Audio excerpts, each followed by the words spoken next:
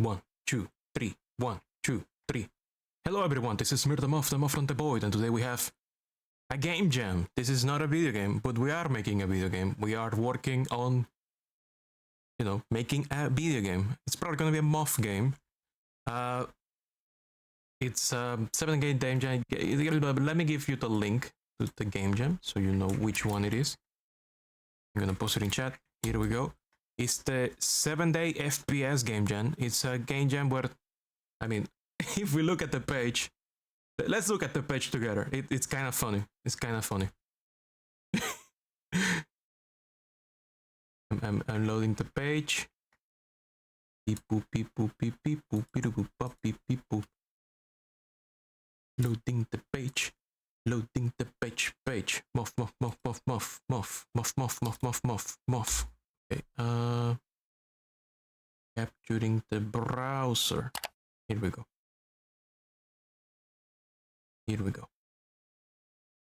So it's the 7-day FPS game jam 2024. It's a game jam that says, make a first-person game in 7 days. Challenge yourself. First-person games by creating a game that takes us to new places in new ways. You can join the Discord. We already joined. We joined as Moth Games as the group. When is 7-day FPS? Today, until the 15th. The team? There is no team. Fuck. What are the rules? Can I? Yes. We don't know what the fuck we can do. I assume we can do whatever we want. So I assume we can. There's already 358 people who joined. Already 6 people submitted their entries. So that's neat. That's pretty cool. We are not these people. We are these people because we are just starting. I started a skeleton for for this. As in, I have a repository with a skeleton project that has some very basic first-person shooter controller. It's my first time, actually, ever developing a 3D game. I've done Moth Planet, as you know. It's a 2D game. I've done other projects that have been 2D games. So this will be my first time developing in 3D. So that's gonna be fun too. I'm gonna fuck around so much. I'm gonna destroy the engine. The engine's gonna explode, and it's gonna be my fault. It's gonna be great. We're gonna cry and piss and shit everywhere. It's gonna be beautiful. It's gonna be wonderful. So stick around, and we'll see what happens. I probably want some music, you know. Let's see. Let's put some music over here. Let's remove that message. I'm gonna put no, there's no blood bagels today. Also, I noticed something is wrong. That music doohickey is too low on the screen. It should be a little higher. We're gonna raise it. No between the cheeks of. I got an email. I did send an email a long time ago to Redbox asking if it's possible to stream their music, and they said yes.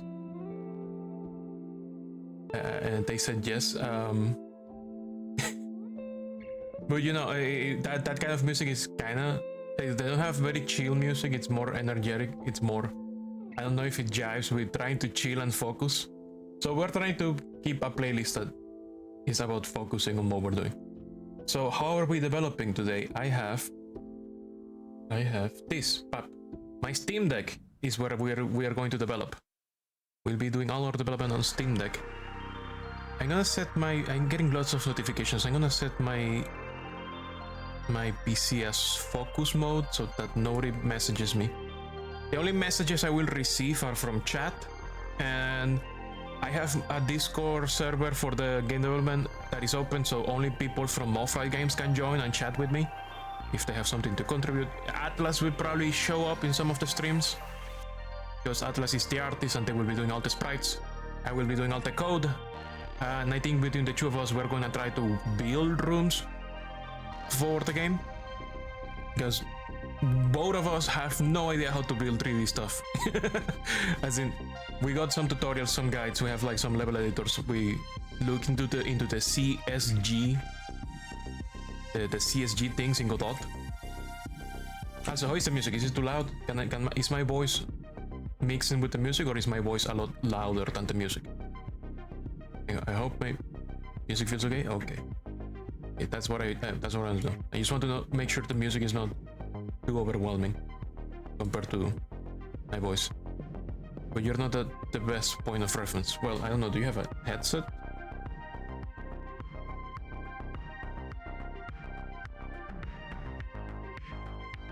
You do, but you're kind of deaf. I mean, aren't we all? You're speaking to the kid who used their iPod at at more than the safe volume during most of their childhood, and noticed that no, don't do that until it was too late. I think that music which is now too high. Let me lower it. It's too low. It's too high. Okay, I think it's fine now. Okay. Let me lock it in place so I don't accidentally move it. So I'm gonna keep that space open, you know, the space down here next to the widget, because that's where people show up if they join the Moth Games voice call. I am on a voice call right now, so if Atlas wants to join and chat and discuss things that we're gonna do, that's what's gonna happen. So I have the repository here. It's a secret Moth game repository. We were talking about making this public after we released a submission, after we submit to the game jam. So we're probably gonna make it public. We're gonna use some music from Ovani's sounds, which means we cannot put that music in here. It's gonna be git ignore. So, you know, it's up to people to supply their own music to replace it, or if they have Ovani sounds as well, they can use the same files. we're probably going to put instructions here about the music and sound effects that we use, because they will be excluded from the repository, as Obani Sounds allows there's music and sound effects to be used in commercial projects and open source projects, but do not distribute the files. It can be distributed as part of the executable, as part of your game, as part of your project, because the project needs it, but not as part of something that directly hands out the files for free. So yeah, I have some resources. These are the things. I have this audio manager from this person. I've heavily edited this audio manager to facilitate a project that we were working on before today's game jam. I was reading this blog about Quake audio Quake movement and goal source movement to modify the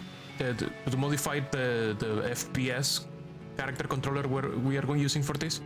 Also, we are using a bit of code from simple FPS controller to allow our character to go up and down stairs. It's a little weird because some stairs don't work. I don't know if the character is too thick, because I know that they are using like some engine things to project the character collision shape into a position and see if it's possible for it to be there. But I don't know. I think we're just gonna make everything ramps. Like visually, if we put stairs, it will be like visually stairs. But collision-wise, there will be ramps. Probably the easiest thing we can do, so we don't lose too much time. So the main meat and potatoes for this project will be simple dungeons. This will be like a dungeon generator where you can just make a bunch of rooms, and this will try to generate a dungeon with the rooms you make and then connect them with some corridors. This will be the main meat and potatoes. But for now, I will be working on character controller, the UI. Right now, the character cannot shoot. Character can run, character can dash, character can jump as much as they want. The character will be a Moth. We're Moth Fry Games. Everything we make is Moth theme. So, let's get right to it. Let me open Godot engine. Here's the repository already open.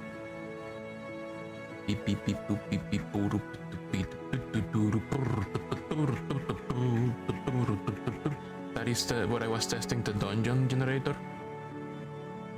With some of the pieces that come already pre-made with the editor, with our thing. Right now, I'm going to not do that. I'm going to work here. I'm going to work on the enemies. I'm going to work on the UI today. And I'll work on making the character shoot and punch. Very important. That's very important. So for now, this is a weird setup I have, because I have the Steam Deck connected through an HDMI to my capture card. And when I swap the screen from my monitor to go from my PC to the Steam Deck, it goes insane. So I'm just gonna preview the actual video source. So it's gonna be weird because I have two mouses on my desk, and I have my keyboard in Bluetooth mode for the Steam Deck and USB for my actual computer where I'm streaming from. So also some of the game files are in my computer, like the Obani sound effects, which means I cannot share them, which means I will be manipulating those files on my actual desktop and then moving them into the repository. Well, not the repository, I will be moving them into my Steam Deck and then into the repository. But that will be for later. For now, let me put my mouse somewhere comfortable where I don't see, and put my keyboard in Bluetooth mode. So what do we have so far? I made this little skeleton before the game gen. It's not much, it's just, this is the player. Atlas will make the actual sprites later. I need to put my mouse somewhere else so I can actually, okay, swapping mouse. Okay, so right now the character controller can if I played. Oh yeah, these enemies, there's a flying enemy and an enemy on the floor. We're just testing some stuff. We can dash. We have a dash ability. We can dash in any direction. We can even dash in the air. Whoosh. Whoosh. Whoosh. I need to change that feedback for when you get damage, because that's gonna be bad. That's gonna be bad for people. You can jump as many times as you want. Pop, pop. If you double press crouch, you do a slam on the floor. If you crouch and jump, you do a high jump. And so far, that's all I've made for this character controller. The reticle in the middle is fake. It's we cannot shoot, we cannot do anything. But right now we have enemies that chase you and try to murder you, so that's good, that's fine. That's nice. Okay, let's close this up. Now let's go into scripting. I'll close this too. I'm gonna open attack of the oval and circle, yes. Circle is the flying enemy, the oval is a ground enemy. So far we only have melee entities. I need to make later on, you may notice that there's like a navigation mesh. There is a navigation mesh, this floating plane on top of the actual floor. Right now the enemies are stupid, as in they just follow you and try to go towards you. But if they get stuck like in geometry, they will not be able to know how to avoid the geometry. So I need to make something later to make them take into account navigation meshes and like find a way around collisions to go to you. So that will be for later. Right now I care more about the player having the capacity to shoot, being able to shoot things. Okay, let's open my enemies. I made some UI stuff. This can only be edited in 2D. That's a loading screen from a project that we were working on. Some people that may recognize it if they were in the private playtest for that project. I'm gonna reuse this. I'm gonna modify it for this game. We have one for frame rate. This is just for me because, you know, I'm developing on Steam Deck. I want to know if I do something horrible that makes this go under 60 FPS. And we don't want that. We want to stay above or at 60 as much as possible.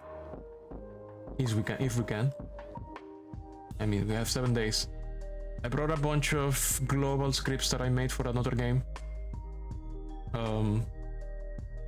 Audio Manager needs to be adapted to creating 3D audio locations. I need to change this to audio. Just need to copy paste this and make 3D versions of these functions. These functions are used for 2D nodes. I also have these functions to make it play up persistent audio, destroy the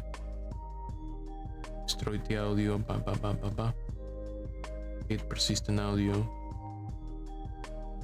Bum bum bum bum bum bum bum bum bum bum bum.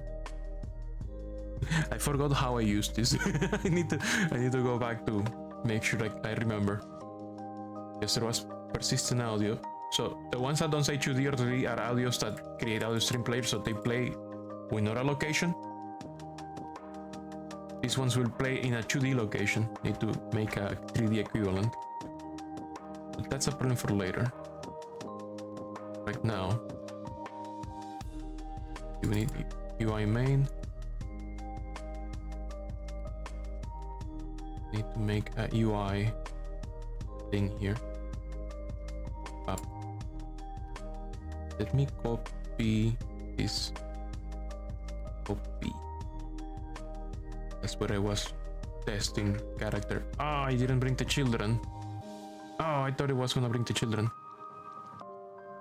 Let me copy all of this. Up, up, up, up. It did not bring the children. So I guess we're gonna copy.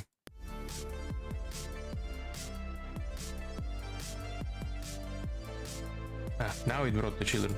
But somehow it's Ctrl 2. Also, do you need to pay child support? No. We're fine. Why does it say control 2? Who is control 1? There is no control 1 in the...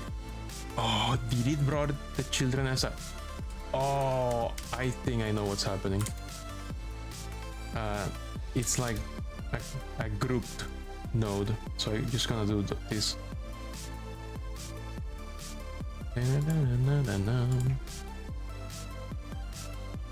Okay, it's gonna be UI player. Let's player UI. Let's save it. Scenes UI. UI player, yes. Make a script for it. UI player, yes. No, not there. Let's put it in the script folder. We need a shitting and pissing counter. That will happen when I start trying to run the game and the game explodes. That will be the shitting and pissing counter. Crying, pissing and cheater counter. Safer name, you just had one. Oh, you mean the nuke? The nuke barrel counter from back in the day?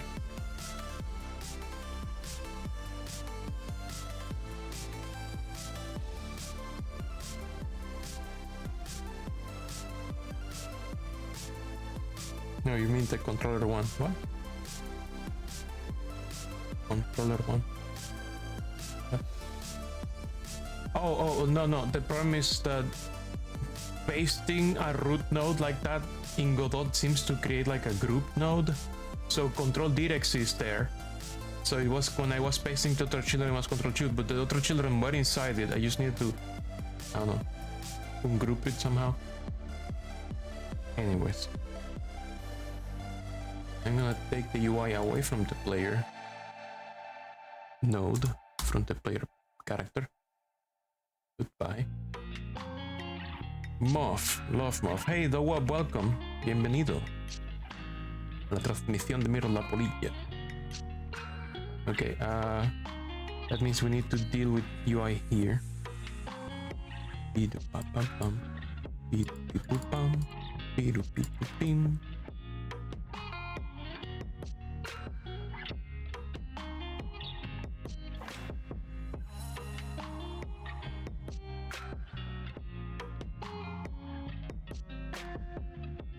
Yeah, I need to let's just pass because I don't have the new UI.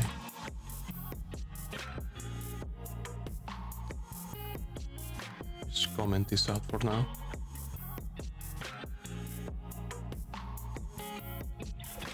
Because none of that exists anymore. None of this will exist for the moment. Did I use this anyway? No, I just mentioned it.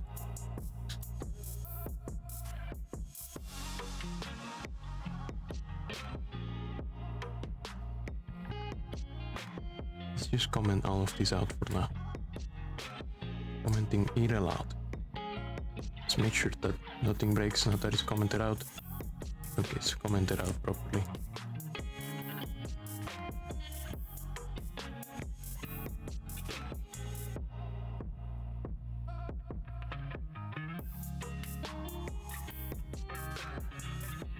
Oh, okay, let's make UI. Make a control node. Let's make it full rectangle.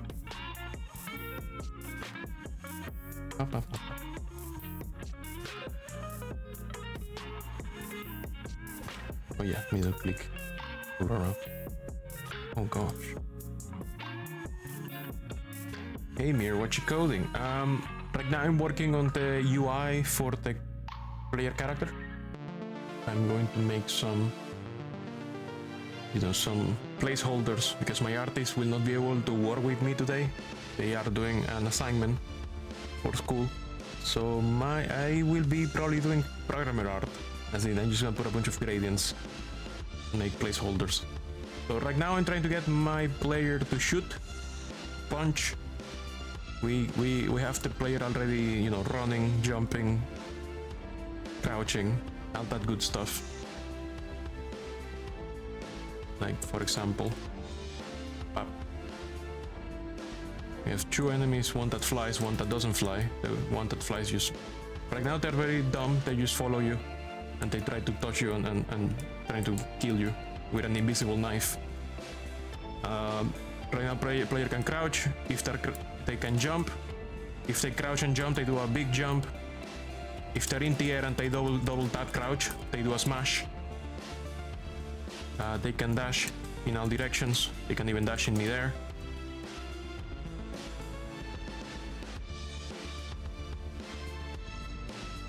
The type of game we are making for this game jam will be something like Post Void. It's a game where you're basically you don't have an HP bar. Your HP bar is your time to reach the exit before your HP expires. Like you have a... You think 2D will be easier? Yeah, but this is a first-person shooter game jam. We're gonna make a first-person shooter in 7 days. We have made 2D games. We made Moth Planet already. This is also my first time doing 3D. As you can see, we have this see fighting. See fighting happening over there. So enemies take away time. Yes. So the thing is that our premise for this game is that you are like this super cool guy who is like a force of nature.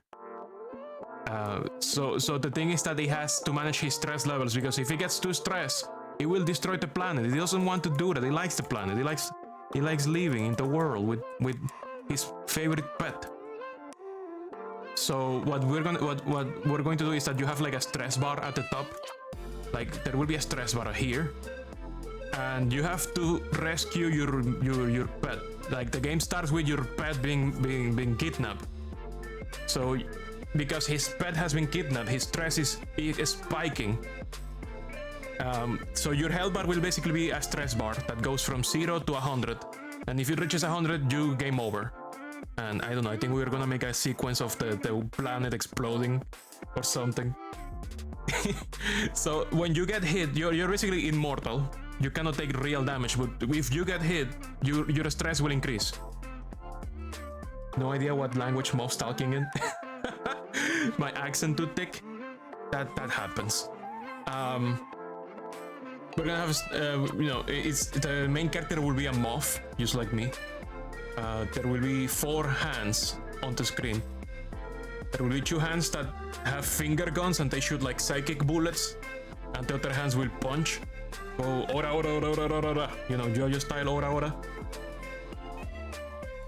So the objective of this game will be to navigate a dungeon of the people who kidnap your pet and take them out, and then rescue your pet before your stress level reaches the maximum and you destroy the world. So yeah, it's like Post Void or Mullet Madjack, if you have played any of those. In fact, let me link them in chat. I need to change my keyword. Let me link them in chat. Mullet Madjack and Post Void. Those are basically our inspirations for this game. We will probably release the source code at the end of the jam after we publish it. We submit it. Let me see. Post Void. I'm using the wrong mouse.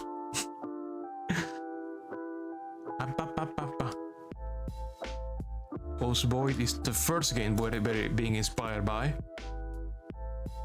That's the first game we are taking inspiration from.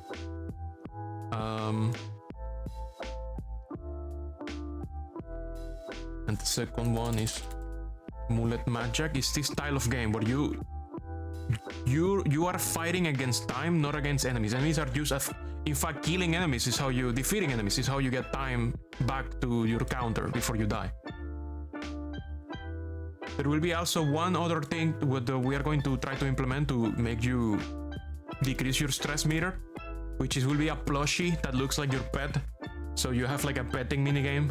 It replaces your weapons with a plushie, and then you have to pet it as quickly as you can. Like you have to mash your shoot and melee buttons to pet the plushie to decrease your stress level faster before the plushie explodes, because your guy is too strong and only the real pet that you're trying to save can survive your affections. That's why it needs that pet to be rescued. It needs it. Less yapping, more creating stuff. Yes. Just, you know, I'm just sharing the stuff that is happening. Okay, let me close this. I fucking closed the wrong thing. Oops. Plush petting simulator. Yes, this will be one of the aspects that we're working on. I need to change my keyboard back to Bluetooth mode so I can go back to my Steam Deck. So I'm developing on my Steam Deck. My main computer is the one where I'm streaming from. Steam Deck is what I am working on. Yes, it will be like smaller bug. Yeah, the pet. Well, the idea we have is that it's a water bear, you know, a tardigrade. What jam is this for? The 7-day FPS jam. This one. 7-day FPS 2024. There is no rules as far as we know. All we know is that we have to make a first-person game in 7 days. That's all we know. It's 7 days to make a first-person game. So, you know, we're like maybe 20% there. We already have a player controller. We have some very basic enemies. Now, for now, beep boop beep boop bum. Let's make a very basic reticle texture rectangle. Put it in the middle. Let's give it a very basic gradient 2D.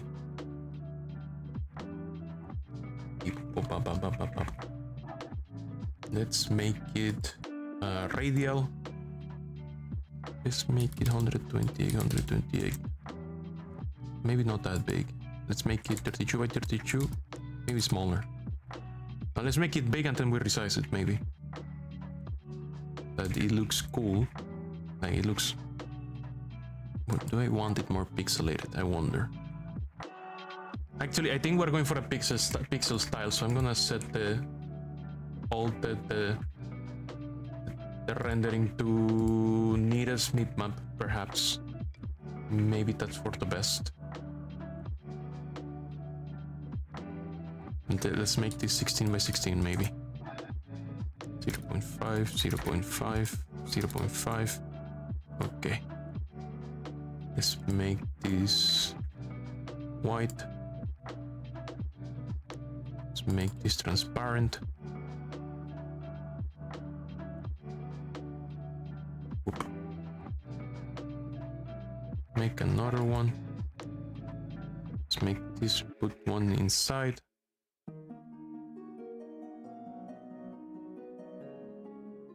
Another one over here, so that's just like a dot. And a circle around the dot. Okay, the circle is not visible, it's tiny. Okay, that's gonna make it more visible. Offsets 1.99. Let's keep it 0.9. Let's keep this 0.8. Let's keep this 0.1. Okay, that makes it go away. 0.2, 0.3, 0.5. No, that's too big. 0.4, 0.3. I think 0.3 is good enough. Yeah, that looks like a reticle. There we go. We have a reticle. Let's center it again. Beep, boop. Okay, we have our reticle for shooting. For determining the middle of the screen. So that may be too big. We may need to do a smaller one later. Actually, we can see it if I instance it on the script. Here. Let's make this script beep beep boop up.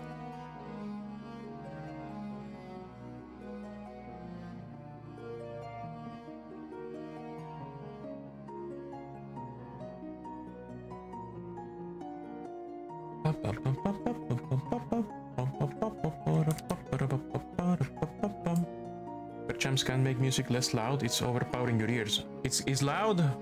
Music is loud. Okay, let me make the music less loud.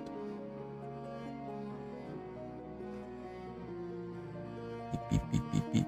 Let's make the music no bigger than. Let's lower it 10 decibels maybe. 5 decibels.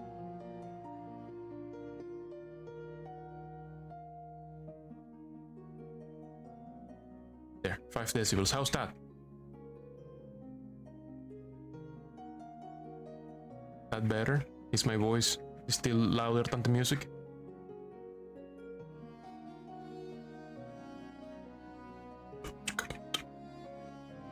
.5. Okay, you want me to increase it? 2.5.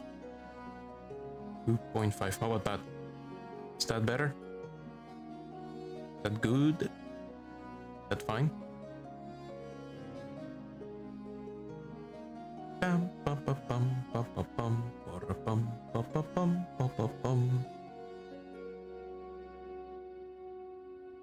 Well, the track is gonna change. Wah. I imagine you said wah, like Wario. It says wah. That's my head canon now. I'm gonna go back to my development. Here I go.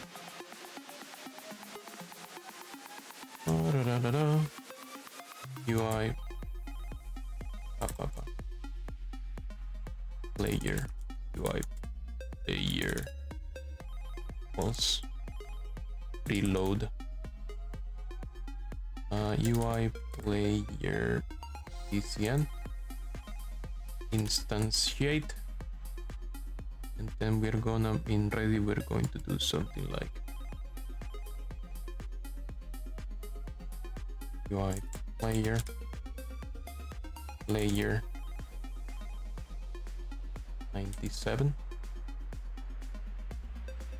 You know how, but it's still able to feel bass on such a low volume. Wow. Add child UI player. Okay, here we go. Save it. Now if we play the game, the player UI should be displayed. Yep. That reticle is kind of big. I think. I don't know. Maybe.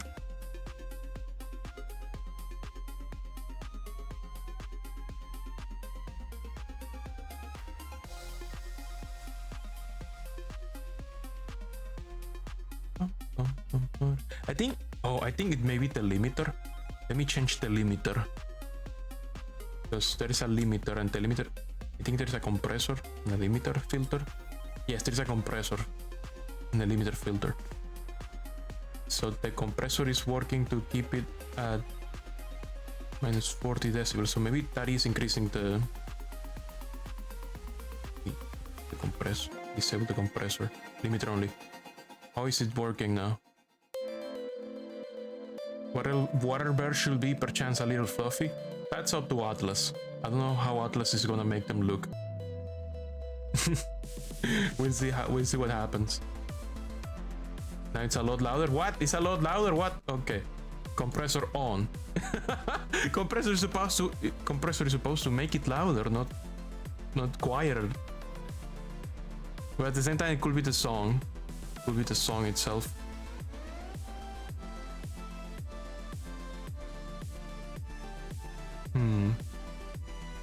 It could also be the music itself.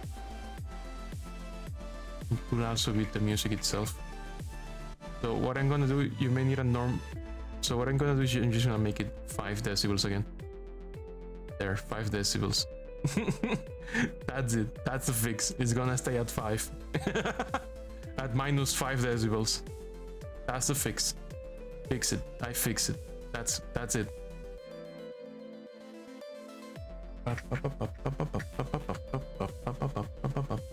Okay, we have the player UI showing. Time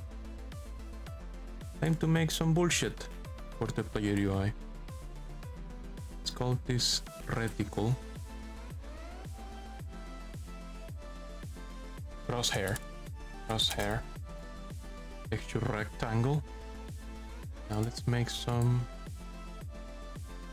a progress bar. No time for Moth to create babies. I don't have babies in this game. I think there's only one moth in this game. I think every other enemy will be a different bug. I think we're talking like a bee, a cockroach, a mantis. I don't remember who is the other guy. I think there's gonna be a fly, a bee, a cockroach, and a mantis. And I think there's also gonna be a boss, but I don't remember what Atlas and I said for the boss. Like there's gonna be 5 enemy varieties. 2 melee ground enemies, 2 flying enemy. No, sorry. 2 melee enemies, 2 ground enemies, 1 melee, 1 range, 2 flying enemies, 1 range, 1 melee. And then we're gonna make a boss. I don't remember what we said about the boss. But the character you play is going to be a moth. Let's do texture progress bar. Let's put it at the top, middle like this. Beep, beep, beep, beep. Going to add secret Easter egg. I don't know if we have time. I think right now what I want to do is finish the basics before I start doing any polish or etc. For now, let's see. I'm going to assume it will be snail holding secret documents. War Thunder clean snail related. Is this is this a reference to people leaking stuff in War Thunder?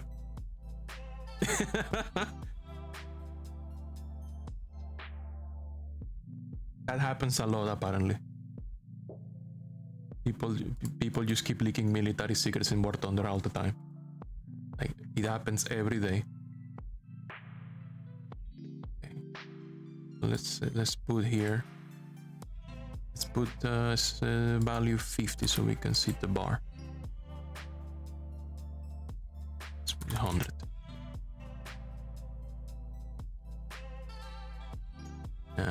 Let's see. It's gonna be 400 maybe. Let's make it shorter like this. Talking about Polish food, you want to eat zapiekanka again someday soon.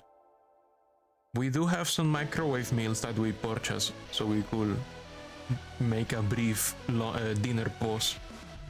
But if you want to eat zapiekanka, I won't stop you. Microwave is the immediate future. Okay, no zapiekanka today. Microwave meal. Zapiekanka is planned a day in advance. But the shop is open today, no? I think.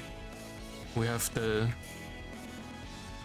But it's only on Just Eats.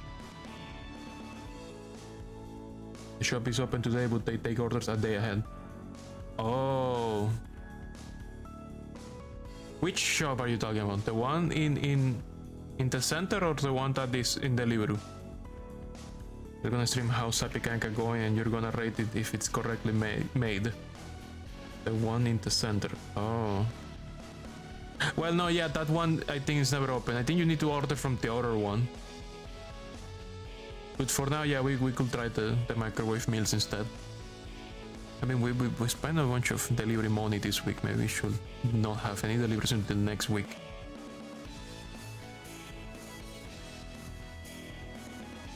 Okay, let me check. This gradient needs to be different.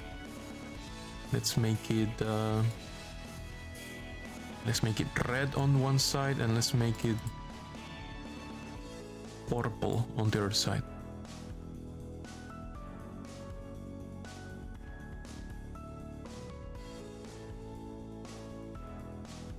For now. Atlas will probably tell me to change the colors later, but for now that's the colors of the bar. Beep, boop. Why is it refusing to go any smaller? Oh, because it believes it's 40 Y. The Zapiekankas use long bread plus cheese plus shrooms plus meat plus sauce to choice. Okay. I need to make it bigger. Let's see. Let's make it How big is this window? How big did I make it? 1028. Let's make it. No, that's too big. That's too big. Maybe. Now let's give it a little bit of distance from the top. 20 pixels down. Yeah, that should do. That should do. So under is the what draws under the progress bar. That draws over the progress bar. Easy to add highlights or upper frame that hides part of the texture progress. I think you can fish out pictures from the shot, but you're not sure.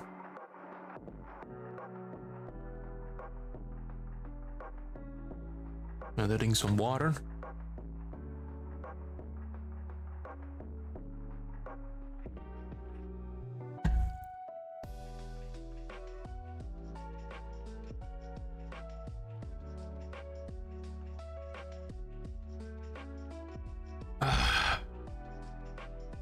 I think it would be cool if we could have like the head of the character following the progress bar. Like going the head of the character here and it looks normal, and then as over here it looks angry and more angry and more angry, and as the hell reaches this point it looks like it's mutating into an eldritch monstrosity. I think that could be a cool indication of how stressed the character is, like just having the character sprite for that head here and then following the progress bar. I'll tell that idea to Atlas and see what they think. For now, let's make some fake arms. Let's make a new control. We're going to call it. It's gonna be just a regular control. Let's call it weapons, and let's make a new one called.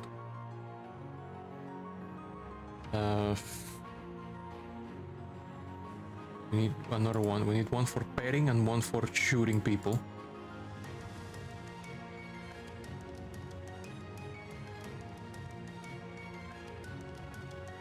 Oh, actually, let's do it here. Weapons, petting.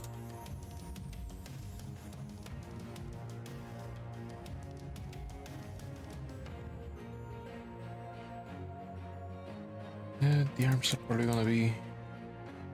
I'm going to assume sprite to these. Not sure what they will be, but I'm gonna make some bullshit and then Atlas will fix it, I suppose. I will change it when Atlas tells me what we're going to do with the arm sprites. Let's make some gradients, my favorite texture mode. My favorite item to make placeholder textures in Godot. Data feel radial 0.5, 0.5, 0.5. Let's make it width 100, height 200.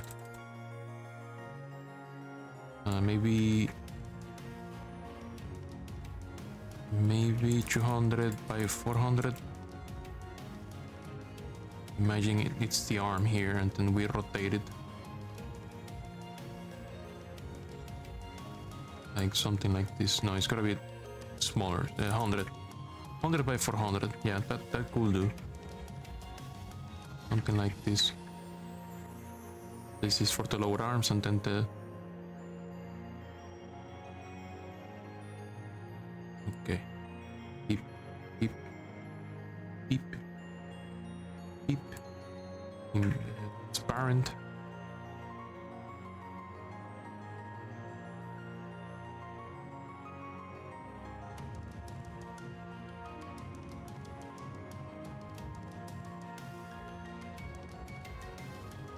Okay. Let's see. Transform. Let's make this 40. 45. No, that's too 40. Yeah, 40 seems to be. This is 360. This is maybe a little lower. 700. And then we rotate this to 35. That could be more of the illusion we want. I don't know where Atlas is gonna put the guns. I think I told Atlas to put the guns on the lower pair of hands and the punches on the upper ones. But I don't know what Atlas will do. I'm just testing.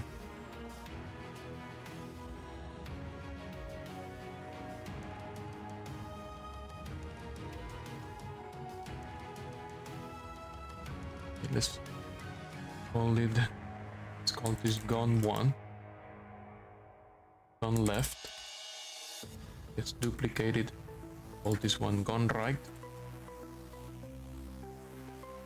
And we're going to basically mirror it.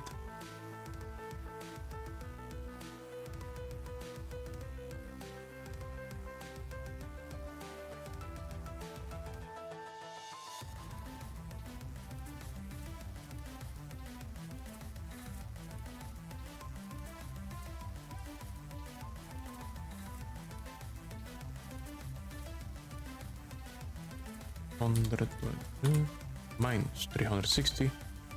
There it's mirrored. I think it's properly mirrored. Hopefully. Yeah, I think so, maybe. Let's look at it directly on a window. Yeah, I think it's mirrored. I think it's aligned, maybe. I hope. Maybe. Maybe it's aligned. Maybe let's use the grid to see better. Let's see. Yeah, it's aligned. It's fine. Okay, now let's make. These are guns. Let's make punches.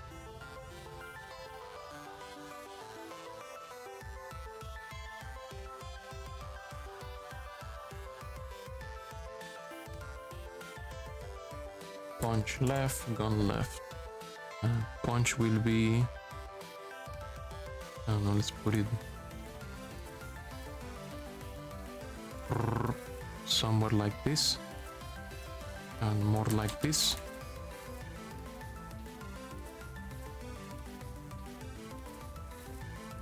Let's make 180, 600. Then we duplicate it. Make it punched right.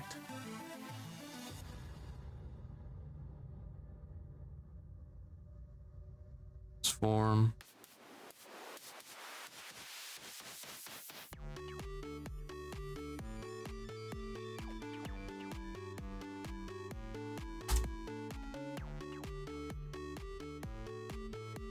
Okay.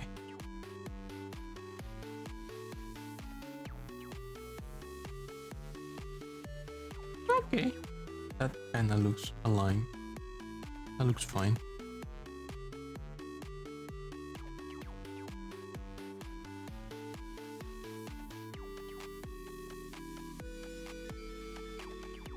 Do weapons first, betting will be later. Okay. Make some animations maybe. Oh, this should be full rect. It should also be rect.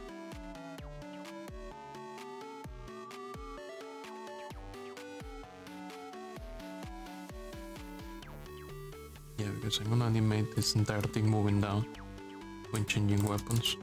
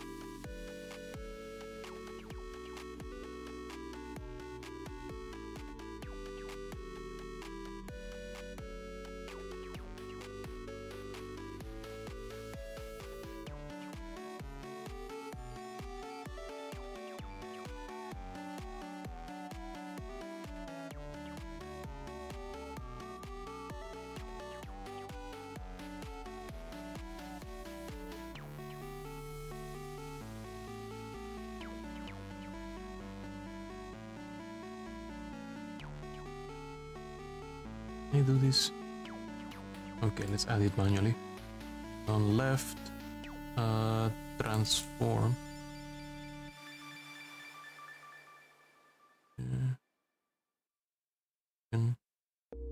Maybe we just need to rotate it to make it seem like we're shooting. Because Atlas will probably make different sprites, and I will use an animated sprite. This will be used like a driver for me to test. And then I will put whatever Atlas does. And it makes prototyping something quick. I get some feedback so I can see what's happening. Rotation.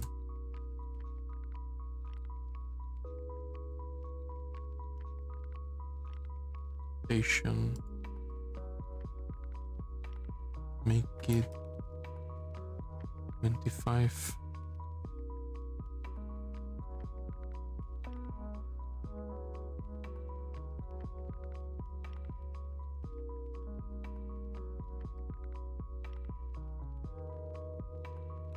Zero 25. Let's make it here 0.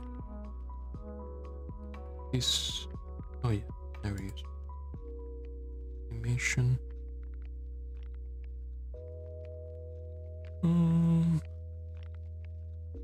30 to 35. So that looks like point.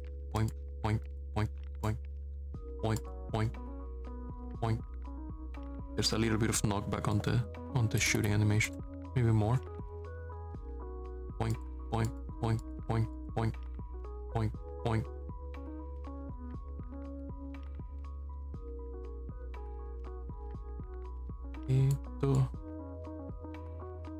Now let's do the second arm.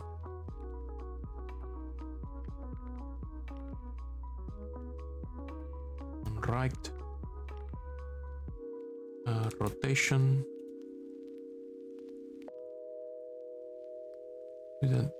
So this will be actually a 0.5 second animation. Let's put it here. 30 here at 0.25. And add 0.5. So at 0.5 it returns to normal. It will be minus 25. Up.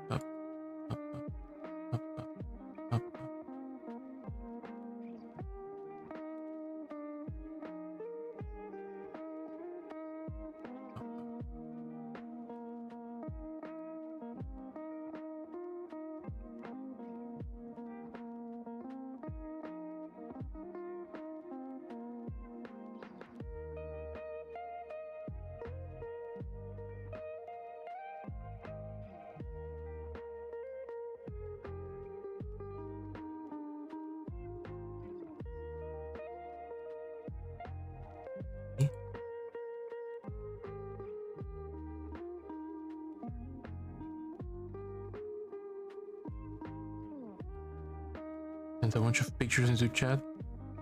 Well, I'm gonna have to see what you sent. Give me a second. Check in Discord.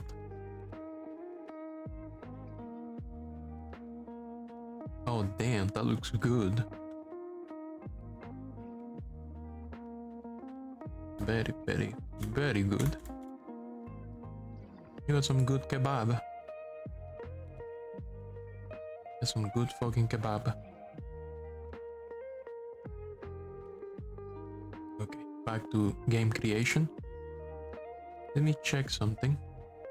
Beep beep beep boop boop beep beep beep beep boop beep beep beep boop beep boop bop.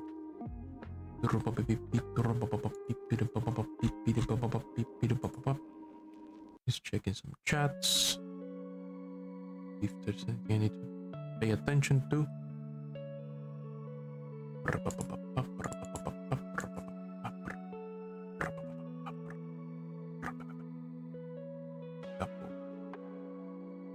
Okay, nothing urgent.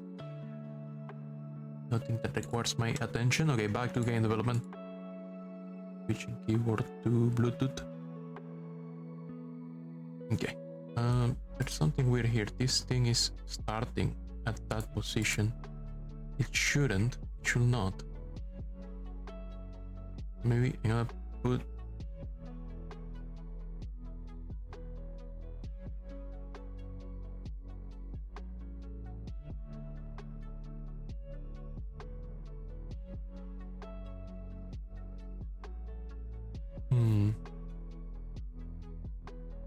Maybe I have to leave a little space between shots.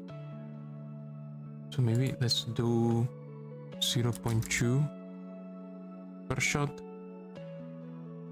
And then I do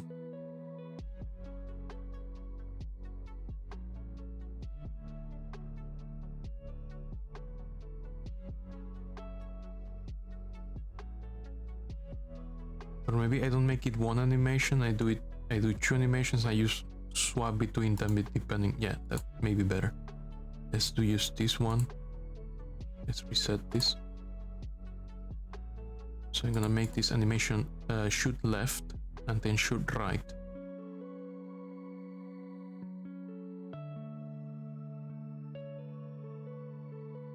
Shoot left. Then I'm going to make another one. This 2.25. This will be a 2.25. You shoot right.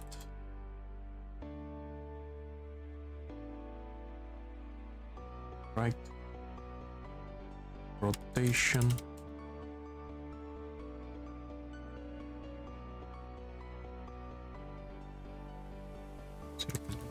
Five. Keep. Boop. Up. 5. That will be minus 35, not 25. What the heck? Here we have minus 25. Up, up, up, up, up. Oh, this somehow reset to tad. Okay, that's why it was 25. No, it should be minus 35. Up, there we go. 35, minus 35. Okay, good.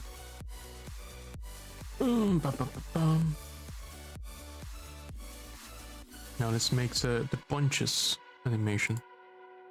Manage animations. New punch left.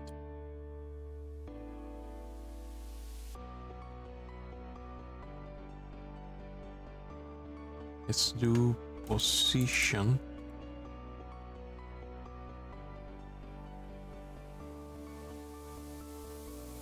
.25, use the same.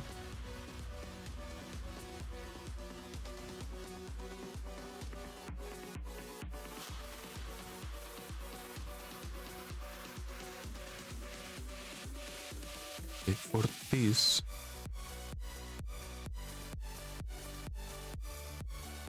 let's see, how about hello?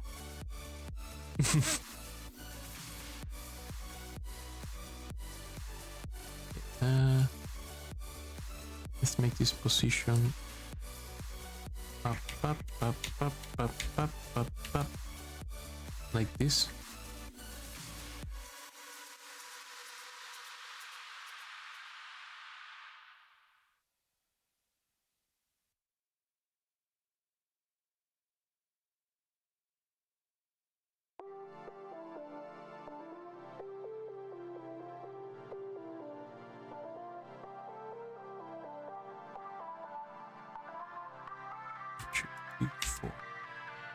Six, 7, 8.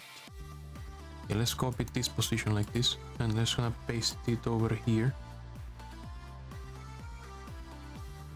Yes, like this. Mere tiny, yes, it's mere tiny time.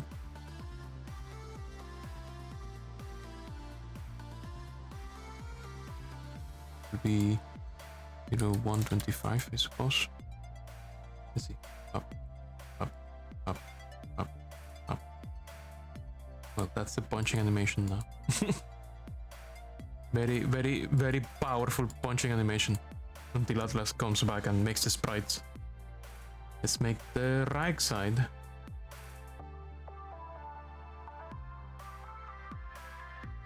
Do animation. New. punch, right.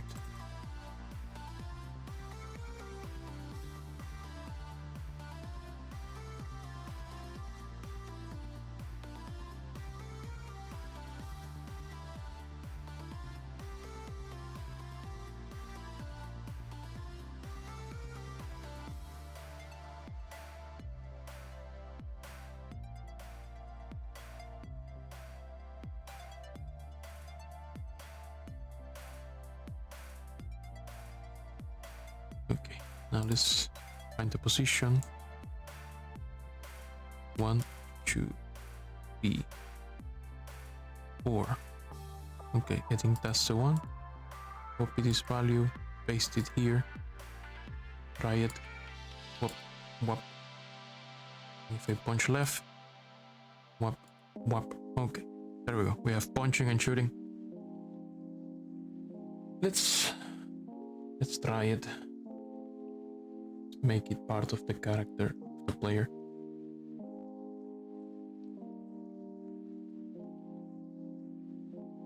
Beep, beep, beep. Script player. Now, I do need these UI nodes. Let's see which ones I need. Weapons.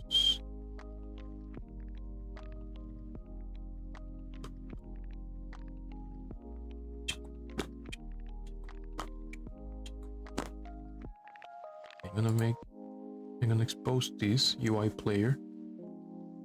We need to put some stuff in UI player like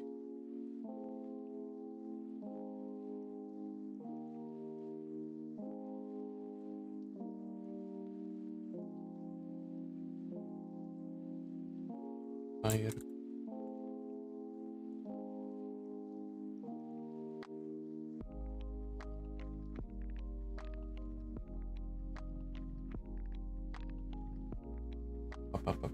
Let's see.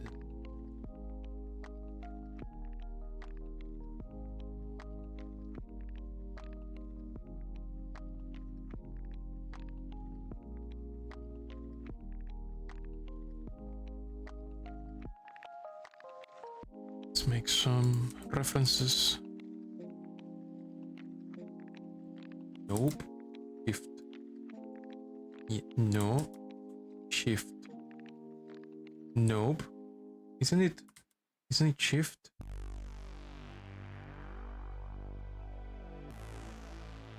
Pretty sure. Or is control now? Oh, it's control here. Okay. There we go. Yeah, it's time for code. That'll be chill times. It's code time. Make reference to this as well. Make a reference to this. Let's call it stress. Texture progress bar.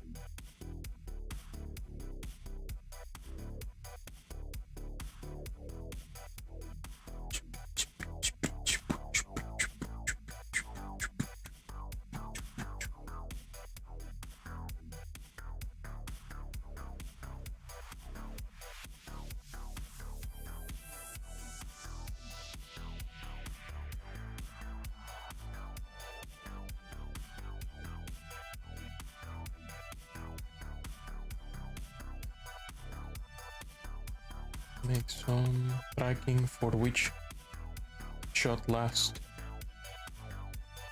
Downside, all false. Punch up. Side. Boolean false. If we're fighting guns, if gun side is true. First, let's check that the animation is not playing. The animation is not playing. Is playing.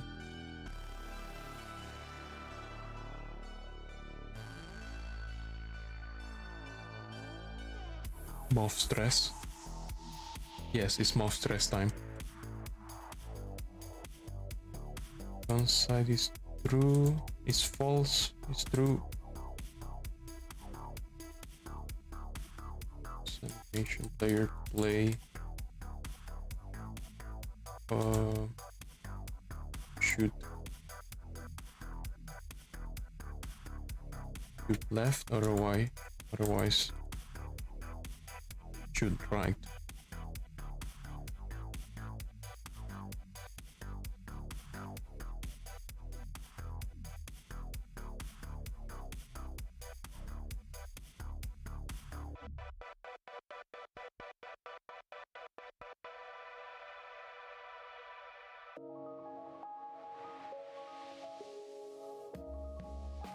Let me check something. I call it shoot left, shoot right.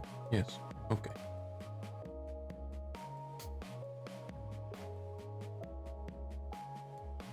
Do the same for punching. Throw, punch.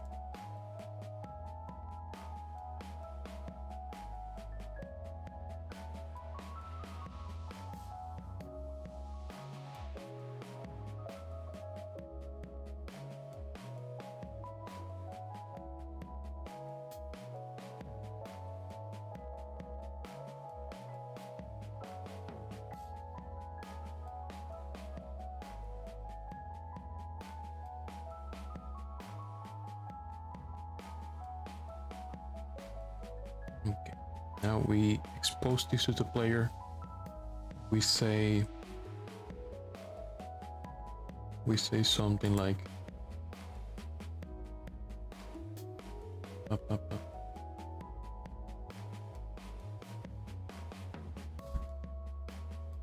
An internal UI player. It's a UI player type. It's null. And then when the player gets added to the game, we initialize it such UI player equals to UI main UI player. Okay. So now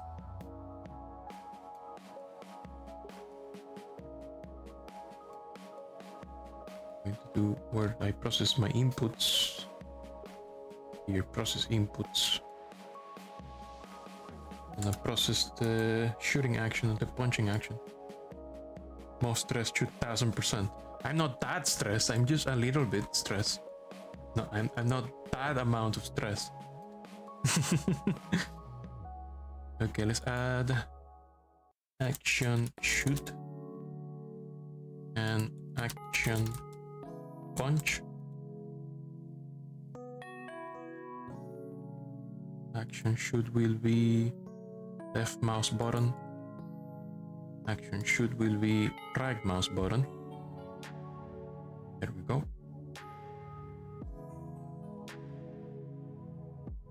If input action is action press action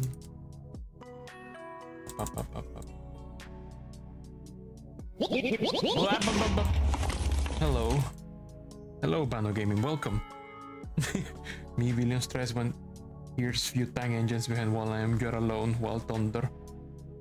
Hello Bano Gaming, welcome. Bienvenido a la transmisión de Mir La Purilla. Good player. Fire guns.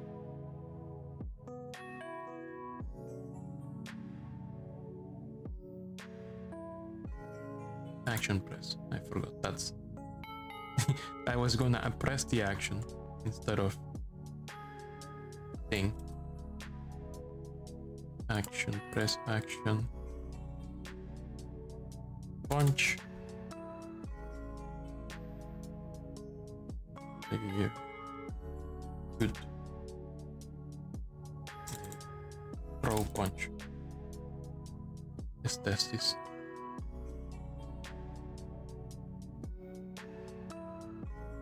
It's only punching the right side. It's only shooting the right side. Oh, because I forgot to change. I forgot to say, yo, change the thing. Oopsie doopsie. Okay. Thanks for the pets. Downside equals the opposite of downside.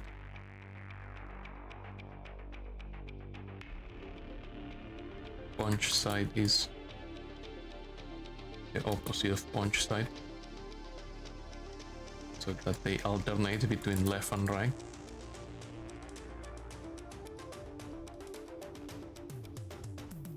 Pew pew pew pew pew. Okay, there we go. It's you shooting left and right, and it's punching left and right. Hooray! Okay, now we actually need to code, you know, actual punching and shooting. Otherwise, we're not really doing much. It's just moving sprites. So, how are we gonna do punching? I think that's the easiest thing we can do right now. I think for punching we can do like here. We do a punching collision. Drink some water.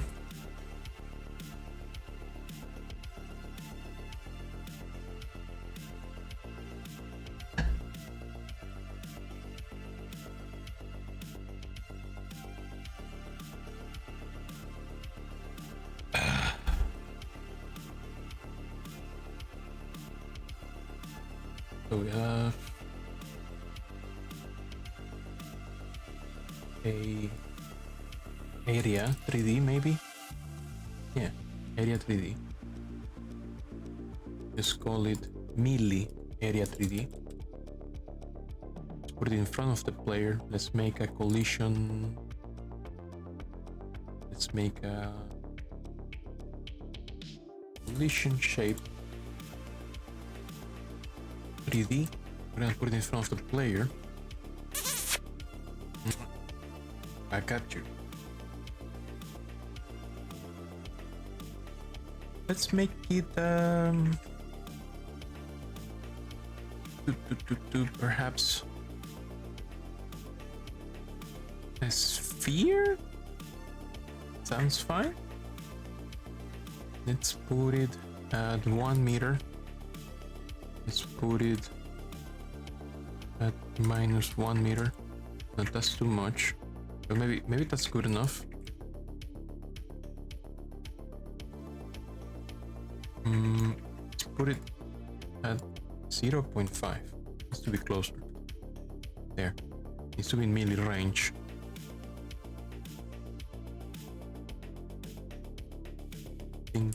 I think that should work.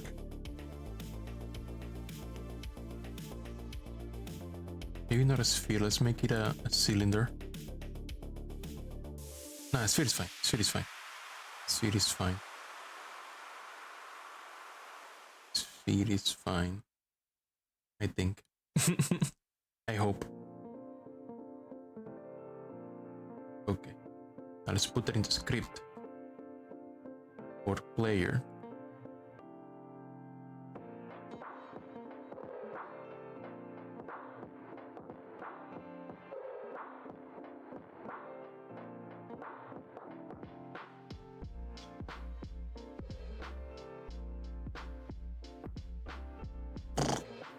Control.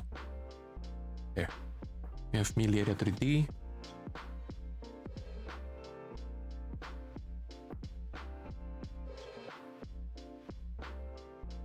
Hey, did I add this by accident? I did.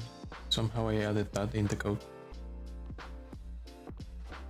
Accidentally typed -1 in there.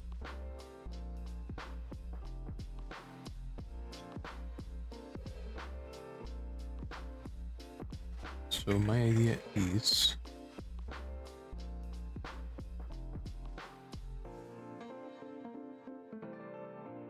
to call from the animation, like we know the animation, the punch happens at 1:01:25.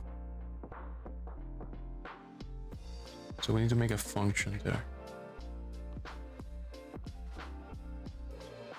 Something like function punch check. No, let's give it the player. Yeah, function punch check.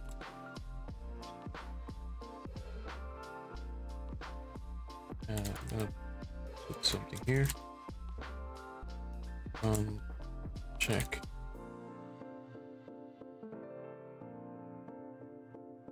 Say that the UI needs to know about the player. Player node. No.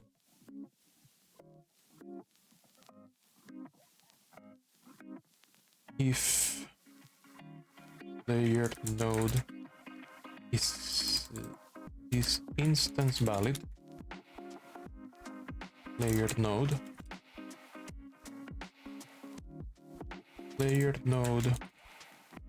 do gun check as well.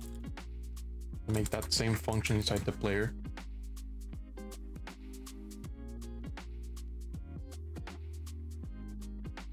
Okay. Oh, I made it boolean. What the fuck? Oh no, that's character body 3D. 3D. Oopsie doopsie.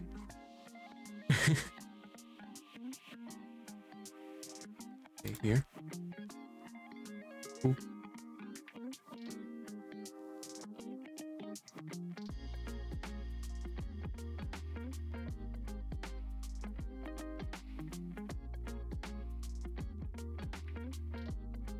So in the player script, I'm gonna tell the player to tell the UI player, hey, here I am.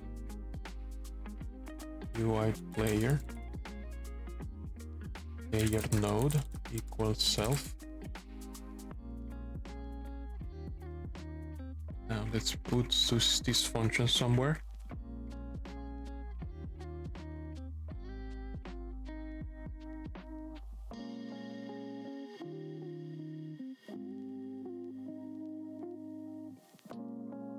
Somewhere like here.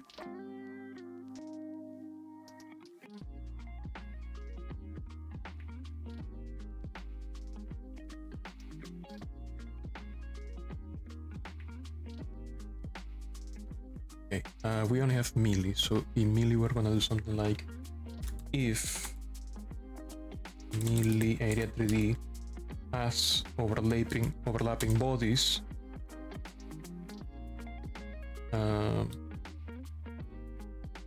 are bodies equal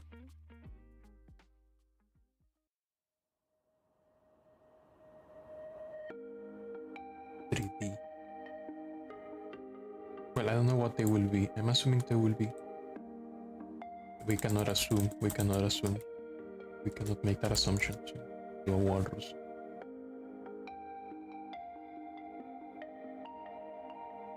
Let's see. Melee area get overlapping bodies. Or assumptions are a way to make an ass of oneself. Yes, indeed. For body in bodies. Check that we actually touch something. If body's size is more than 0,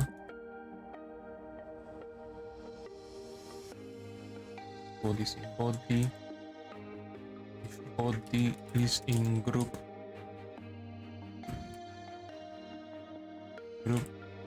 enemies. I think I brought that.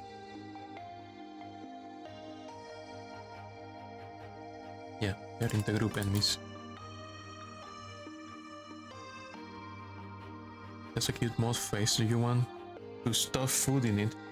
You want to have dinner right now?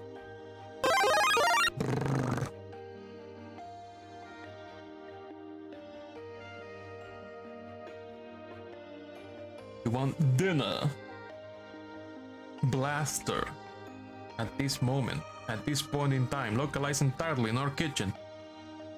But we usually plan to have it at 7:30, so we usually do anime. I did say we were going to do a break at 8 or 9, so up to you, depends on how hungry you are. We did have that slice of salmon with rice, so I'm doing fine myself. If you're hungry, we could have dinner earlier.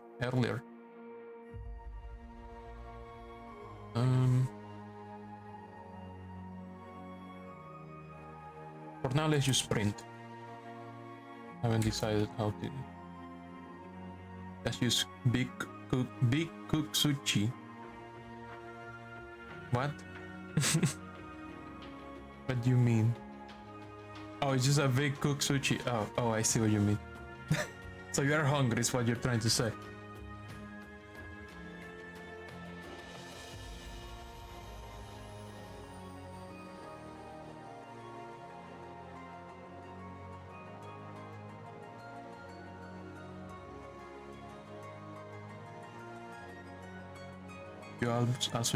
You just finished closing work.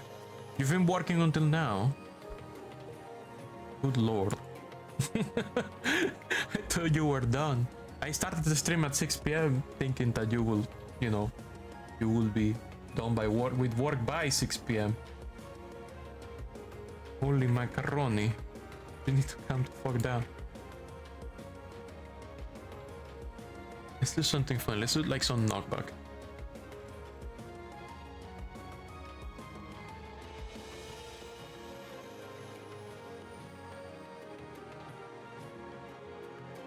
No, never mind. Let's do that later. Now you just need to test that it works. Okay, let's see.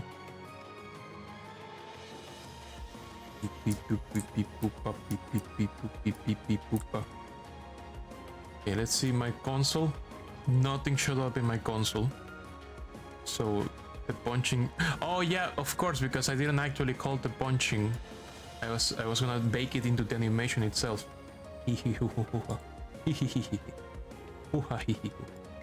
Okay, punch. Add cal method. UI player. What's up? Let's see how much more you can get added when you push on work on Monday. Oh god. The question, Shapikanka Saturday lunch or Sunday lunch?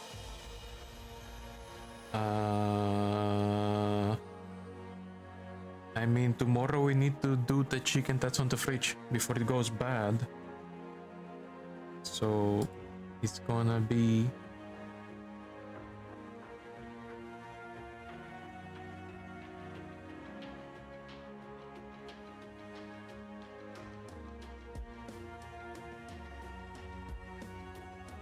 punch check here.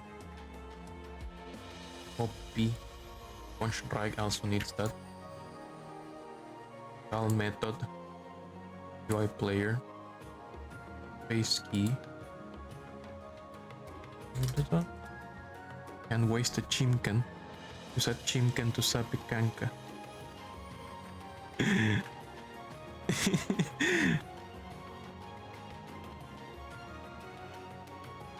Tempting. Oh my god, no, don't listen to him.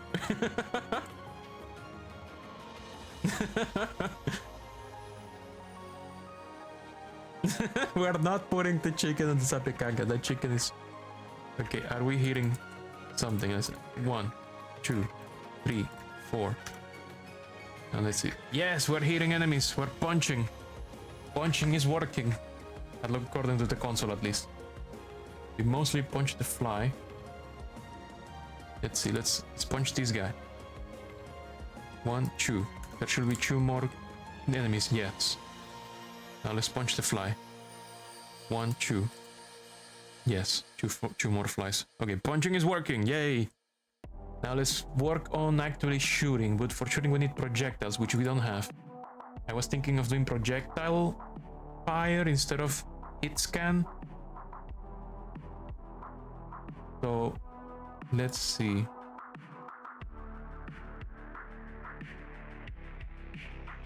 We need a something to use as a bullet. I'm going to do... Thinking. Yeah, you've been staring at France safe. So not some fun fact lately France government collapsed. Yeah, you have been staring it from a safe-ish distance. You don't think you're all that safe. Oh boy. Let's not talk about it in here, but yeah, something happened. Lots of places are imploding right now. There was also South Korea. Let's just keep this off the table. Let's just keep this off the table. Let's not talk about this on stream. Okay, let's make...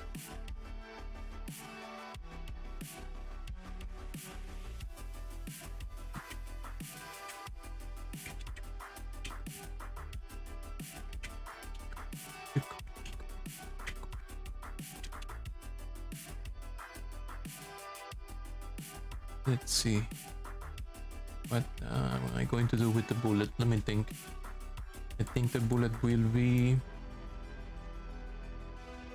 Nega 3D, of course.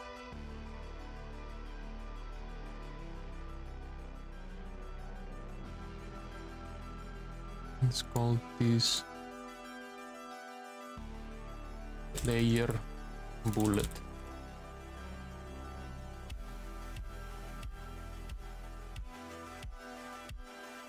Let's add a collision to that.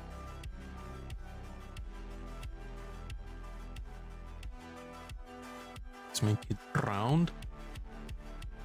That's too big though. Let's make it, yeah, half that size. Yeah, that should be good enough.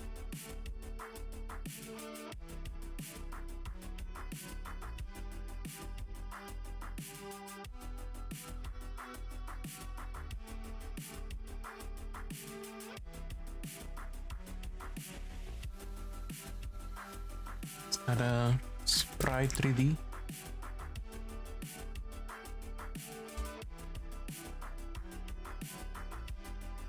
Let's use our favorite texture, billboarding. What kind of billboarding do I use for these ones? I use Y billboarding. Okay. Here, can you put a picture of Sappy Kank on the screen in the space between you and the music? Why? But why? What? Why? What do you mean?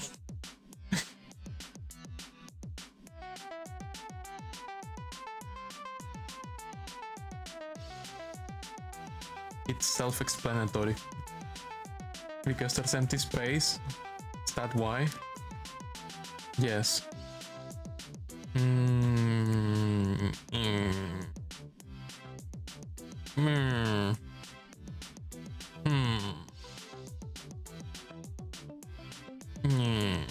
I'll think about it.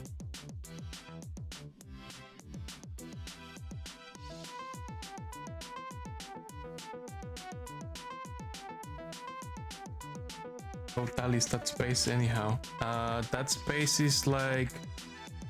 I need to look at the measurements, so let me swap. That space is according to my transformation settings for the music doohickey, it's about 200 pixels tall and about 800 pixels wide.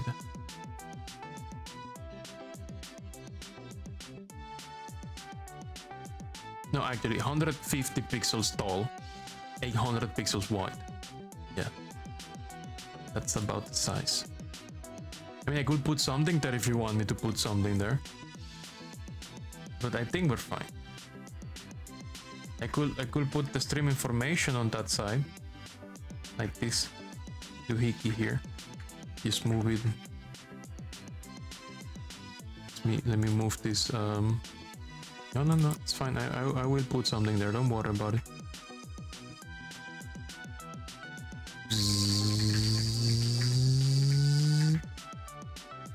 extremely efficient. No, you're planning future shenanigans. Okay, I'm just moving this over there, don't worry about it. This thing doesn't let me move it by hand, it's very annoying. If I try to move it, it tries to... Yeah. Over here, and then... Yeah. There we go. There we go. How long is the space? 800 pixels? Yes, something like that. Let me see the transformation. It says... Yeah, it's about... let's say 780 pixels. And about 160 pixel tall. 160... Let's just say 780 by 160. Something like that. I think that's more or less the space. 780, 160. Yeah, that's the size for that text right now. What I move, the text I move right now. That's the size. Okay, I'm gonna lock it so I don't move anything by accident. Everything is gonna get locked back into place.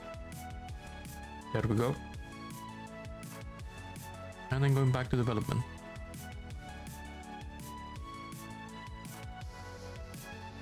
Making a bullet. Making a bullet. Making a bullet.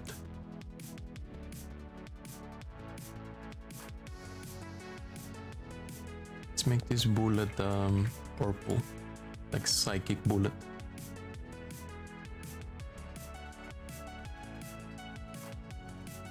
Yeah. And the inside will be like magenta or something.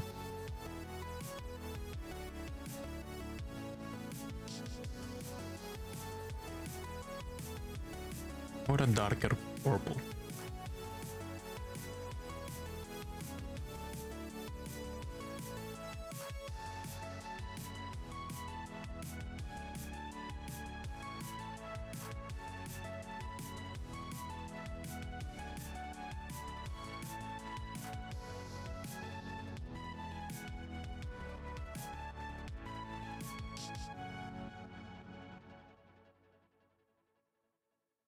Bullet.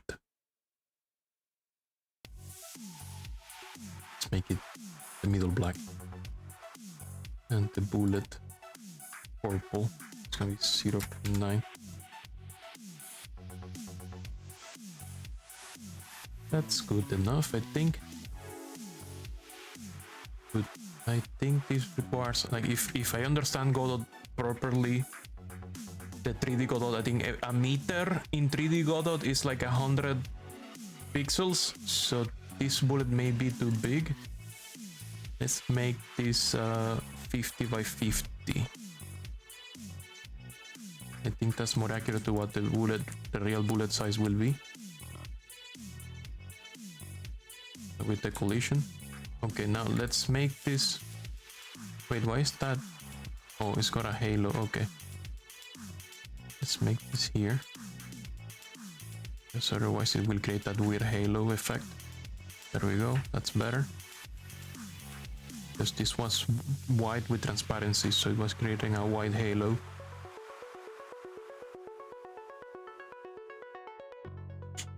Okay, now let's make it billboard.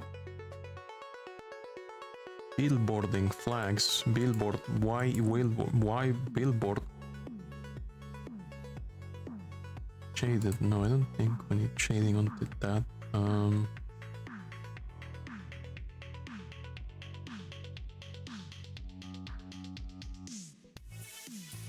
Let's put this in.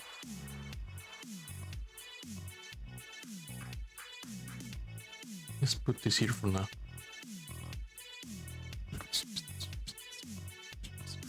That's kind of a mouthful of a name, though.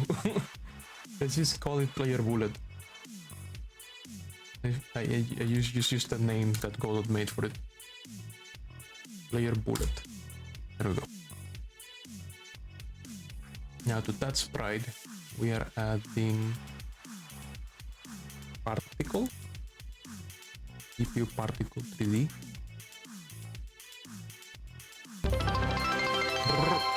Oh, Blitzclock, thank you so much for the cheer. Holy crap. 420 bits, welcome, thank you. Thank you so much. Whoa! What's happening now? Oh, we reached the goal, the bits goal of 1,000 bits. Thank you, thank you, thank you, thank you. Thank you, thank you, thank you, thank you, thank you. Thank you, thank you, thank you, thank you, thank you. So process material. New particle process material. Oh, I see. Since particles are a little different in 3D, huh? Hmm.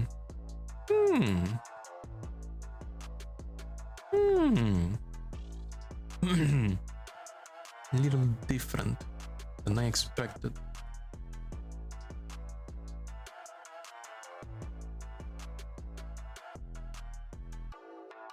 Let's see.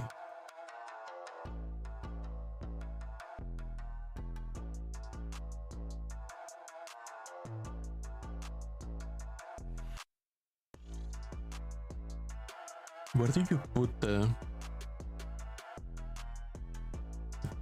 texture for the particles? I don't see the texture for the particles. You can put a sub emitter. You'd like the process material doesn't carry a texture.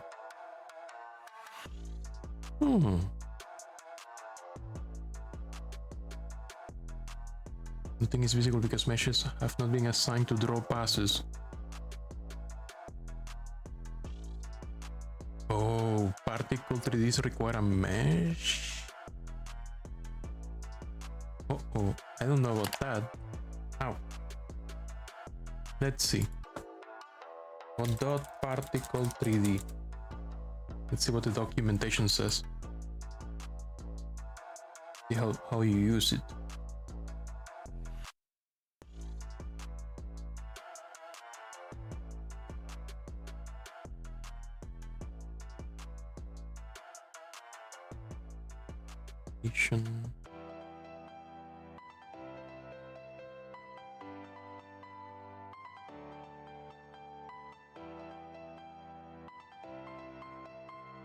Wow, 3D particles are very different, I see.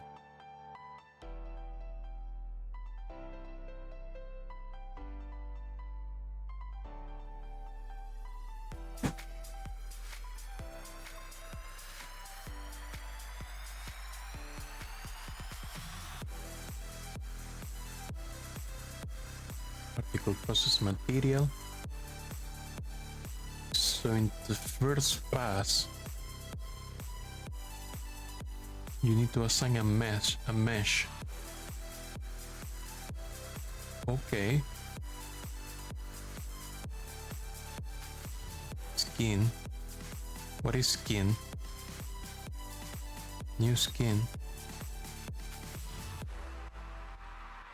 So if I want a 2D sprite, I will go with a quad mesh, I suppose. And then for the quad mesh, I will give it the same sprite as an albedo texture, perhaps?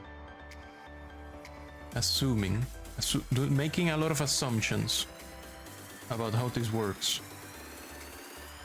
Copy this value here.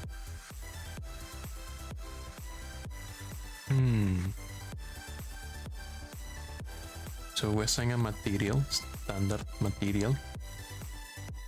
Oh my god, this is getting deep.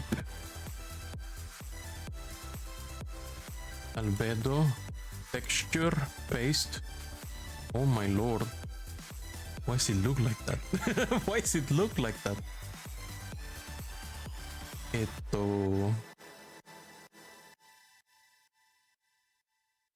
Billboard. Why billboard? Okay, that's kinda what we want, but it's too big. How about transparency? Transparency.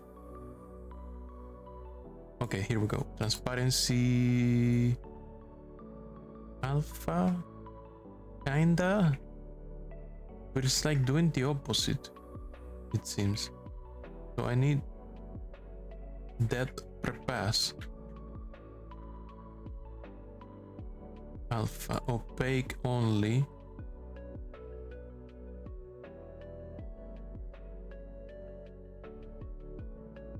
I actually have no idea what any of this means. I'm just fucking around until it looks like what I want. But it's too dark. How do I remove the shading? Unshaded. There we go. Now it looks like what I want. But now it's too big. It's still too huge. It's massive. Because the actual thing is massive. I need it to be 0.5 by 0.5. Okay, there we go. That's about what I want, yes. Because I want it to leave like a trail. I want when you shoot the bullet, it leaves a trail. So now I can not worry about this anymore. Now all you have to worry about is the particle system instead. Hopefully. First, let's remove gravity. Spawn, position, velocity, animated velocity, accelerations, gravity, be gone. No gravity, please. Please, no gravity, thanks. So what I want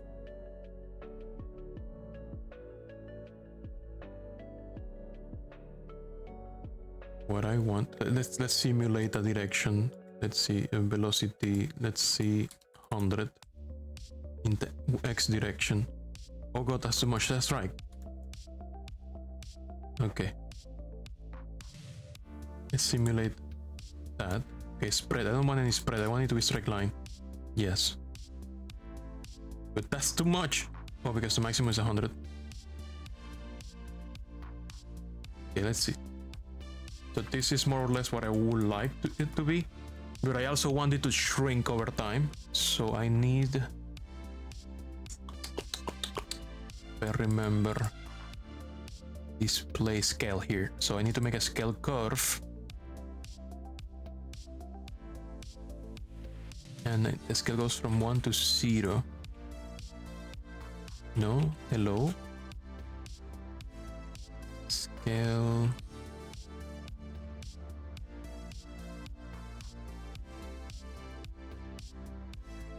By the way, the corridor positively stinks of garlic. Oh yeah, I kinda burned some garlic while cooking salmon earlier because I was distracted. Oopsie doopsie. You did a beanie. Now the house stinks of garlic. This is definitely a good thing for Wario if he wants to visit our house. I would prefer him not to visit our house. Now why is this not descending? Why is this not going down? It's supposed to go from 1 to 0.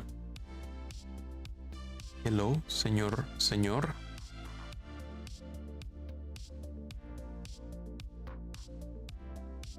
It's supposed to take the scale curve and scale over velocity. It's supposed to take this curve and shrink over time.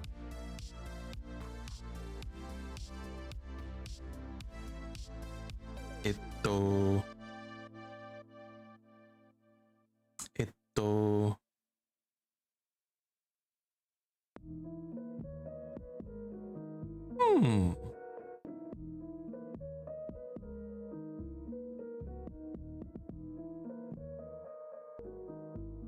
Not taking it anyway, actually. Interesting. Is it because this minimum says 1? Now it's minimum 0 to maximum 1. Still not really taking it into account.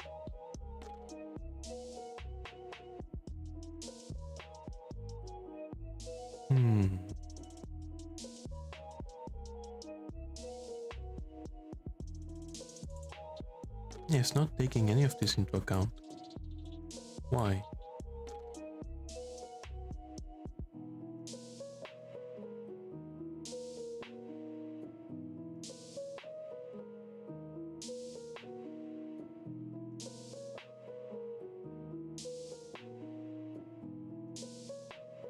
should lower the scale.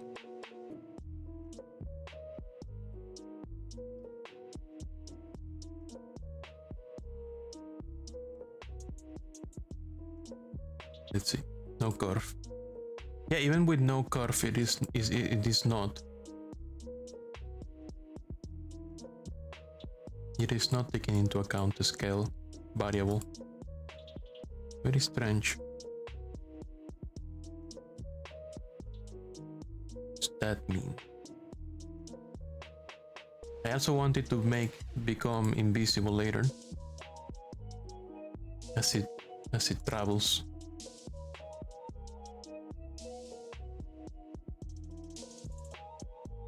So for example, starts at 1, becomes invisible over time. It is also not taking this into account. What does it mean? Why? Stop emitting and start emitting. It doesn't care. Do these settings not affect draw passes?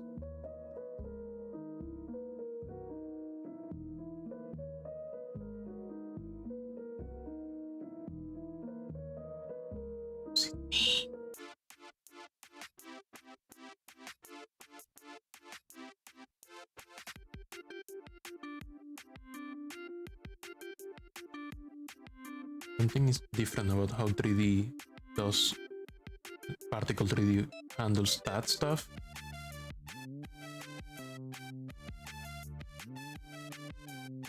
Display, tell me about this. On the standard material, as you do.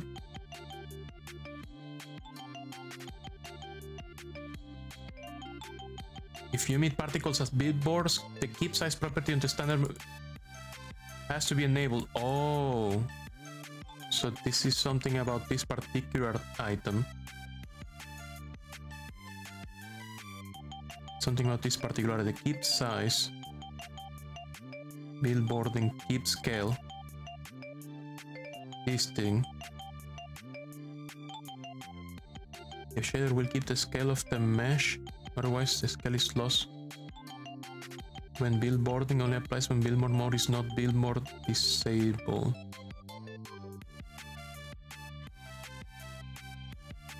I mean, it's still not doing the thing. So that's funny. I mean, there's the curve for the alpha. It's not affecting it.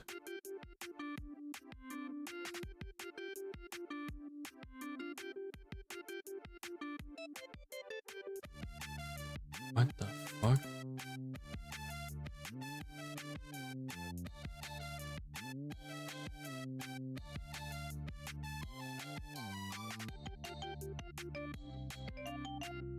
What the fuck? Okay, opaque only. Alpha that prep pass seems to be the main thing.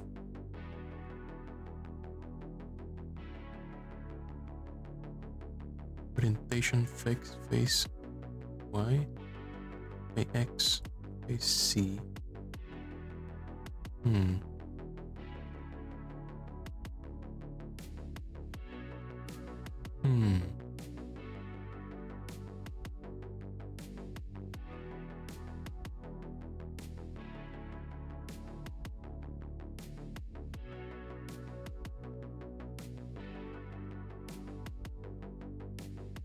Alpha curve is still not being taken into account, however. How do I make it do stuff? Let me see, there must be something about the alpha ramp.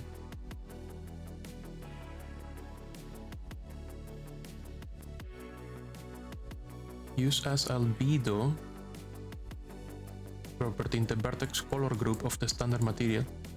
This property is multiplied with color coming from the particle material's own color and texture property.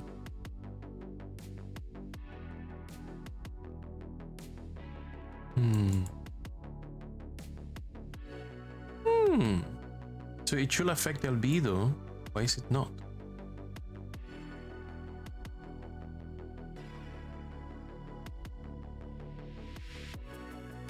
should. Let's see, albedo texture. Yeah, this is supposed to happen over time.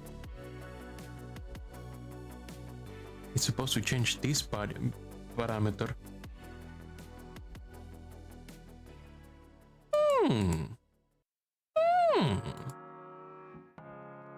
Sampling.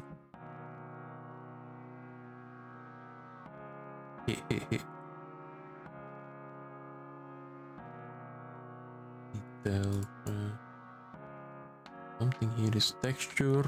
Force sRGB.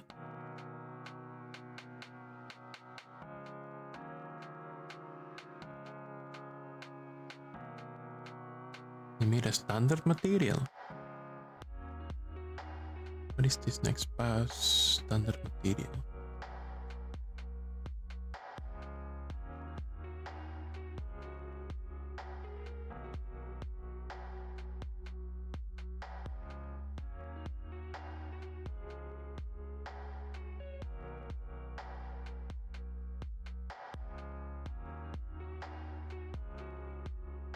It's not taking care of it, so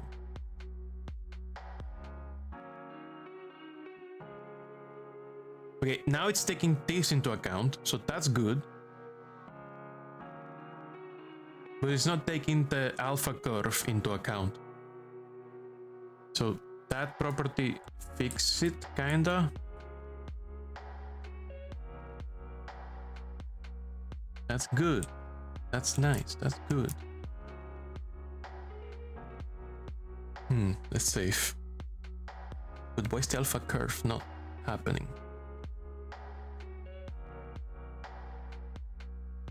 Like, yeah, none of this is being used. It's not happening. Maybe it's fine to make it look like that. It's fine. Let's forget about the alpha curve then. It is shrinking into non-existence anyway.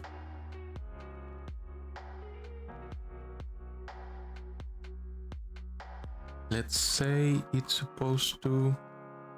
Okay, I need it to stay inside the sprite, so let's do that. No velocity, no initial velocity. Yeah, it should look like this, should look like a fucking vortex of sea fighting. Because the bullet will be moving and will be leaving the particle trail behind as it moves through 3D space.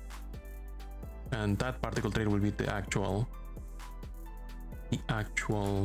you know, the actual trail. This needs to be less than 1 second because a bullet may travel very fast. Let's make it 0.25 maybe for the lifetime. That should be good enough, I think. Now let's make it so we can shoot bullets. That means player needs to instantiate that bullet.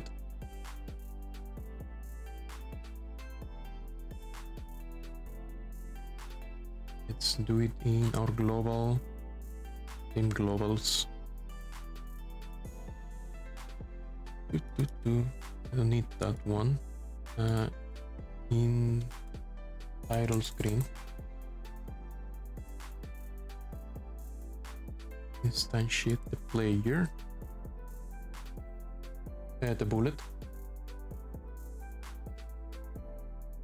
player bullet, to resource.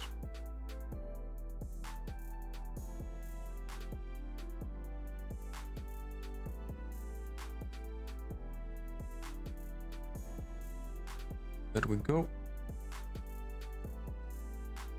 Player test.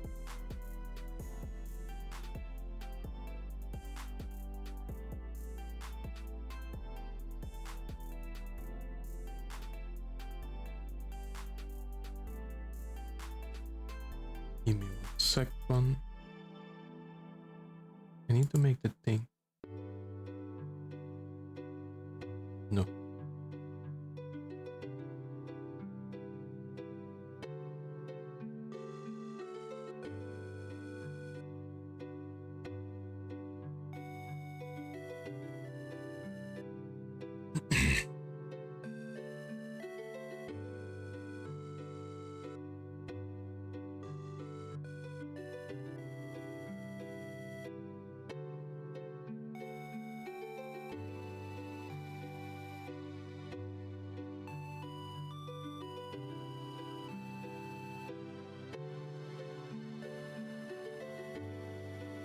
Need to make script for the bullet.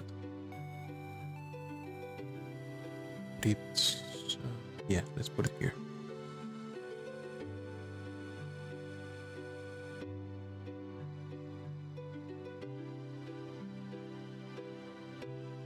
Let's give it a detection.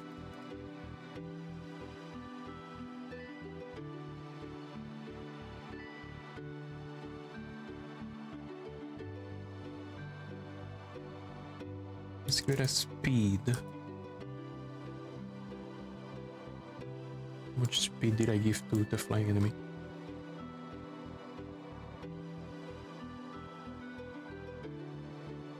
Speed 8.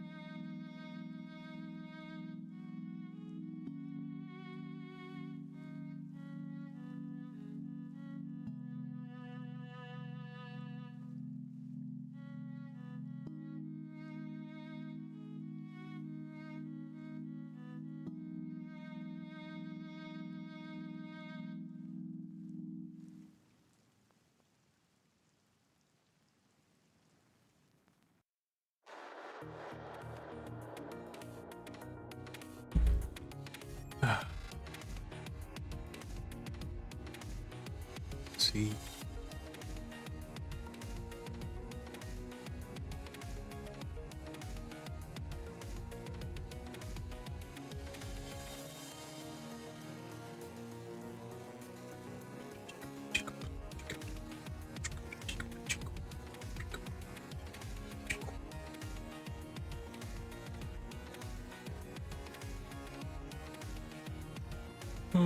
Okay, bullets. We instantiate the bullets. Now we need to shoot the bullets. Let's go to the here again. No, here. Let's close this one. I don't need that one. Gun animation. Shoot left. Add. Dot UI player. Insert key. Gun check. Use like that. 0. Shoot right. File method. Gun check.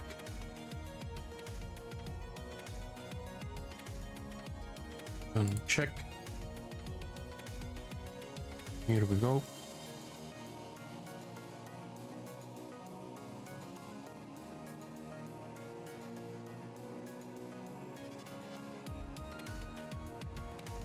That means the player now knows when to shoot.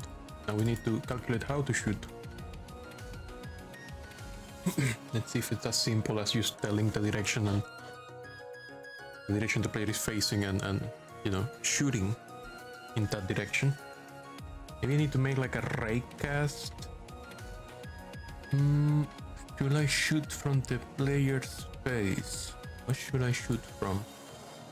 Where should I shoot from? Probably from the player's face, right? Probably need to adjust the melee area, make it a little higher.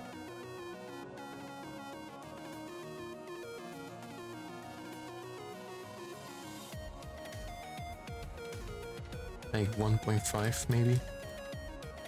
It's like you're punching somewhere in front of you.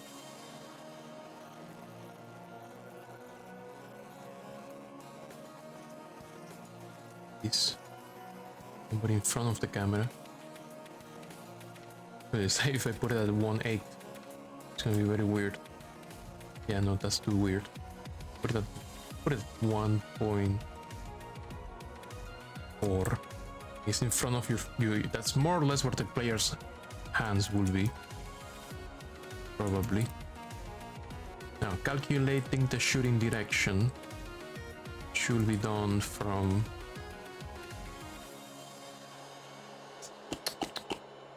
Let's do...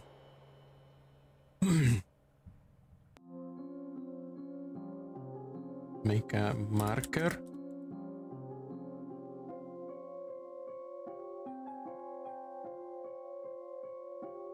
Not there. Put it inside head node. And let's make the marker go to -2C. No, that's too far. That's way too far.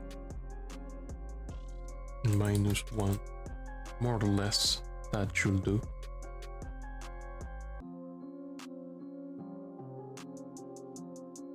Maybe not inside head node.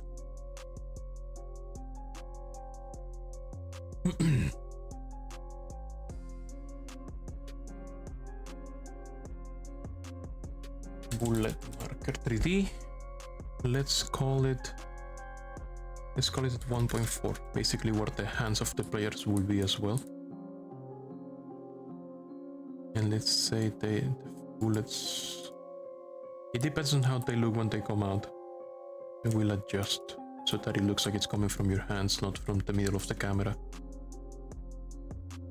Something like that.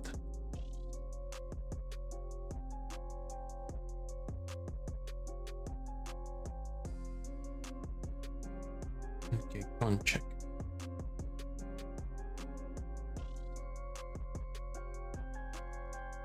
Our bullet. Player bullet.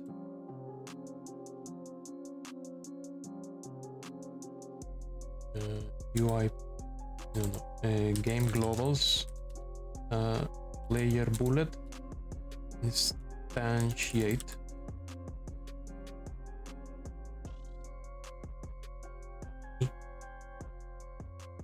Okay. Sorry. Okay, player bullet direction will be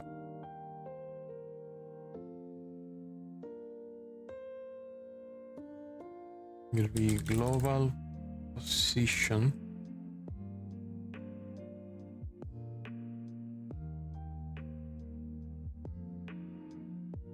Let's calculate.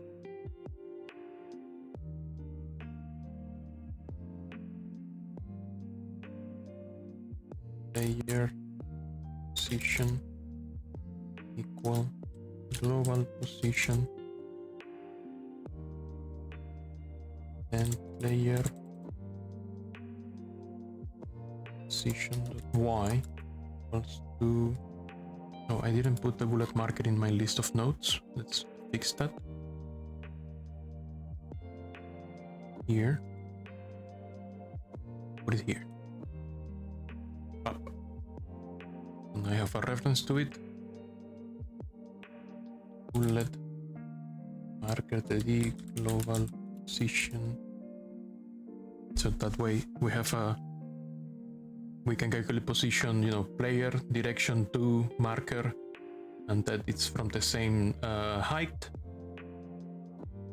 So it's a player position,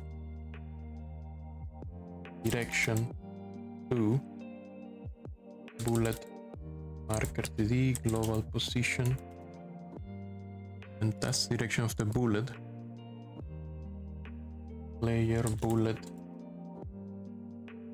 global position.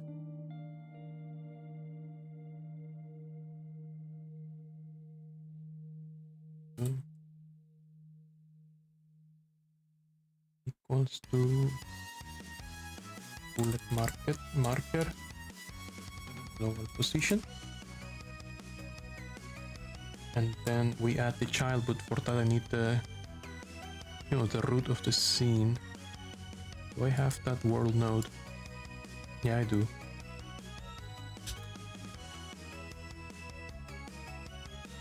Yes, I do. I mean, that's assuming the world will, player will be putting bullets on the same route. Okay, yeah. Yeah.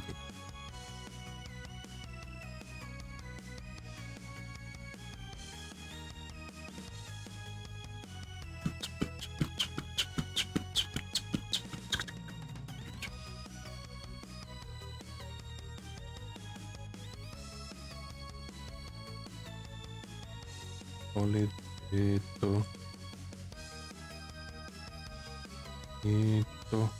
Where did where was it go? Where did I put the thing? Oh, there it is. Completely lost. World node, add child, player bullet. There we go. We should be spawning bullets now. Just need to check something about the player bullet. I don't think it's too fast. Let's see what happens. Hey! Wait, does my... Why is it going that way? Where is it going? Where's it going? What the heck is the bullet doing? What's happening? Is it actually going into the direction I wanted? I mean, it's shooting in the same... At least it's going towards where I wanted to go. I think I need to make it spawn with the head. Yeah, I need to make it relative to the head.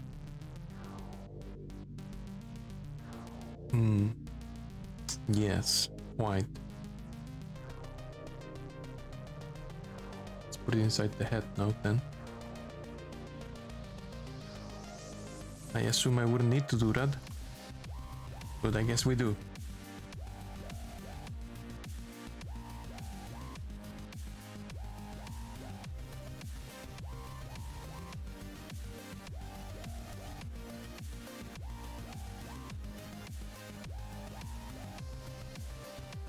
Now in the script, it's gonna be from... Whoa, Celine is snoring. Celine passed out.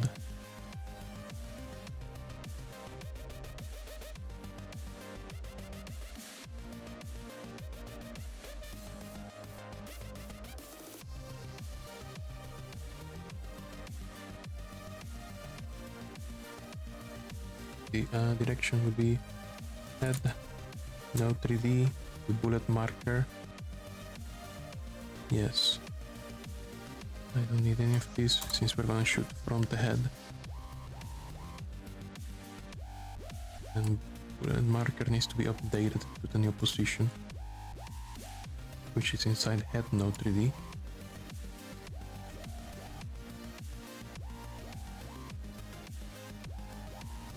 Let's see what happens now. Oh, things are not going great. Direction 2, non-existent function. What do you mean non-existent? Oh, because that's not position. Yes, never mind. Global position. How about a foot break? Oh yeah, we should do a foot break. Okay, now it looks like we're shooting bullets where we need to shoot them, but they're not exactly coming out from where we need them to come out from. Pew pew pew pew pew pew pew pew. Also, they're in bees. Like, I don't see the bullet after all. Like, it entirely shrinks.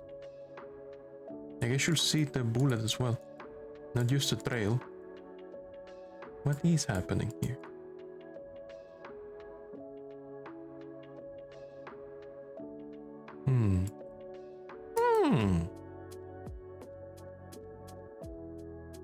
Let's see. Debugger. There's some errors. Returning transform TT. Don't check condition is inside 3.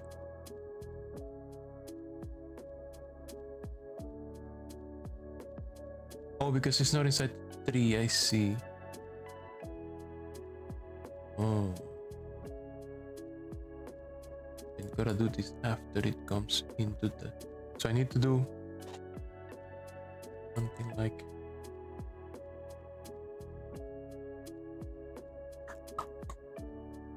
Let's see.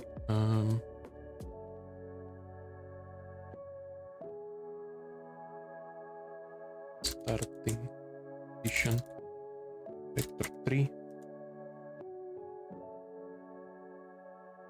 We do starting position. Global position equals starting position.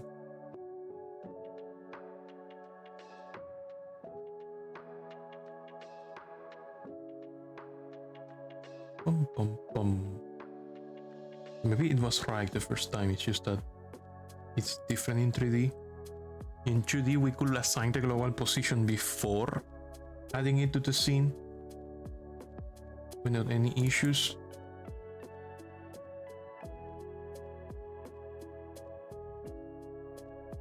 Okay.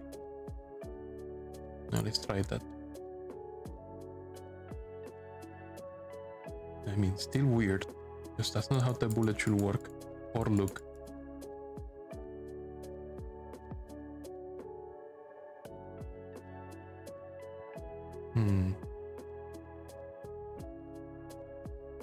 Nothing in the debugger.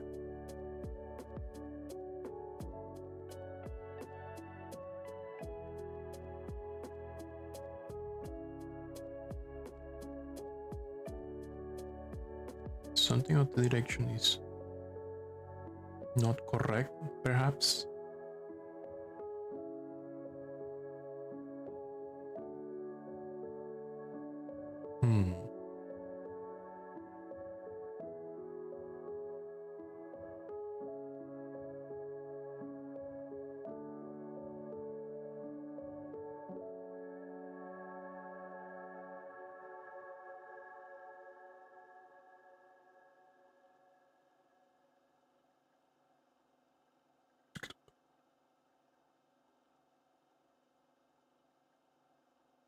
Look at the bullet again. Shut off the particle.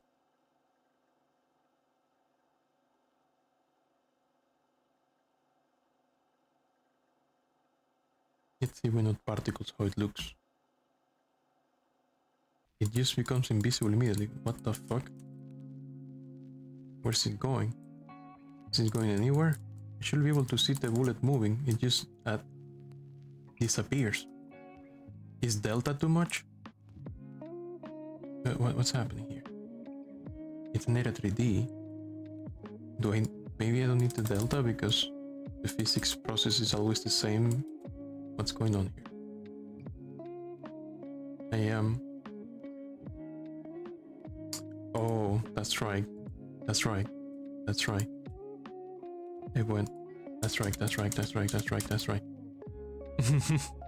I see. I see what's going on. I see what's going on.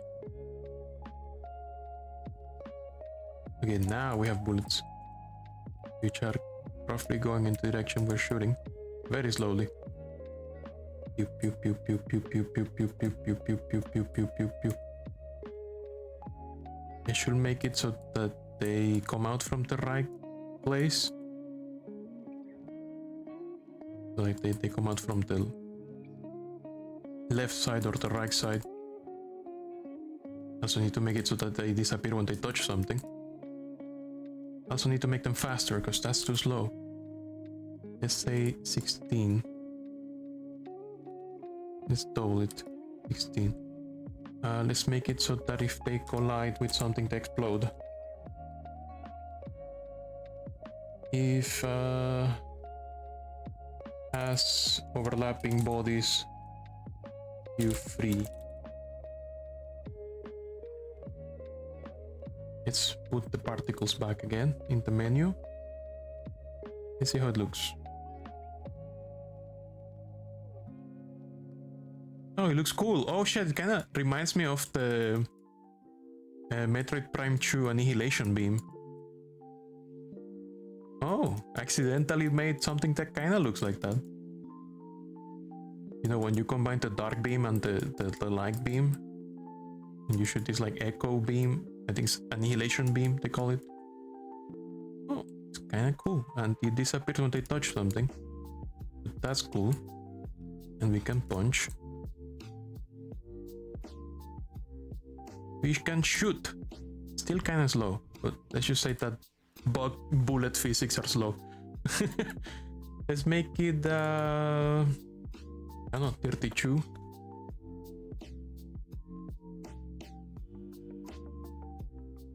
Pew pew pew pew pew pew pew pew. Yeah, I think 32 will be fine. I just need to make the marker lower so that it's not. I need to make maybe 2 markers, one for the left gun and one for the right gun, so that we can calculate the direction based on that.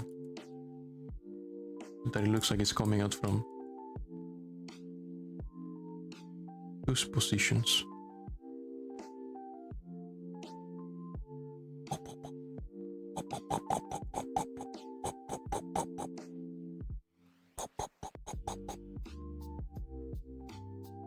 Okay, that's cool. Let's try that idea of making 2 markers. So we can.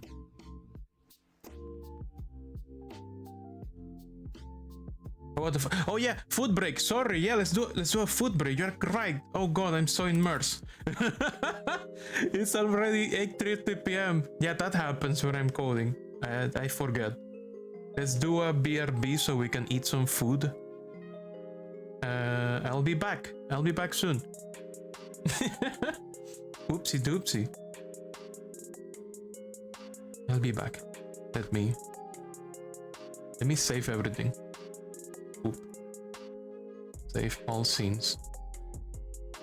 Save all scripts. Here we go. Okay, let's go into a food break. We'll be right back. Give us like 30 minutes, maybe 40, so make some food and eat, and we'll be back. Let me switch the stream to a BRB screen. We'll be right back.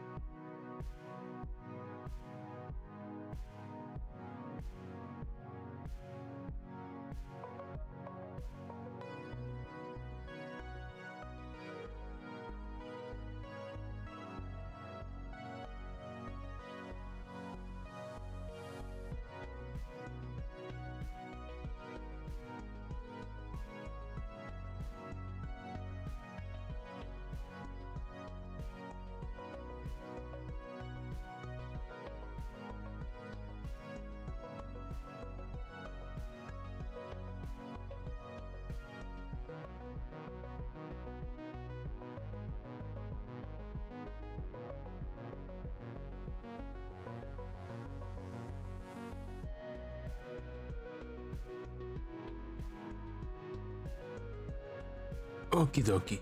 We are back. Celine is still brewing tea. But also going to be a little bit, but I'm going to continue. So where were we? We were making bullets happen. Bullets are happening. We just need to make them, you know, shoot not straight up from the middle of the screen, but shoot on the sides, so that they roughly match the, you know, where the guns are. Let me get my mouse back, the one we use for the Steam Deck. Change the keyboard to Bluetooth so I can control the Steam Deck. Now, that's the T alarm. Okay, T should be ready. Script. Let's go. No, yes, I was thinking of something else. I was thinking of let's change these. Let's make several targets. Let's make a target for aiming. Let's call this target. And this one is gonna be like this bullet marker, but it's gonna be like 100 meters away. That's quote unquote the direction where we can shoot. So that direction goes from the hands to that point. Like that's how far the bullets will quote unquote travel. Allegedly. Now let's make sure.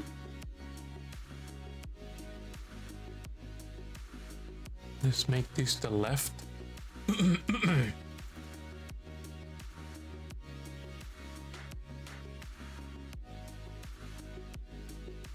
Right bullet marker. Something like that. Right bullet marker. But that's where the bullet spawns. So maybe.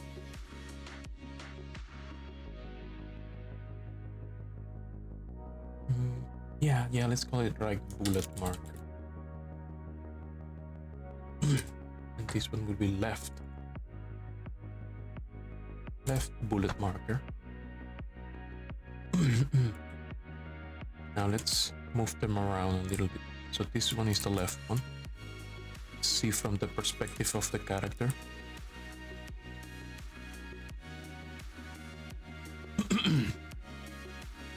So this will be 0.5 on X.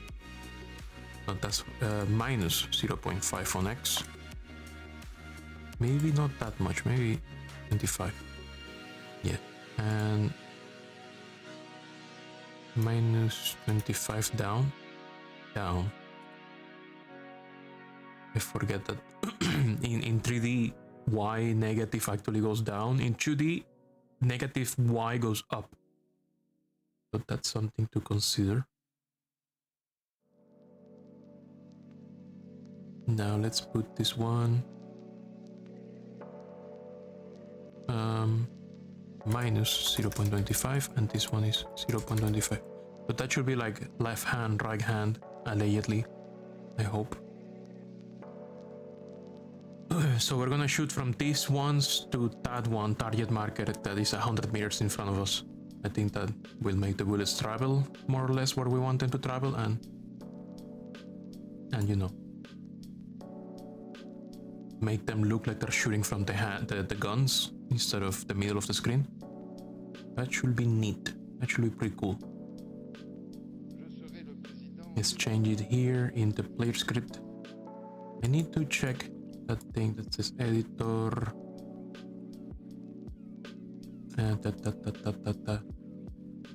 Wow, Mir. Hello, Skagdris. Welcome.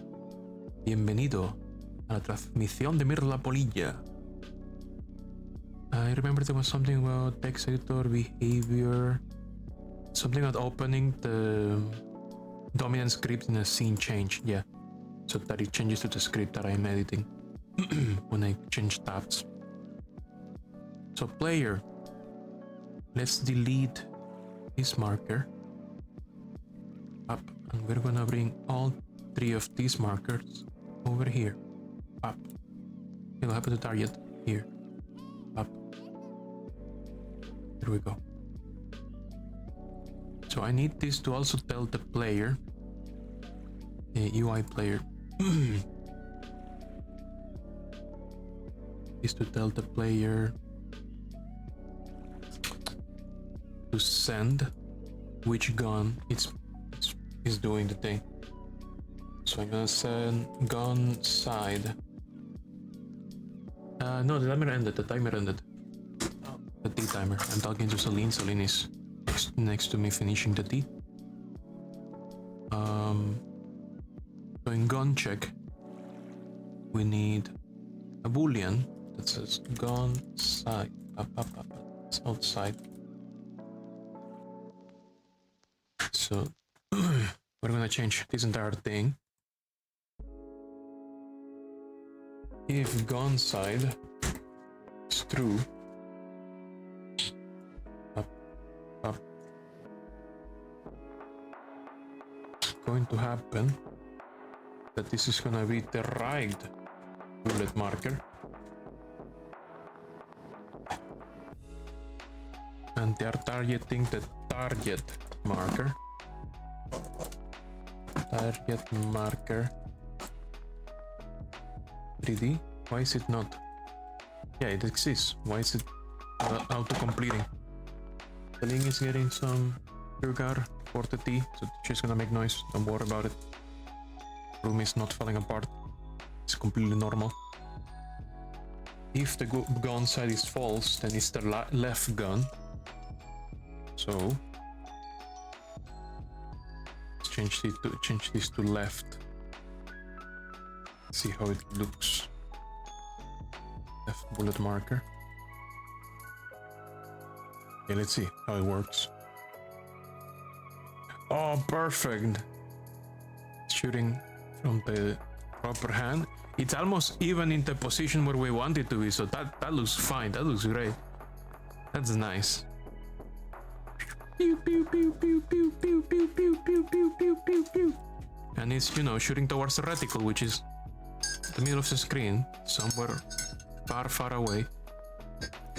So that's great. That's good. We got it working.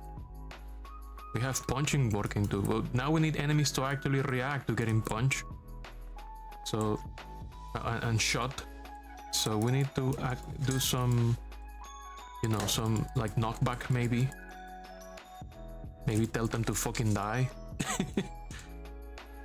I think for now, because these are testing enemies, I'm just gonna tell them to just die. Just disappear, please. What's happened is it's not sweet enough. How many sugar packets do you use?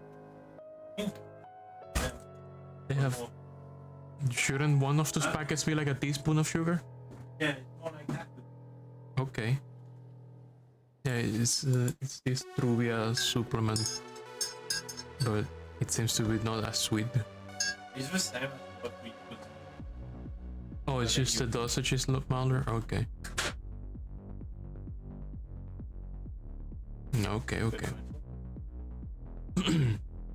Okie dokie. We have bullets. We have punching. We need enemies to react to this. So let's make them just die. Like just Q free. Let's just Q free the enemies. Bar bodies equal get overlapping bodies, and say for body in bodies.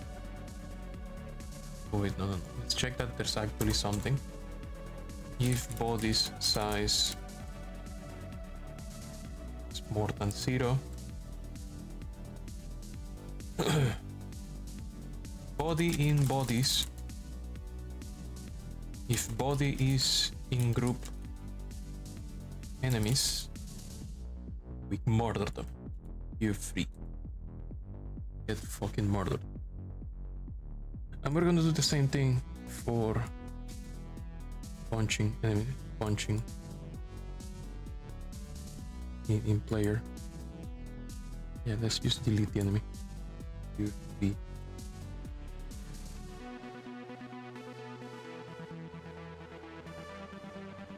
Up. Hey, what's up? You need to die. What? What? Did I delete the world? What happened? What happened? Okay, global transform. Oh, there was some script that was still going on while the enemy got removed. But that should not run, it was removed. It was removed.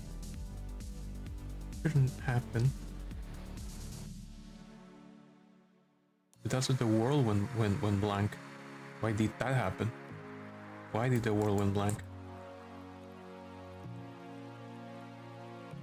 Why are you guys not dying when the bullets touch you? That's a better question. But punching does delete everything. Is punching not using the group? Am I not using the group when I punch? Yeah, I say if bodies in group enemies, you do the thing. Let's print some bodies.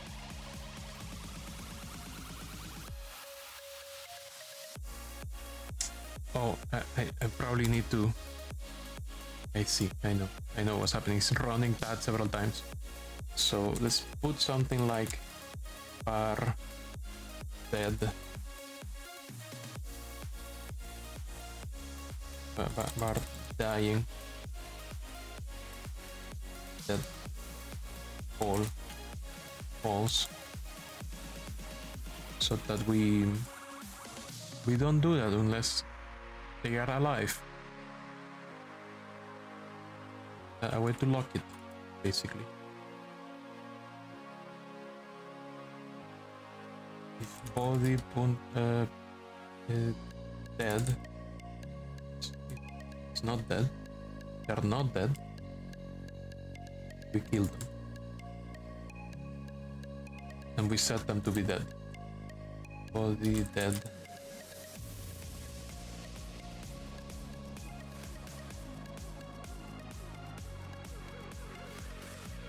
Maybe I should just send a function. Yeah, let's set a function instead. Something like funk. Take damage.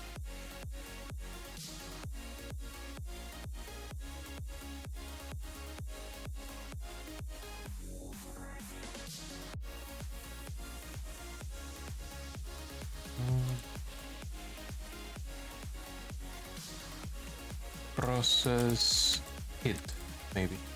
Let's call it that.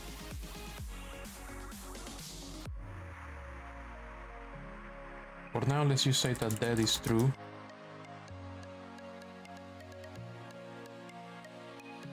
Let's say if not dead, then dead is true. And we killed the character. But that this only runs. What? Put it here. Up. Process hit.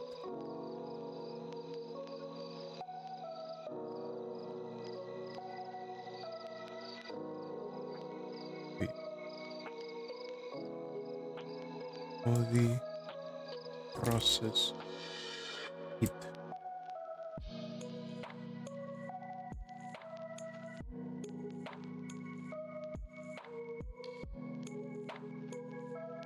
There we go.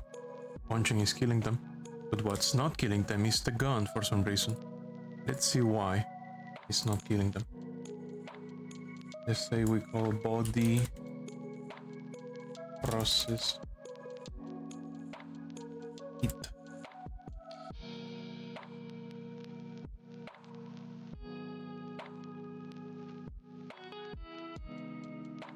Okay, now they're dying to the bullet. Good, perfect, wonderful, beautiful.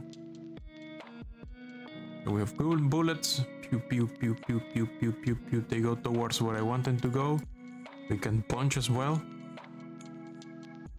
Pew pew pew pew. You can just hold both buttons down. Nobody's going to stop you. It's up to you. It's your problem.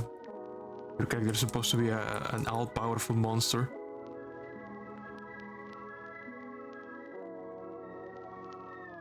Should probably add the player velocity to the bullets maybe. Because I don't know if I can run faster than the bullets.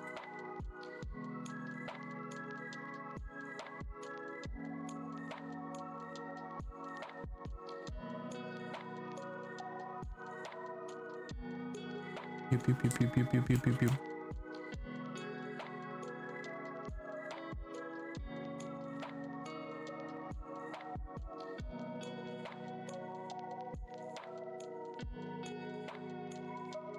Okay, that looks fun already. That's already starting to look fun. Now, how to make enemies that can... Let's do the actual stress. Wouldn't be a bad idea, and to also make them spawn a little ahead of the player.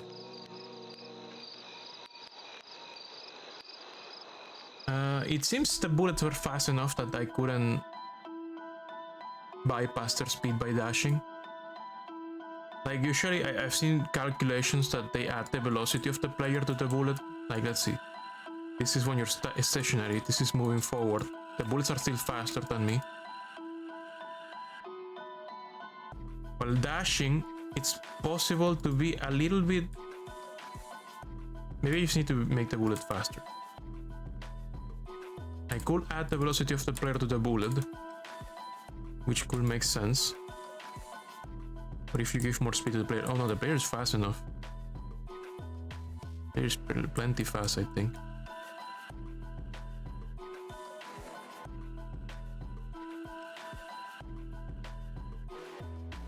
Like, it's just that because of this room, you don't see how fast the player is. But when you're in like an actual, like properly designed place, it looks very fast. Like look how fast the player is moving in relation to this pillar. That's fast as fuck. That's like Quake speed, or maybe a little more than Quake speed. I think that's faster than Quake speed.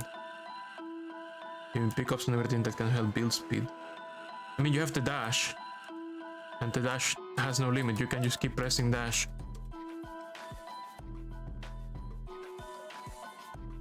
Like, look how fucking fast I can traverse 3 square by dashing and jumping. Like, there's gonna be a lot of movement options already. I don't think we need to make the player... It depends. We gotta test later when we have like the actual dungeons being generated and how fast the player can move through the dungeon. But right now I think the player is fast enough. Maybe too much. We may actually need to slow the player down. I don't know. We will see what happens. Now let's see. What's next on the menu? We have bullets, we have punching.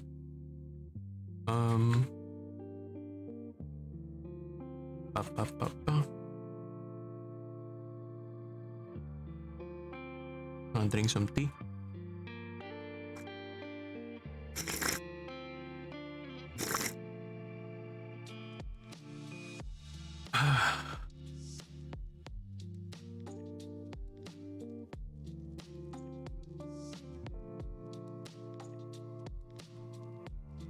If you end up doing that later, you might run into problems if the speed of bullets is static and doesn't start far enough from the player.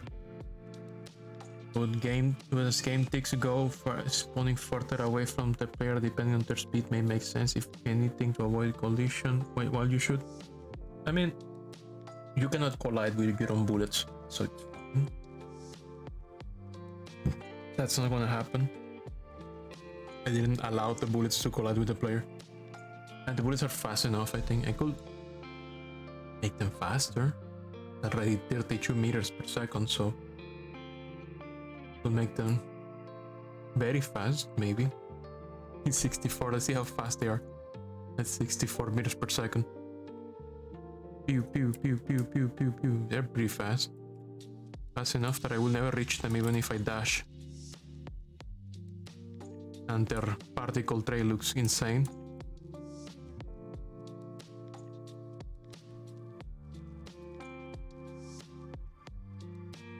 Maybe we should keep them at 64, so that the player can actually shoot things fast. I think this actually is about the speed of the power beam in Metroid Prime. Yeah, it kind of looks like power beam speed. Yeah, I think this is a good speed for the bullets. 32 may have been too slow. Something like that. Let's see. Let's make it so we can actually lower this bar with the stress level of the player. Let's put stress.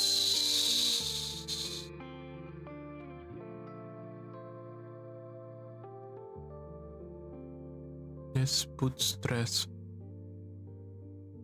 How about I make stress some kind of time function so that it goes from 0 to 100 in 60 seconds. So it's a percentile based on 60 seconds. Because when you kill enemies, you will lower the stress. I think that's fair.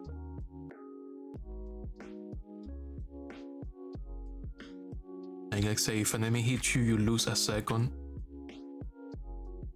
or half a second. I'm thinking of how I'm gonna do the stress bar. It's gonna be time based, or is a value that goes up and down with time. It could be like a cooldown. But if I do it with a timer, it's gonna be, it's gonna be dependent on the time. Per second. Maybe I'm just gonna do like a delta. I'm gonna add a timer with a delta, and then we'll just increase that with the delta. When it reaches 60, we kill we get game over. I think that will do. Let's put that in the player themselves.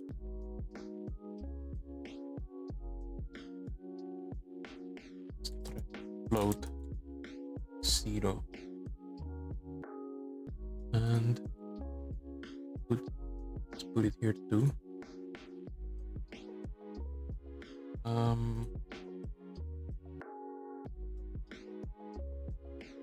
0.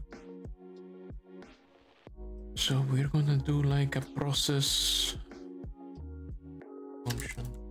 Process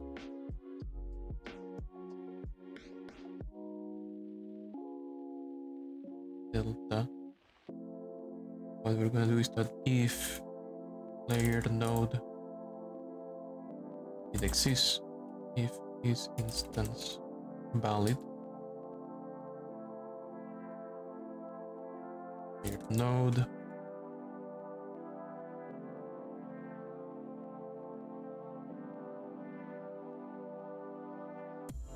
the progress bar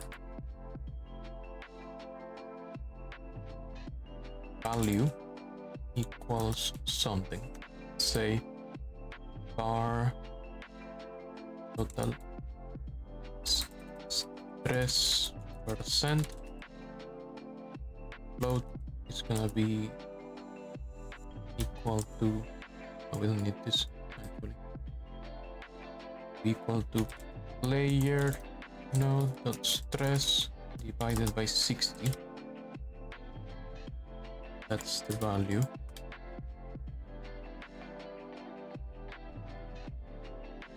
Just make it so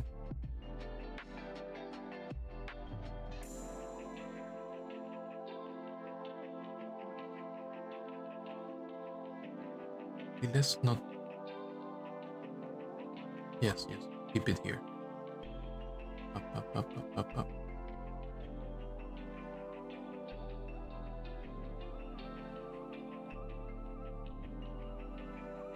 Put the logic here.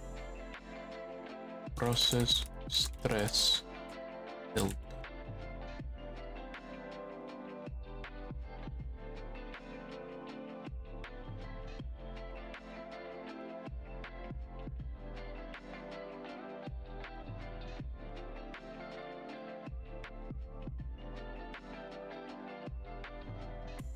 Let's put it before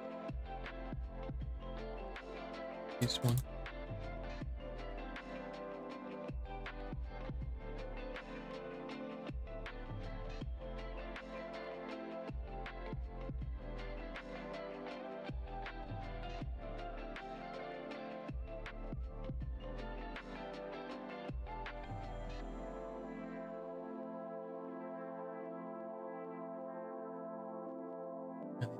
delta.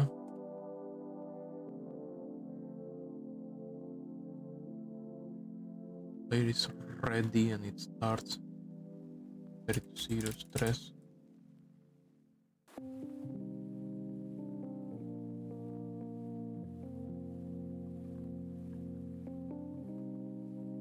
Over time.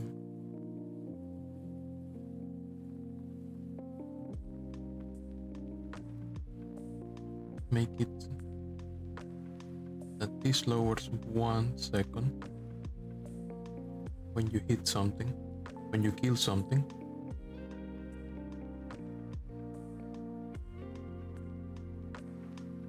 Yeah, maybe it shouldn't be on the actual player, it should be on the UI. Isn't it?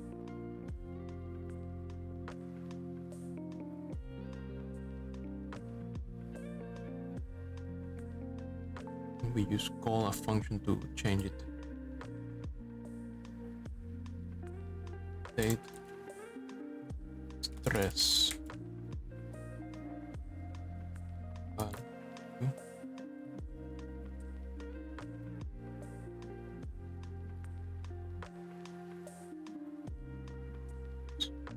Value.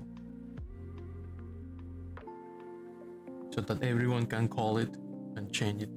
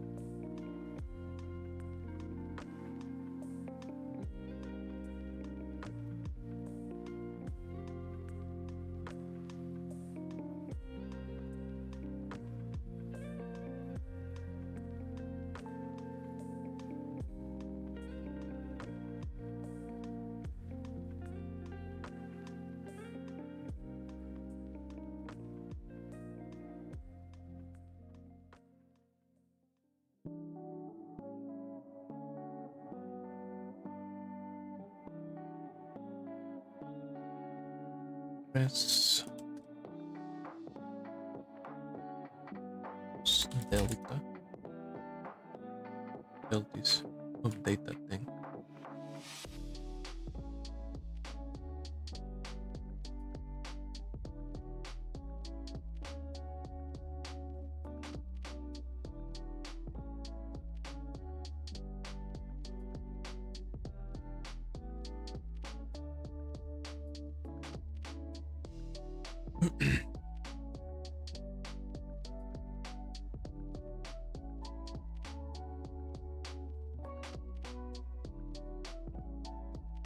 Zero and 60.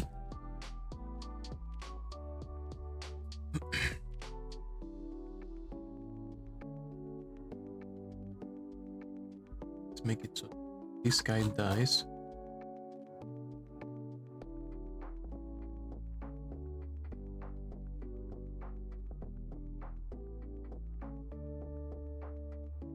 Let's make it so.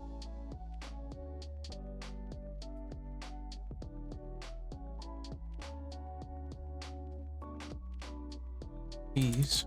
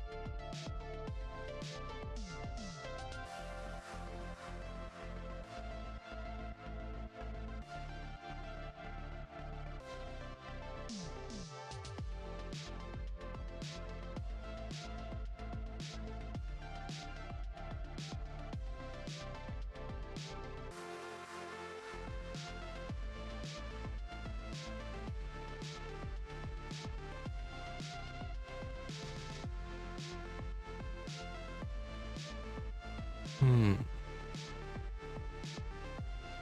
forgot something. Let's see. What did I forget? There's the zero.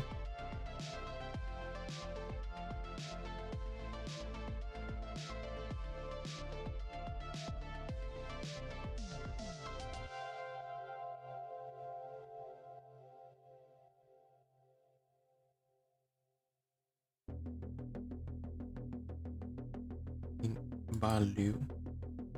Oh yeah.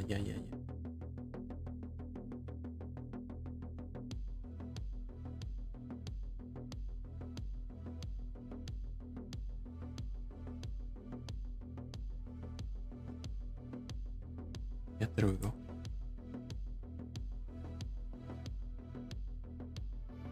It's going up, up and up and up and up. Oh no, he's getting too stressed. Needs to punch and shoot stuff.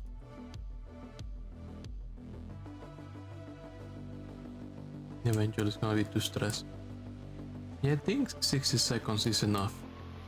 It's too much maybe. Depends on how crazy the dungeons become.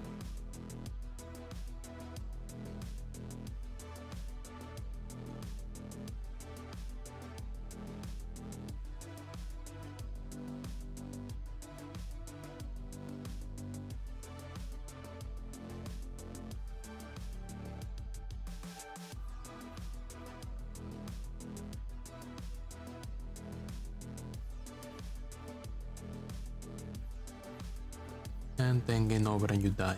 Explode. Okay. That works. We can decrease stress by enemies dying. Can make like an enemy spawner object.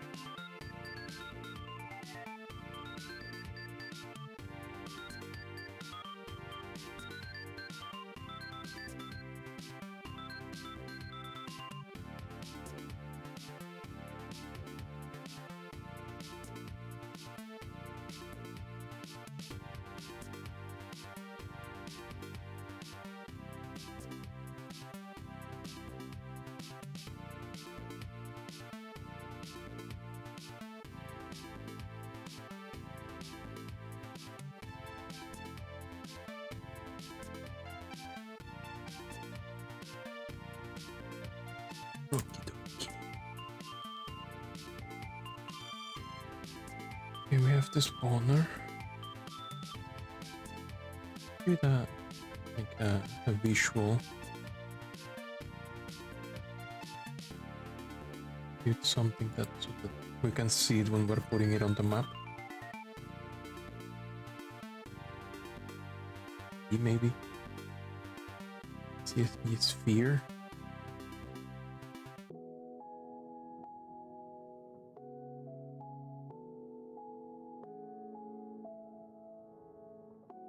This is cylinder maybe.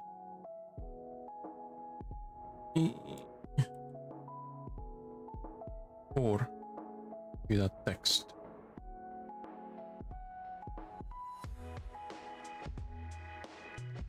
Up. No. Remember there was a mesh that lets you put like text?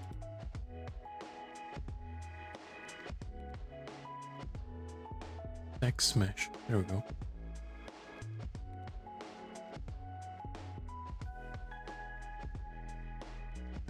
Enemy spawner.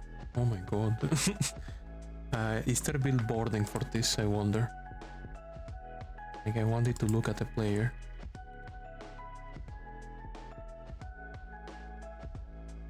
Smash. No. Well, and not at the player, I wanted to look at the camera. So it was gonna be like a 2D image, not a 3D image. That complicates my idea. Can I make it? Yeah, I could probably say billboarding mode. Why? There we go. Can I make it flat? I want to make it flat.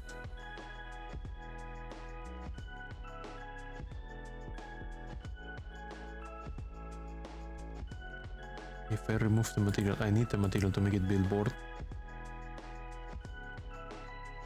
Billboard.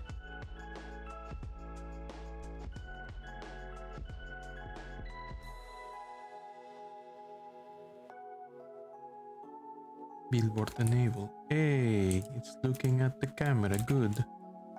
That's good. Let's just there for the. Like honestly, that's just there so we can see the enemy spawner. Gosh. But when they place it, it's gonna look like that. Let's see.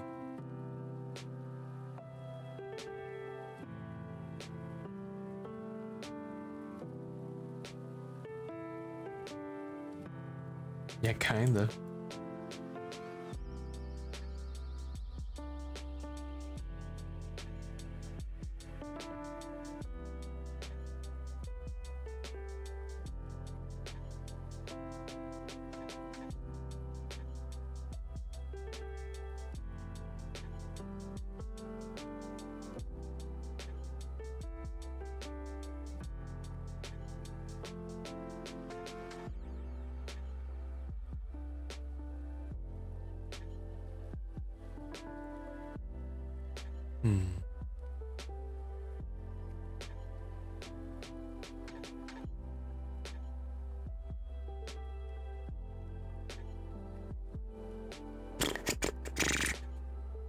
Is there another way to add a floating piece of text?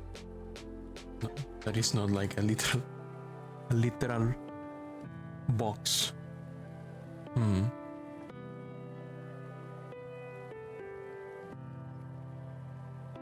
CSG, is there a CSG for that?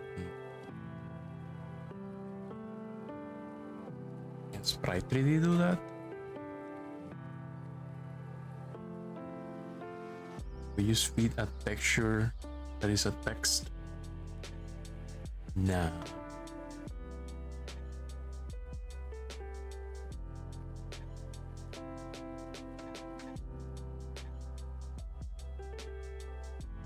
Nope. has to be a texture.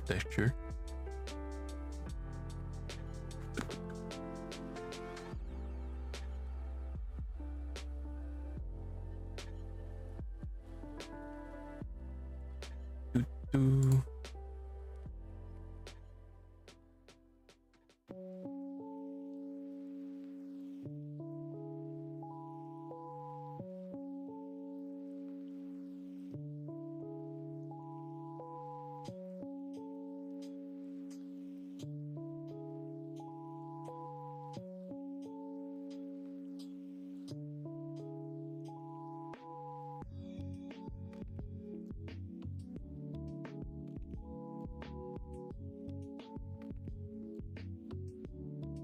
Make a capsule mesh of roughly the size of an actual enemy. Let's see, transform.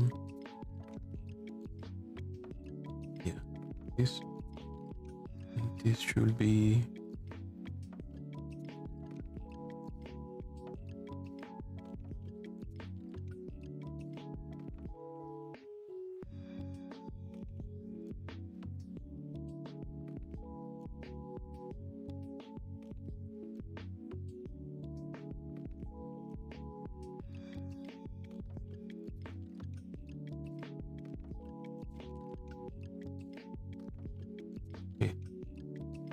Holy shit, 0 meters, okay.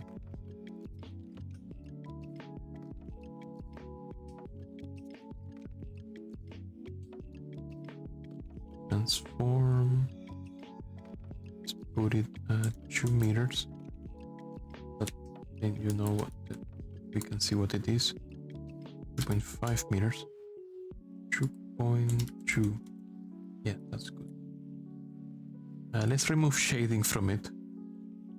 Don't need it to be shaded. Shading, unshaded, thanks.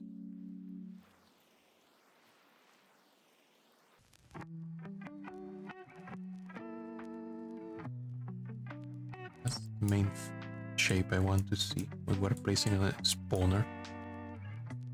That's good. That's better. If we go to world test, there's the enemy spawner. Clip magnet to 0, 0. Please touch the floor. I think that's touching the floor. Yeah, okay. So in the script for enemy spawner, let's make everything invisible.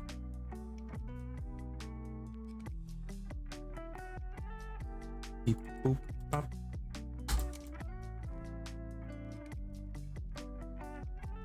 Body.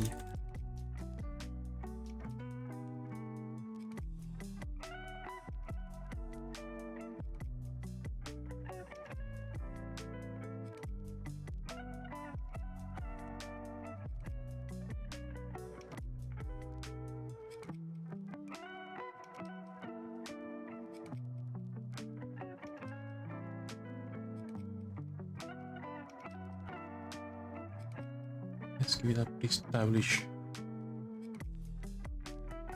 Fill it up with the enemies. Beep. Beep. Okay, let's just call it resource.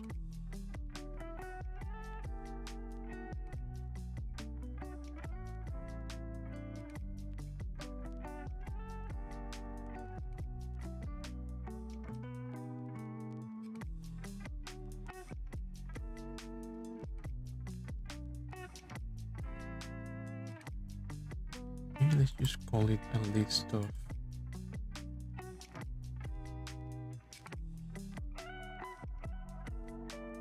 I mean, we know we're gonna only have 5 enemies. It's not only like this, call it like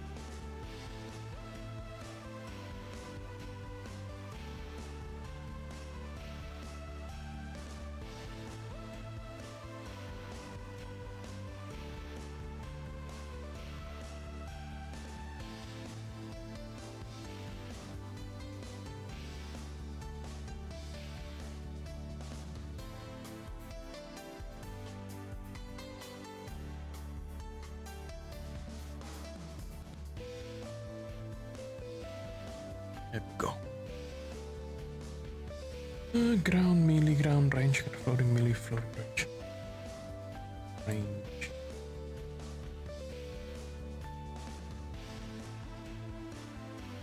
After all, we have a static list of enemies. Never gonna go bigger than that.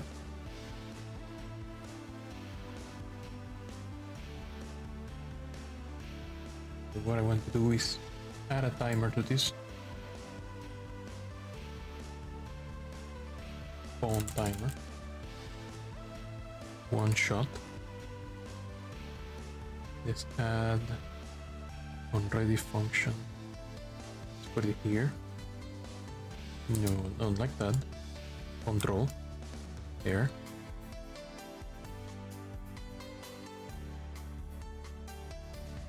Eh? What do you mean? Oh yeah. Spawn. Spawn time. There. Different. Completely different. Spawn timer connect. No, timeout. Connect. We don't have anything to connect it to right now, but we're gonna add something to make it connect. Function. Spawn timer timeout.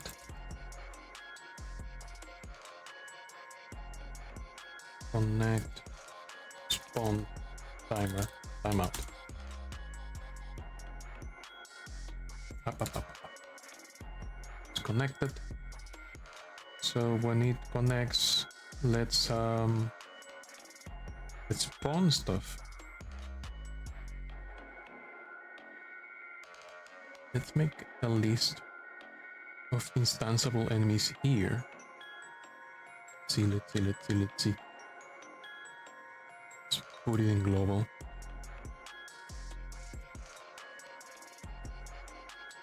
Game globals. Enemy resources. Dictionary. Let's call it the same as we call it here.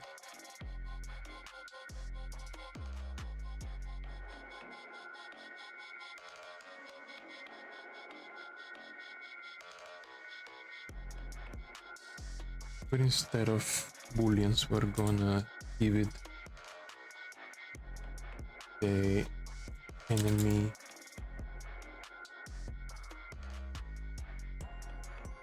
reload, enemy test. That's ground melee. Let's put that in ground range too, because we don't have ground range yet.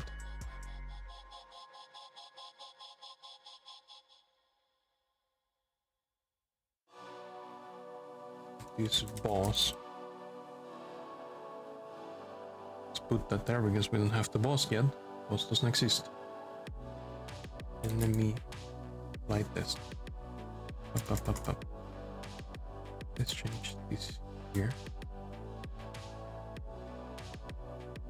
Okay, there we go. Enemy spawner. Say enemy node.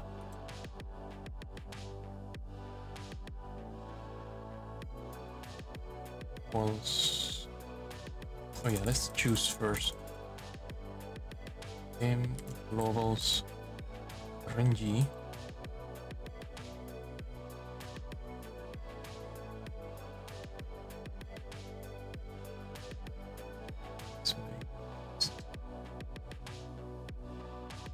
Need to prepare a list of what can actually be summoned.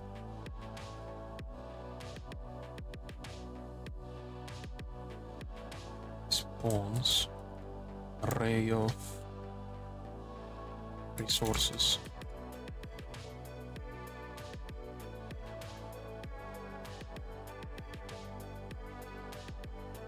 Sorry.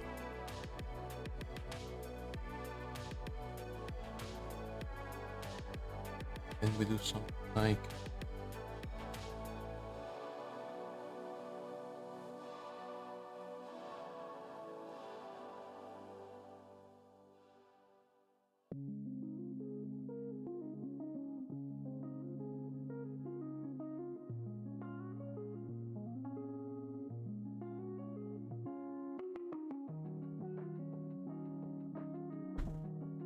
We're gonna prepare it here.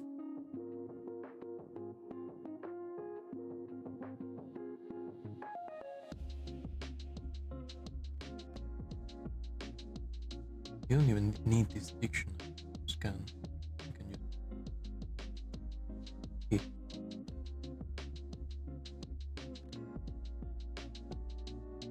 Yeah, let's just make it more simple. Just 4 enemies, come on.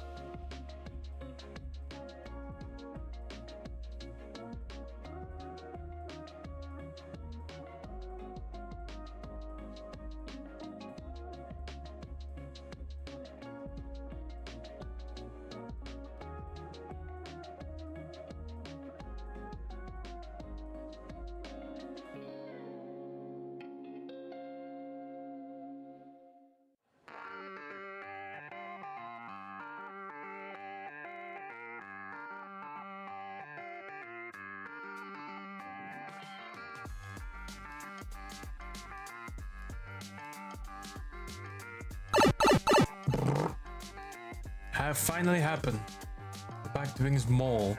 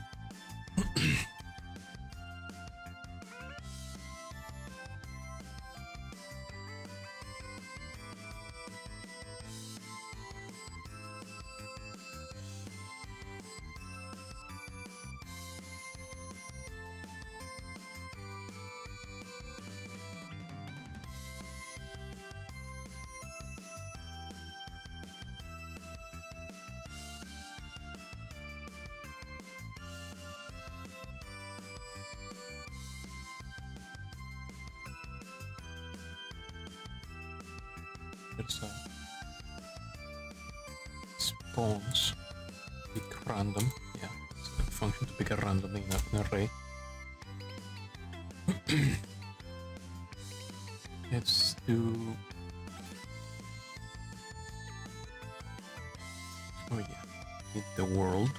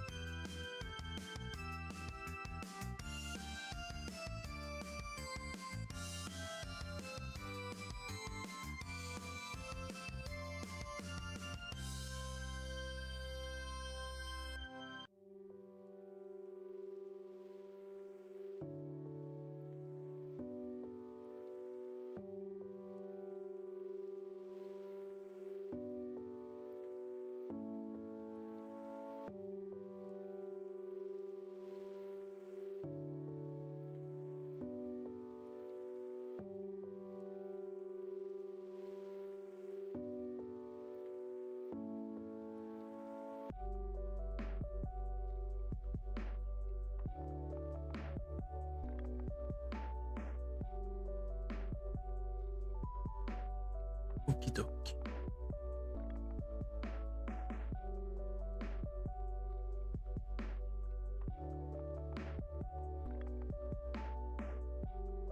Let's see. That's the default settings. Oh, this needs to be exports. Up, up, up. Spawn once.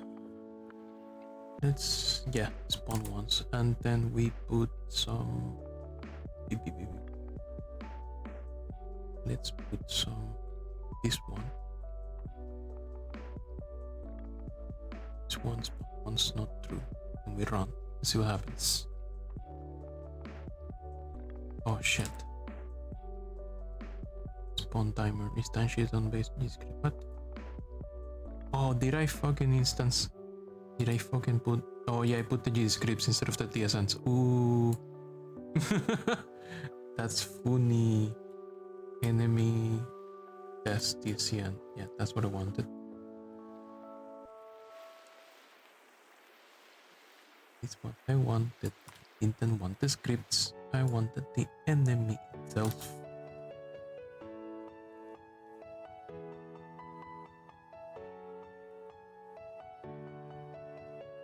Flight test.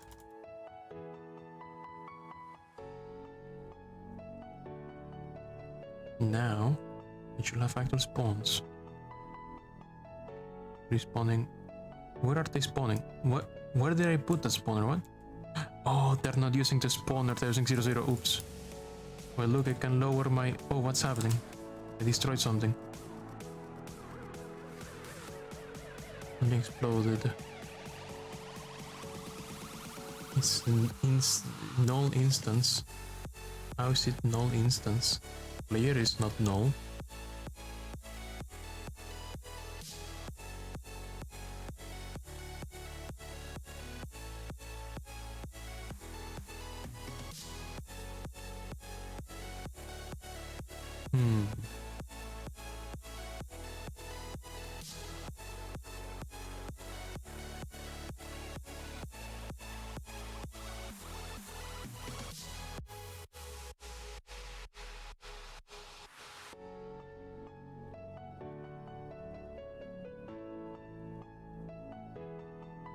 I guess this script is still running even after they die.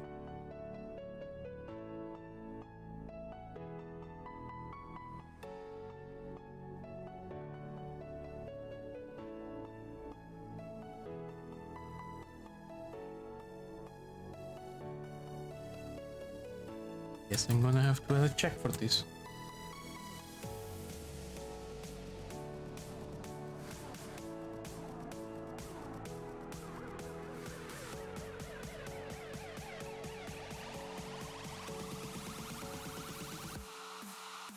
here. Because it's possible for this to be null somehow during that step.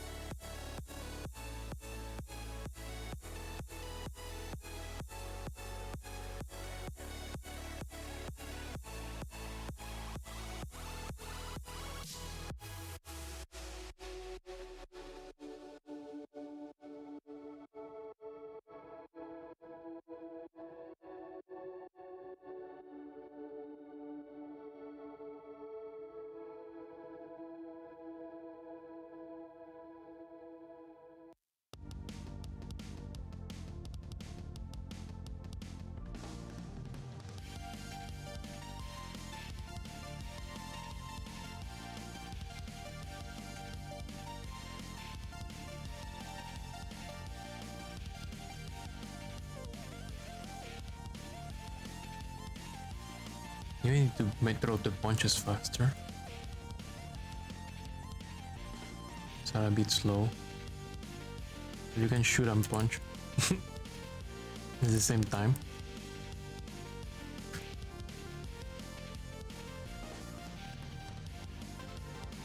Let's make the punch animation faster. Make it real yo-yo bullshit. Real yo-yo bullshit time. Let's say that the punch animation takes 2. That means this goes in 1. One check goes in 1. This goes in 2.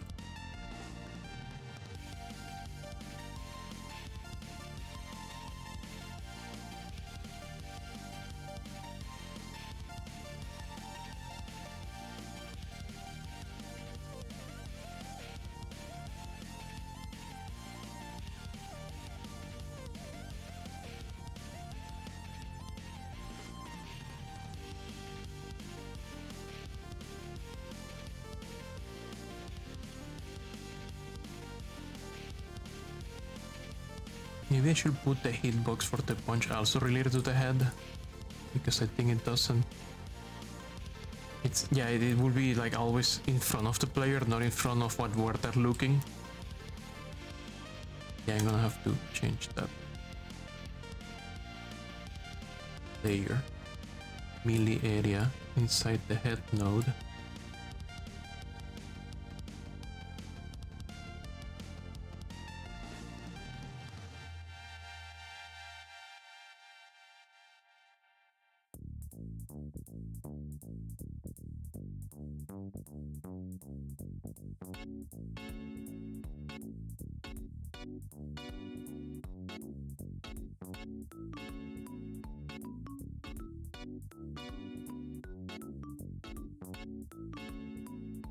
Yeah, that should do, maybe.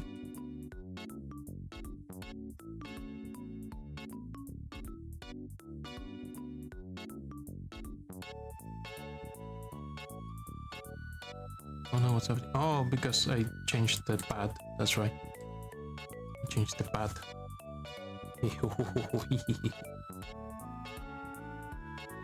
Melee area, it's now inside head 3D. Let's put this here. This.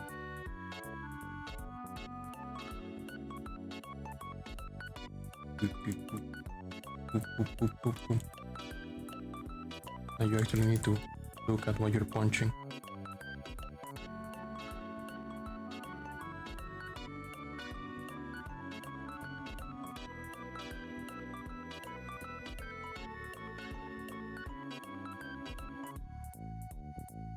I love how the melee enemies just fall forever to their deaths. Goodbye. Boom, boom, boom, boom, boom, boom, boom, boom, boom, boom, boom, boom, boom, boom. So okay, stress is going up and down as expected.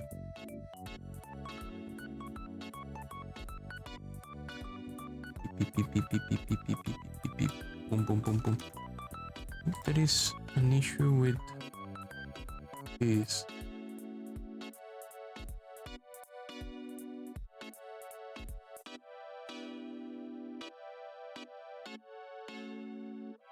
Here, steps. Yeah, I don't want it to be rounded, no steps. I want it to be smooth. Smooth transition. Yeah, like that. I want it to be growing all the time.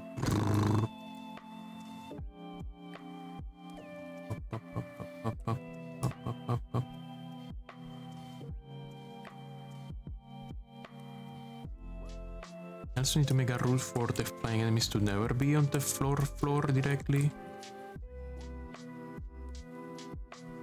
Need to make the punching hitbox taller, I think. Bigger. Huger. Massive. Because it seems we're not punching directly below us. Yeah, we're not punching directly below us. That's very funny. It's only punching forward. I can punch that guy if I move closer. Yeah, I need to make it bigger.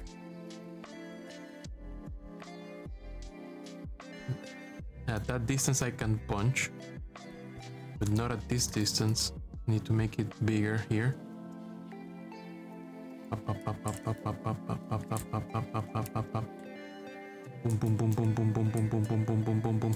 I also need to fix the enemy spawner, which is spawning at 0, 0 instead of in its own coordinates.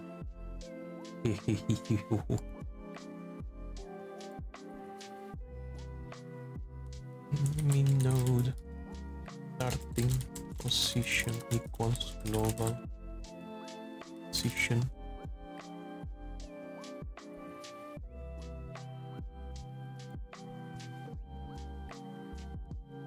Now you just gotta make it so here starting position vector 3 equals vector 3 inf.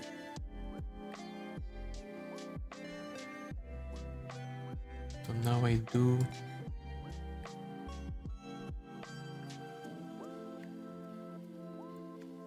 if starting position is not vector 3 infinite, your global position equal to starting position.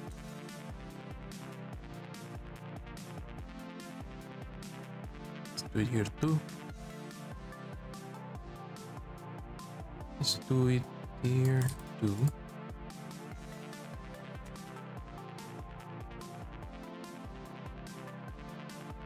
Drink some tea.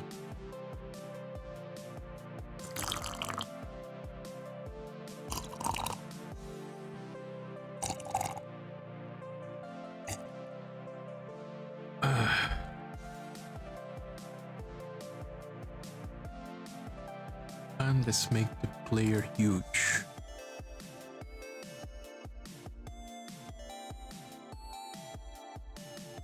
I mean the punching hitbox needs to be something else, because that's not working. Maybe I need to make it 0.5. Maybe here it will hit what I need it to hit.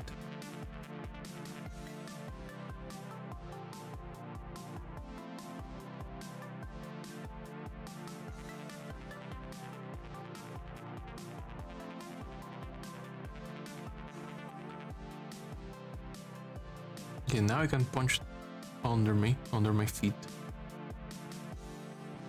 without having to look at them.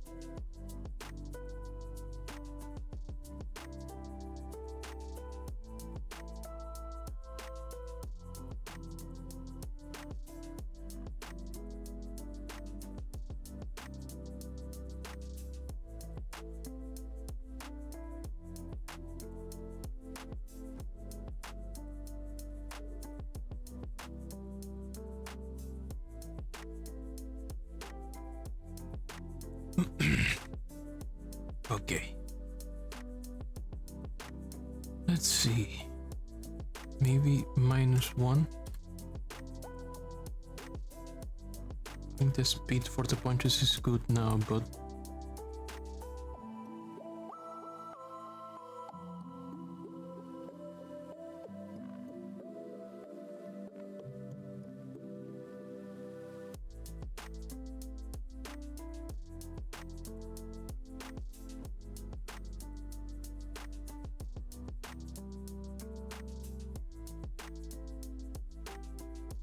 need to make like a raycast for the flying enemies to try to stay away from the floor.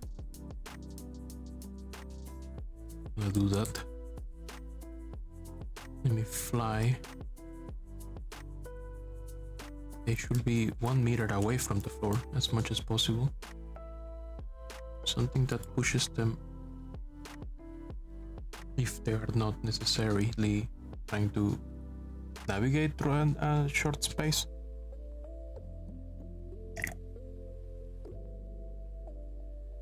I think I could do like a separation ray. I think that's what it's called.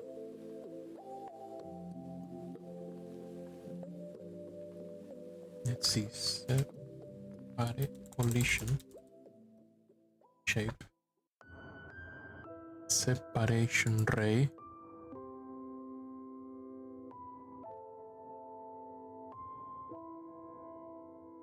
Now separate them on that side. 1 meter is fine. Slide on slope.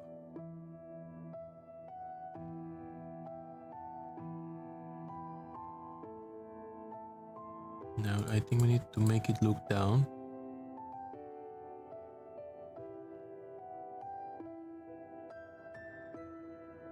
Degrees down.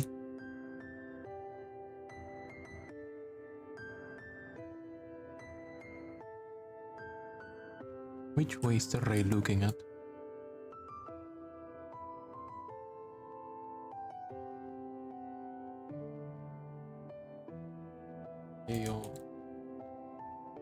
Here.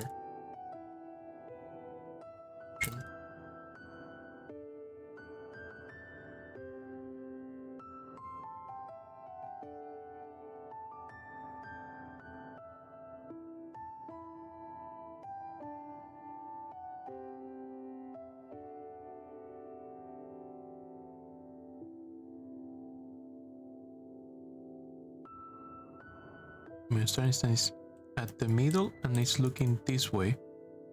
I'm going to separate this on this side. We say I do this,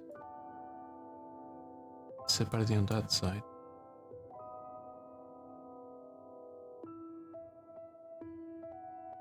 I need to rotate it on X, make it separate downwards. Let's see what that does. Oh yeah, it is staying off away from the floor. That's neat. That's cool.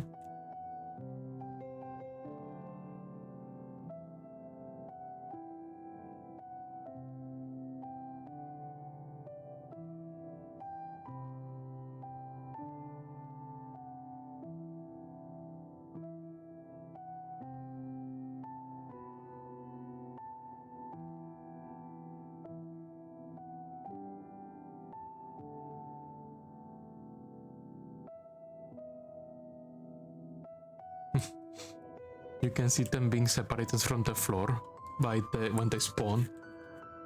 Go whoop, whoop, whoop, whoop. Yeah, funny.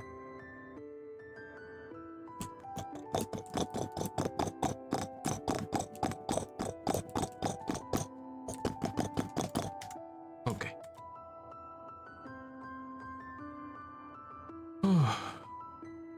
What's this error?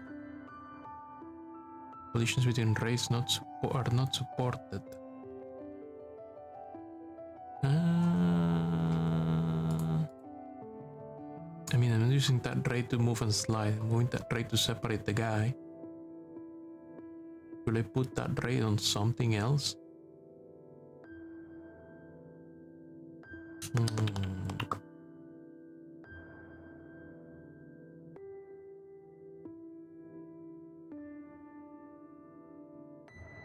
Like, what if I put it on static?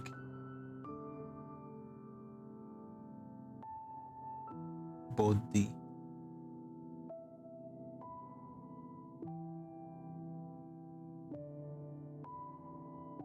Like, how do I suppress this wording? Like, I'm not really using that separation ray to do anything interesting there.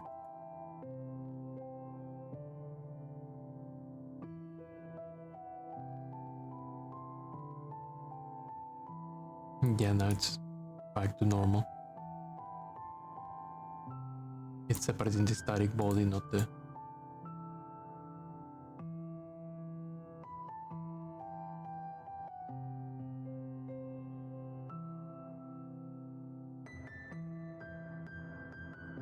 Let's see what I can find.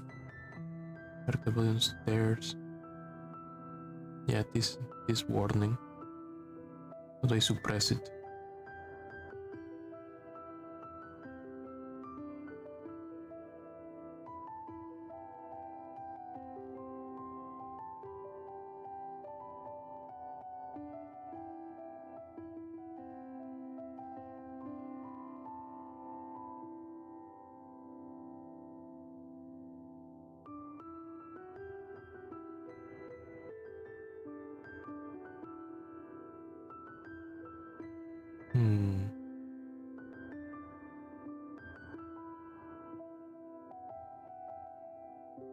Let's keep going.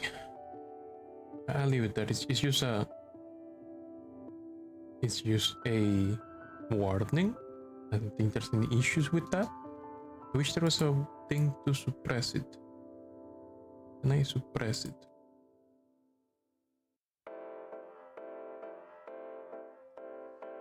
Warning.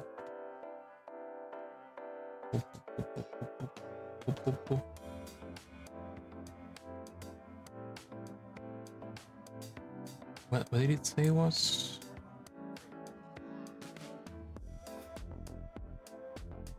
See that warning now? It was physics process collisions between trains are not supported.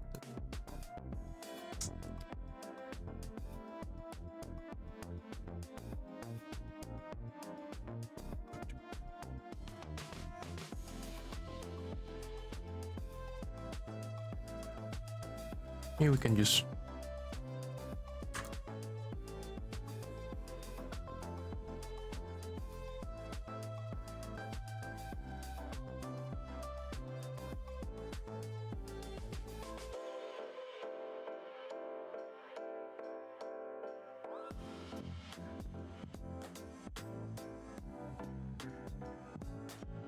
let's do a raycast down.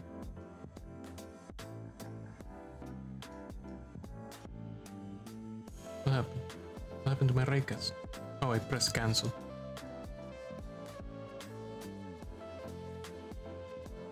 Load cast.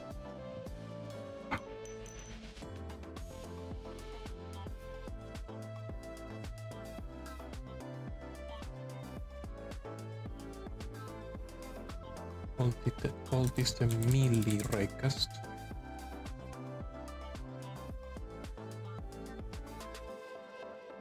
Okay, so I have this float raycast. Let's aim it down. -2. -1, sorry. So let's aim it down. And say that if it's touching something below the thing, we want to keep pushing until it's not touching.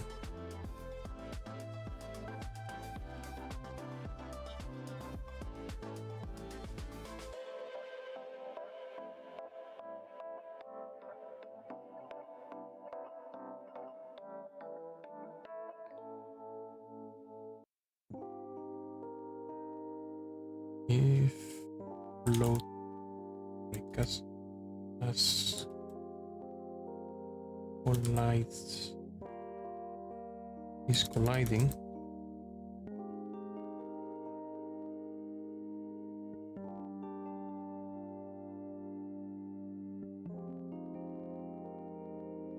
And we want this to be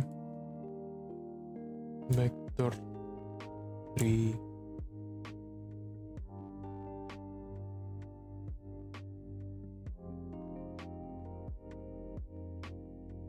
Zero, 1, 0.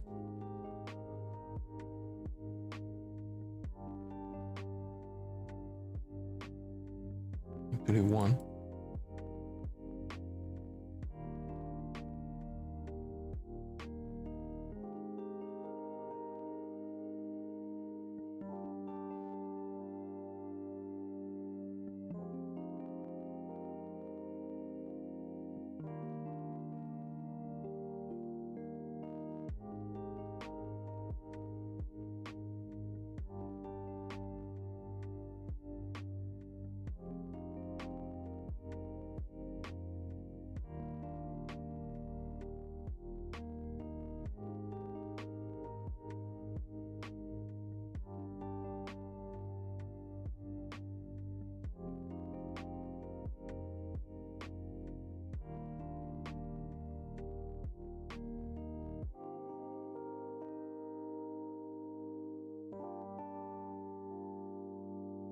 With that, they're trying to move towards me.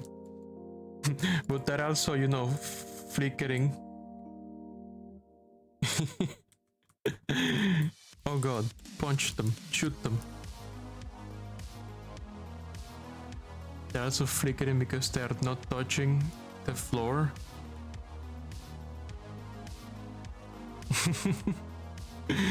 So they're going up and down. Kind of funny. I mean, I could take advantage of that as a animation because they're flying enemies, so they're like wings flapping. But then they are not going to look like that when they're flying. No, I gotta fix that. Gotta find a way to fix that. Because that only happens when they're flying on top, floating on the floor.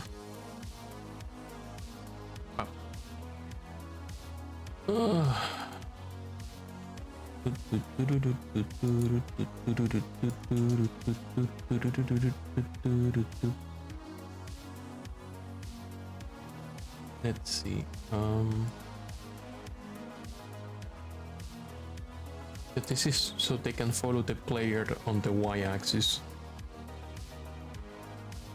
Maybe I need to set, like, if it's colliding.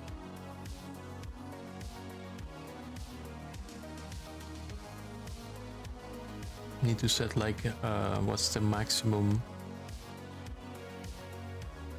like a clamping thing. I need to save what's the maximum value for the floor they're on or something, and then clamp it. Something alike. But I think I'm gonna leave this like this for now, and I'm just gonna focus on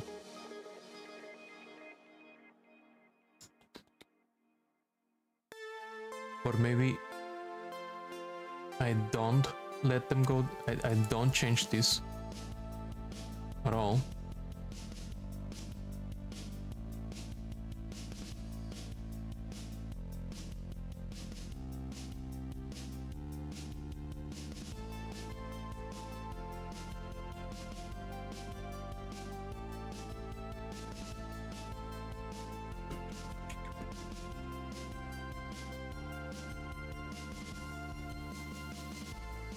Like I just save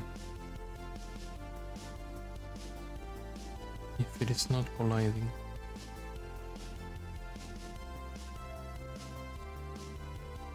With this.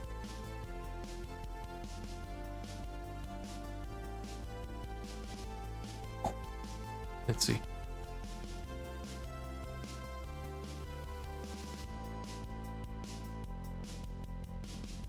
Why is that guy on the floor? Like forever. Oh, because they started the game colliding, so they're never gonna go up. Whoa, what the fuck? That's a terrible choice. Let's just leave it like how it was. Bum, bum, bum, bum, bum, bum, bum, bum, bum, bum, bum, bum. I need to make a thing where they can shoot.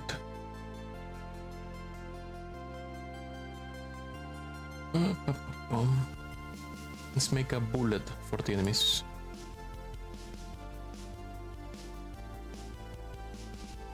No, that's a liar. This. Make an enemy bullet. I think I should make the player bullet smaller too. Let's do that. But make it smaller. Let's make it 25. 25. Oh no, that's not. Sorry, it's here. Let's make it. Let's make it 25 by 25. Or 30. Yeah, 25 by 25. That's the new size. Let's shut off the particles. Let's decrease these.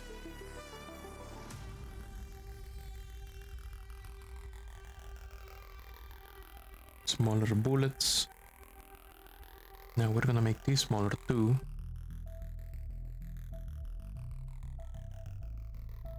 Over here.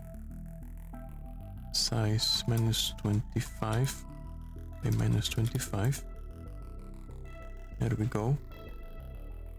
That's it. I probably need to change this guy here too. Oh no, it's the same resource. It changed across the board. Okay. Let's see how the player bullet looks now.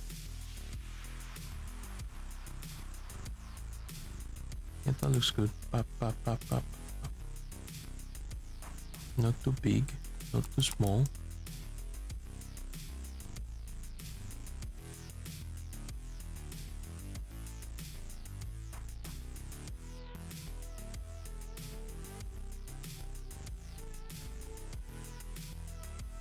Let's make that the bullets for the enemies as well.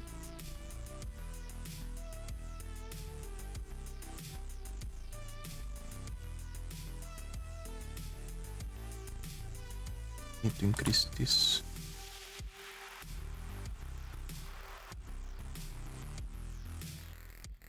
Duplicate player bullet. Call it enemy bullet.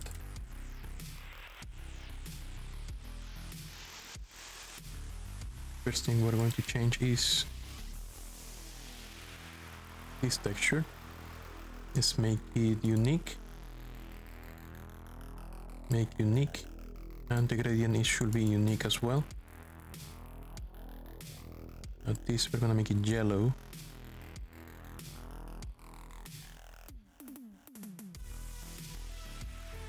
And the middle will be red.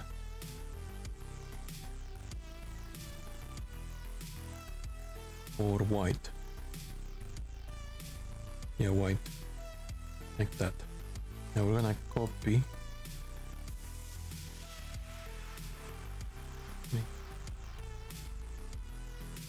Yellow as well. And it looks fine. And now we're gonna copy this and we're gonna give it to the particle 3D here. Let's rename this enemy bullet.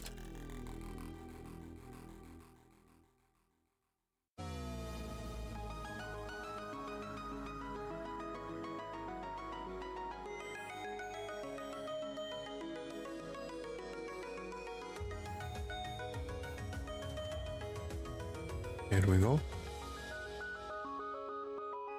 Save it.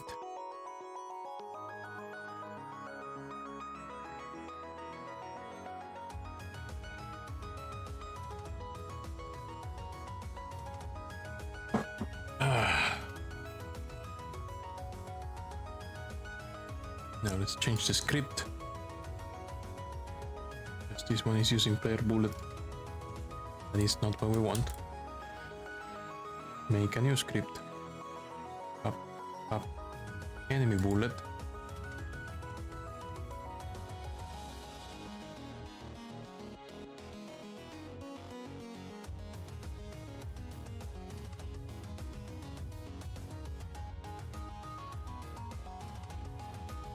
There we go.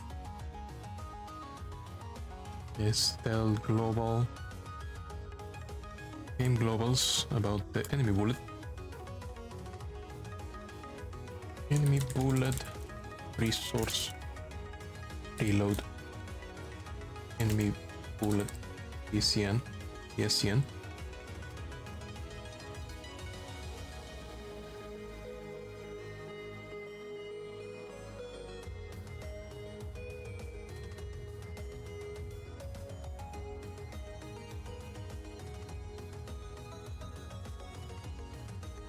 Now let's see. I think I'm just gonna do the shooting mechanics in the same place. And I'm just gonna say like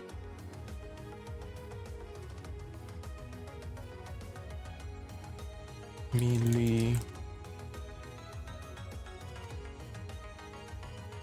range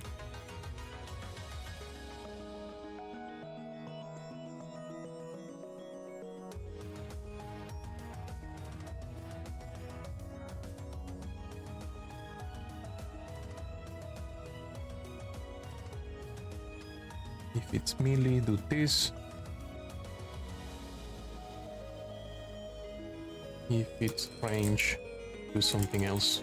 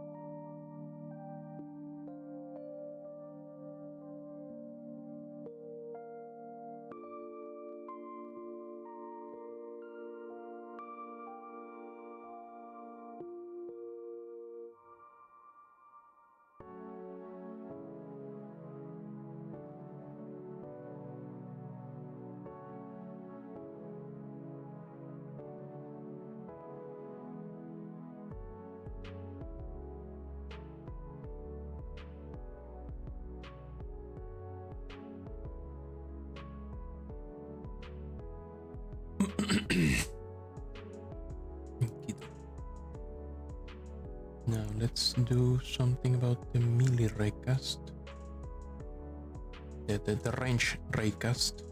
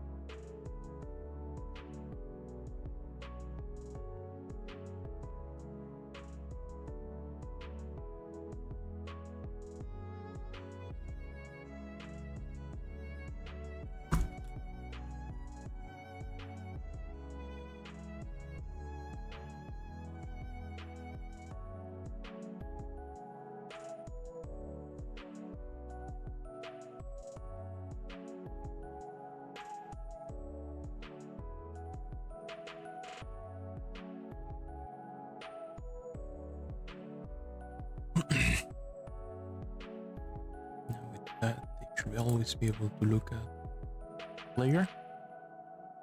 Now let's see. Something like this.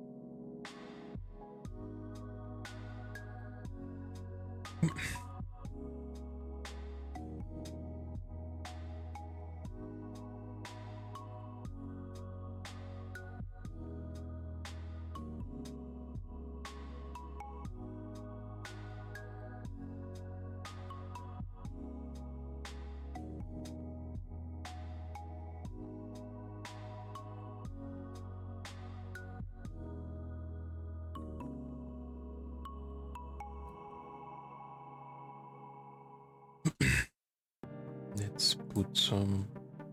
Let's make a raycast. No, a marker for where they can shoot from.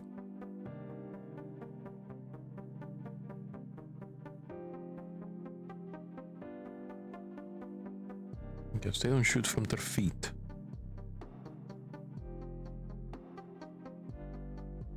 Call it bullet marker.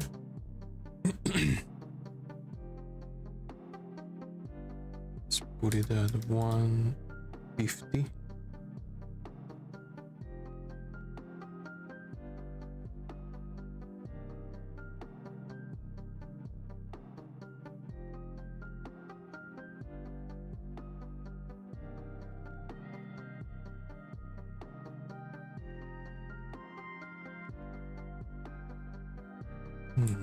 Yeah, about that height, maybe.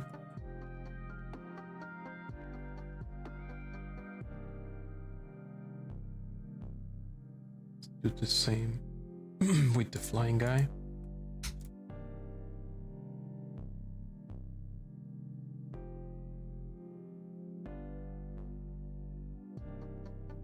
That is now too high.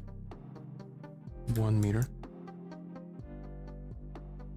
0.5. Okay, now that's in front of the guy. Yes. Now let's put that in the node list.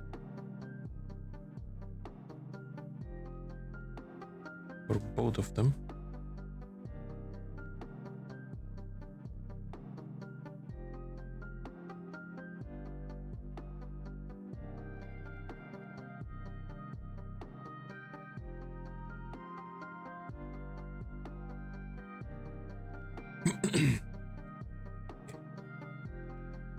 Now I should have people that wants to shoot instead of hit me. Shoot player. There we go. Let's make it so that all ground enemies can shoot instead of melee. Let's see what happens.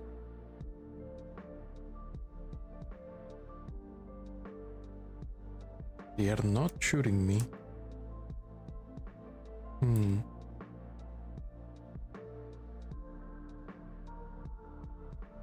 Are you gonna shoot?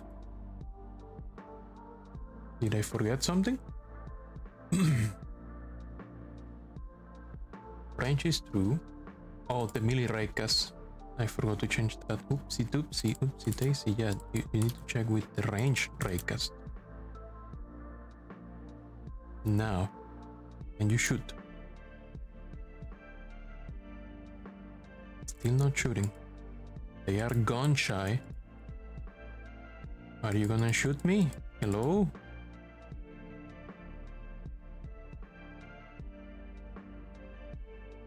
Yes? No?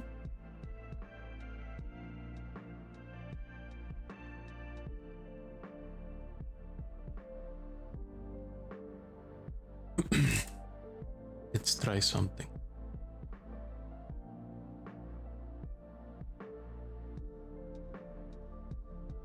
Let's not update.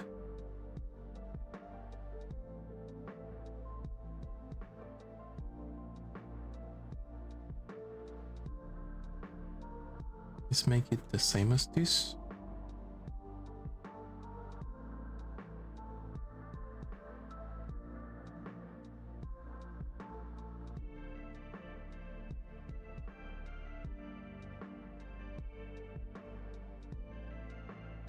And instead, let's make that raycast very fucking long.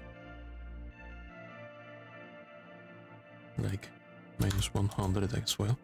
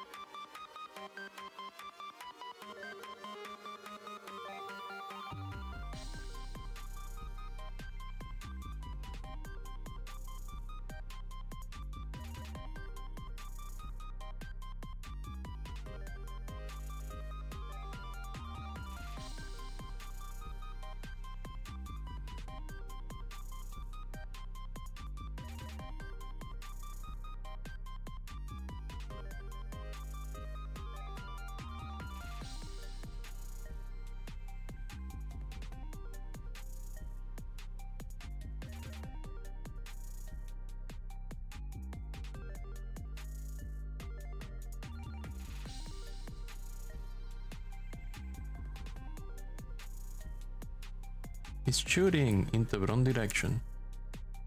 They are shooting. That's neat. That's not what they need to shoot.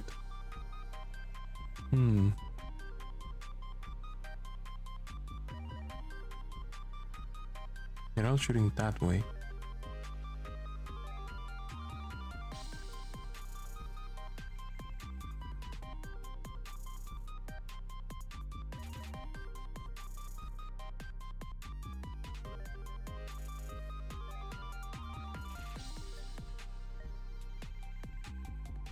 Booker. That's the same name as a built-in function. Oh, maybe that's why. Range. That could be an issue.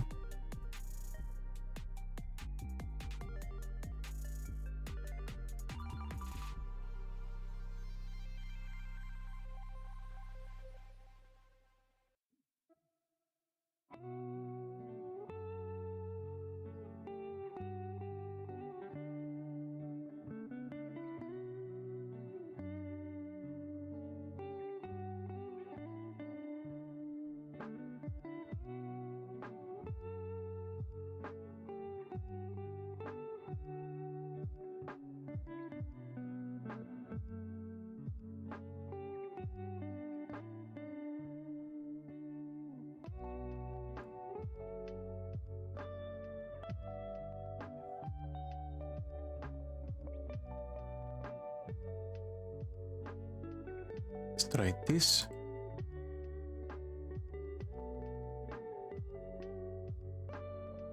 They're shooting at me, but their face seems to be in the wrong place. Like their marker doesn't get updated.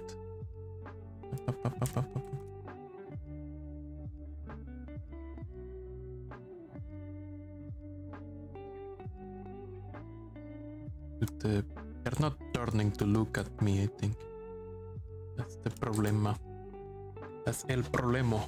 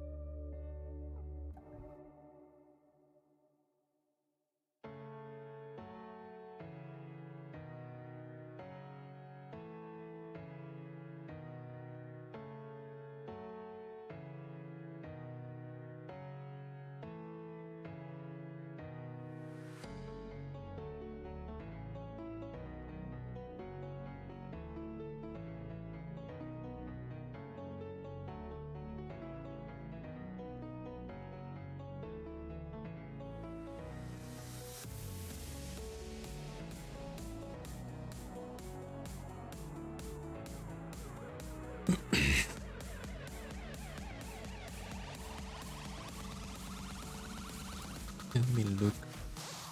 Polishing checks.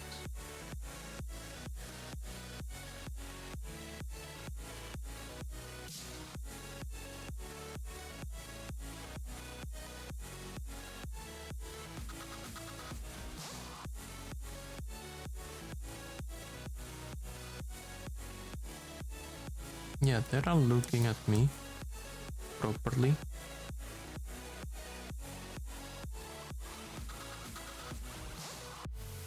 They're all touching me with their range breakers. But the marker doesn't seem to be turning with the guys. Did I put the marker in the wrong place? Whoa! Oh, Molondrango! Welcome, bienvenido, welcome, welcome, welcome. How is everyone doing? I hope all of you are having a wonderful evening. Let me give you a shout out. How is it going? Let's see, bullet marker. Is it rotating or not? I don't think it is. Looking in the right direction. Or at least, oh, I think I need to make the bullet marker look at the player too. You were Dark Souling? Good. Good, good. Dark Souls Remastered. I haven't played Dark Souls, but how far are you along? Are you playing like a randomizer or doing some kind of challenge run? Or just going along with the flow?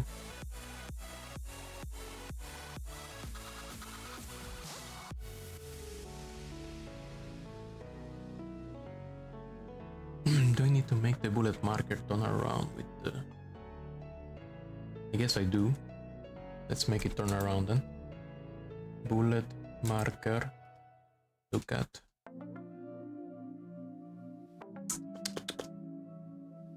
Probably the same direction as the sprite. As the sprite should be looking at the player. No, you're playing on a very scared capybara mode. What kind of mode is that? What kind of mode is that? Okay, it still looks like they're shooting from the side. Brrr. Brrr. That's not quite what we want. So they don't seem to be able to shoot. Are they colliding? Oh, they're colliding. I see. They're colliding with themselves because the marker is not turning.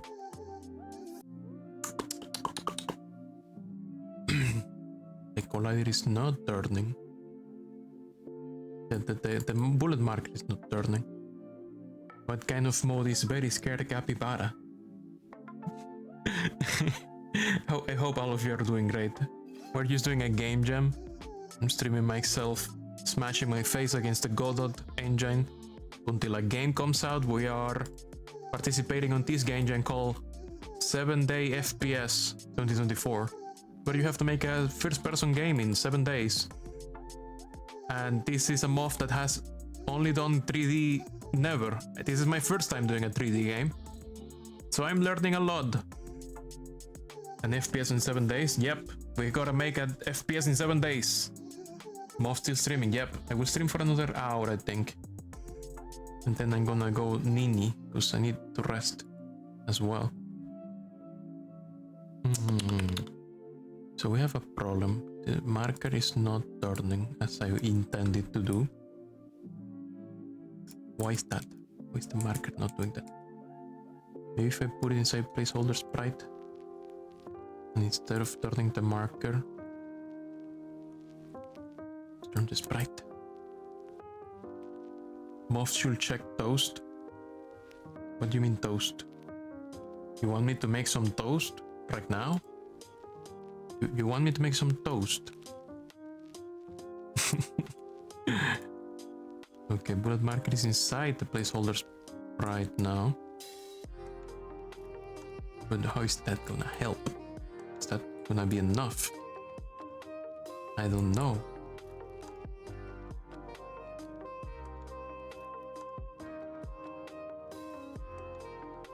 Oh no. Oh, that's right. I forgot to update the reference. I'm gonna update the reference. Otherwise things explode. In chat you sent. Okay, now it looks like what I wanted it to look. Now they're shooting from the front. Okay, good. They're shooting me from the middle of their body, I suppose. From position where I asked them to shoot me from. Good.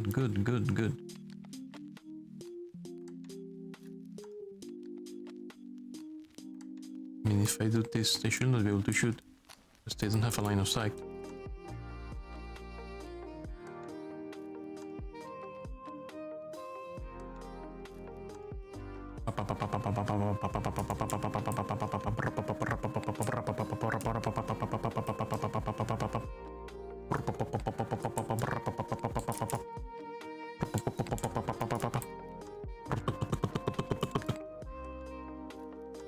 So why are these guys still on the floor?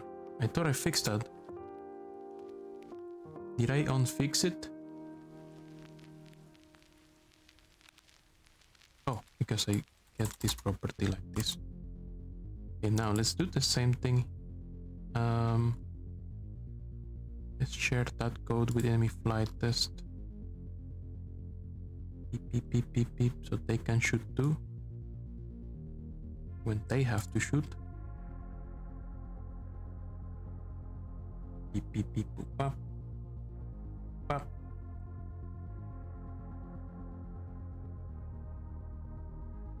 See. Let's go here. And this goes here.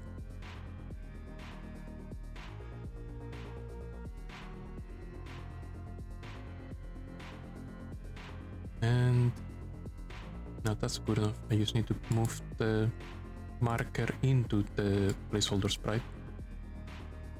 But it turns around with the sprite.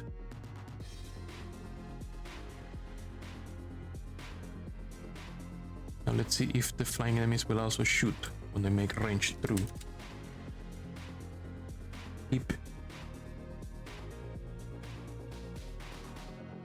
Oh no, what happened? Oh, because I didn't update the reference to marker. I keep doing that. I keep doing that. Up.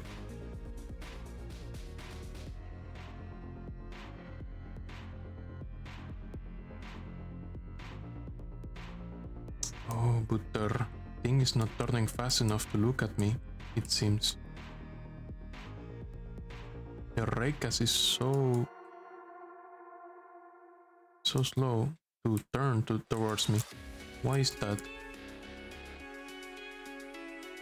Why is that?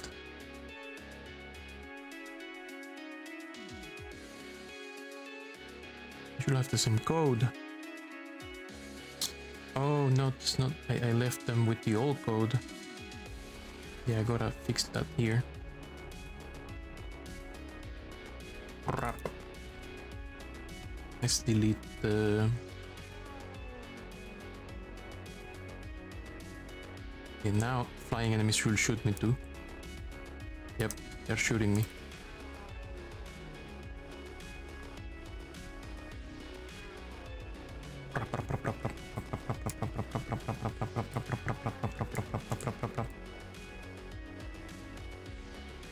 For a dash a lot or you're gonna become cheese with this bullet speed for the enemies.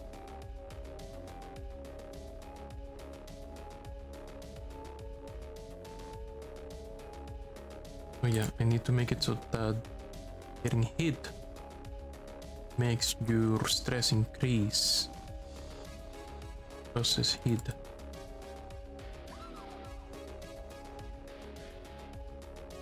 So I can visualize the problem. Increase stress by 1.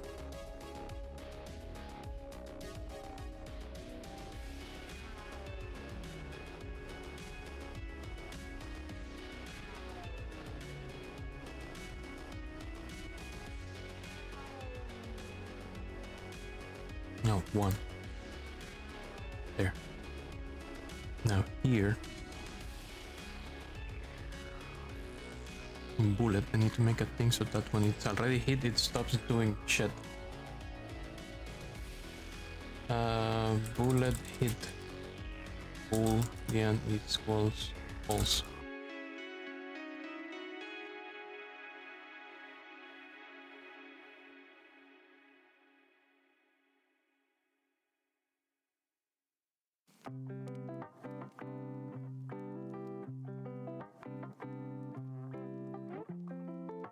If not bullet hit,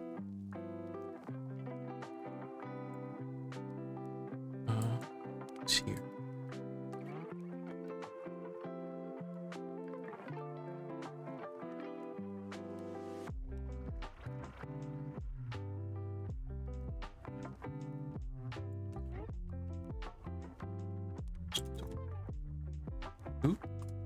Wait, that only happens once?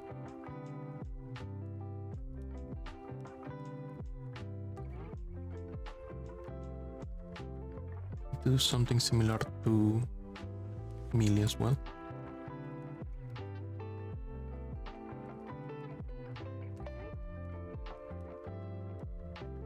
So that they don't melee you several times.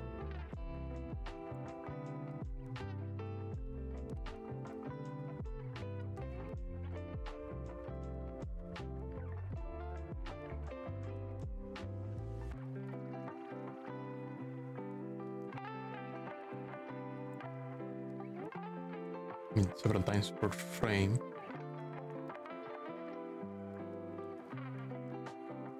Well, this timer is doing that, but I will consider the melee hit for the future because Atlas may replace the melee with, like, I will have to do the melee per frame of animation instead of a timer, so that I make sure that I only process the thing when it hits me. It's up to Atlas. Need to see what they do with the sprites. But I will keep this like this because this is my test, which is timer based for now. Later on it will be frame based, depending on the animation.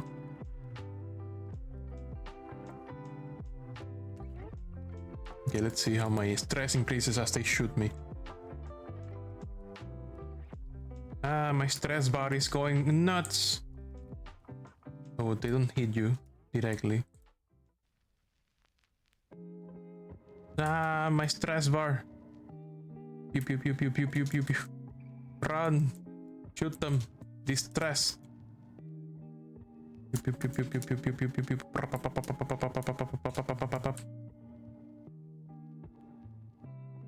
Just keep moving and the bullets can hurt you. Or so they say. Are they shooting me like in the face?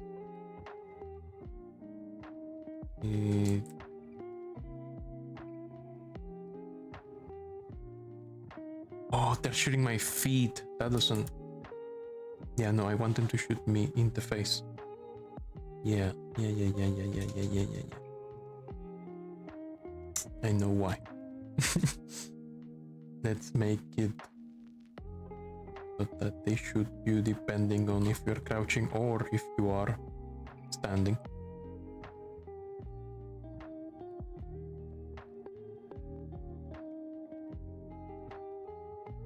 Based on this.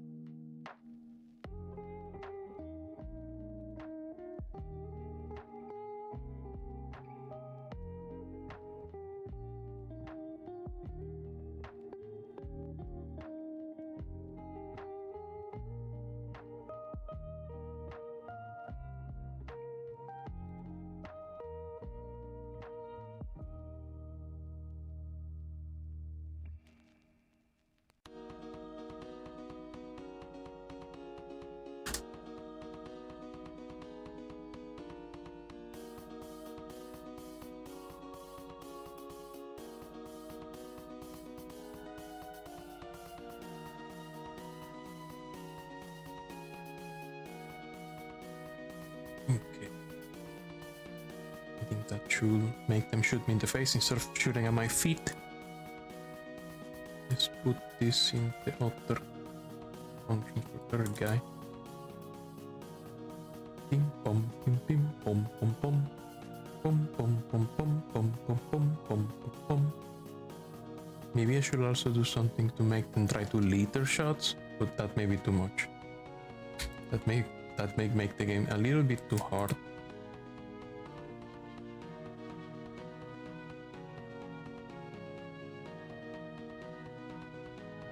Okay, they're trying to shoot me in the face now. That's good. No, they're trying to shoot in my chest. Yeah, they're shooting, but that's better than shooting me in the feet.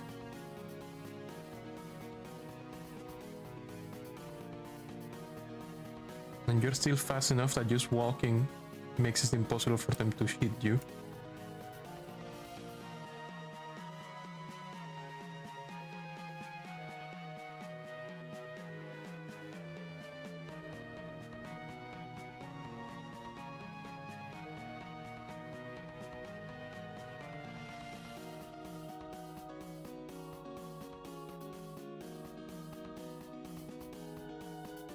Oh, this can get nasty. Maybe I need to make the bullets a bit slower.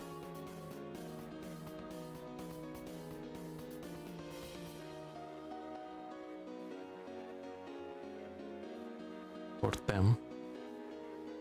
They don't have crazy psychic bullets like like we do. They also don't have a super dash. Try to hit me now.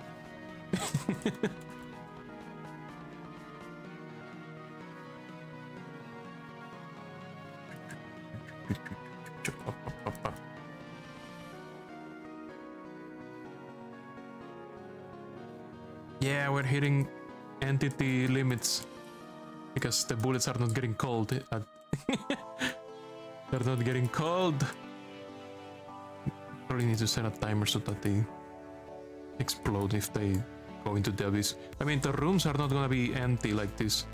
The rooms we're going to have walls, ceilings, and floors, so they will get cold directly when they touch the floor. But, I mean, for this, I will probably. I'm gonna make a timer where if they don't touch anything, after a while they die. Let's make a timer.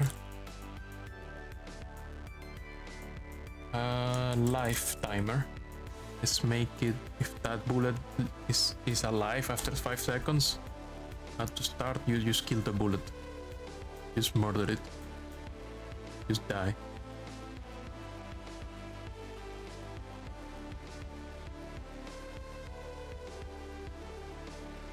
If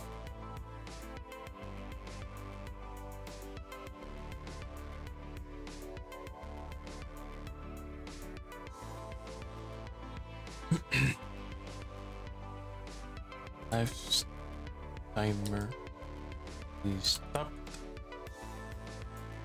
die.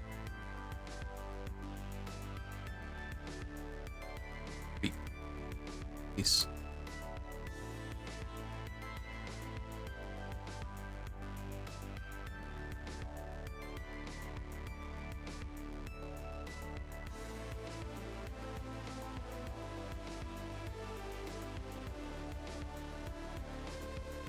To be one shot out to start.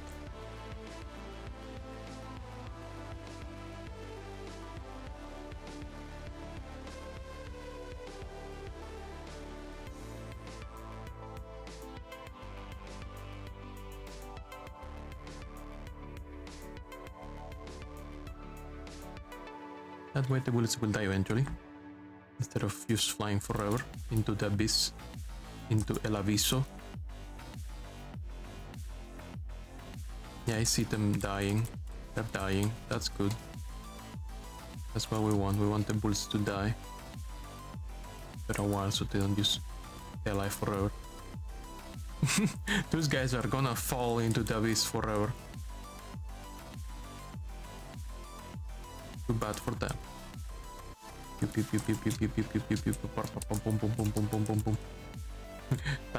That shoot timer is very fast. Look at all this insane bullshit happening all over the place. So many fucking particles and bullets into the abyss. We cannot kill them fast enough. Need to make the spawn timer slower, I think.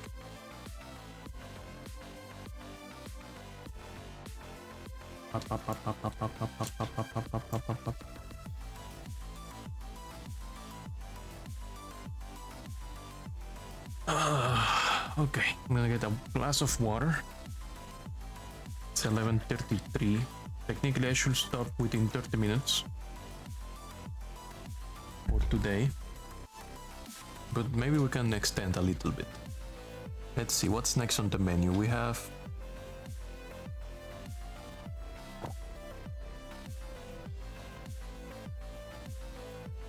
We have bullets. We have players that can shoot. We have players that can punch. Enemies can punch. Enemies can boot shoot. They follow you. They're kind of stupid. They don't know what to do if they have to navigate. So to avoid obstacles. So that's gonna be something I should work next. Because the dungeon is gonna have different doors and different levels. So we need a way for them, if they cannot see you and they cannot find a direct path towards you, they should use navigation agents to find you instead. I also need to make something. Let's make a list. Notes. Note this. Note that's. Fucking. Let's go. Okay, right. Never use this program. Let's go. We need to make enemies only chase you if they have seen you once. Otherwise, make them do nothing.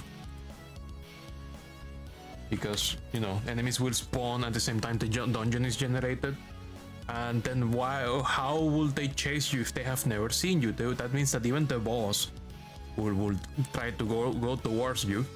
So I need to make something so that the first time they see you, they actually start chasing.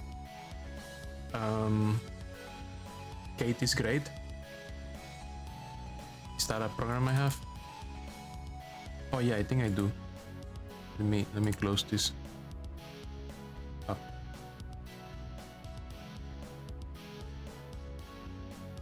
Did that keep a file open? No. Also, this is my first time actually using a Linux desktop. I mean, it's not the first time, but it's been the first time in a long time because Linux desktop. I only use Linux in servers and in Docker containers, Podman containers. I've only used Linux in an enterprise manner, not for like personal desktop use. But this is my first time in a long time. It's also my first time with KDE since like what 2000. When was the last time I used a Linux desktop with KDE? Very long, much. I was still a little baby Moth experimenting with computers. I install a new Linux distro every day, right? In that point in time, trying to test all of them that I could find. I was using my computer at the time didn't even have a graphics card. It had like an integrated Intel 4000 HD with 128 megabytes of RAM, of video RAM. I tried to make that thing run Doom 3. I'm so sorry for that poor computer. It did manage to run to play Doom 3 very, very fucking slowly, but it worked. It did it. To make enemies navigate, find you if you are no longer in their line of sight.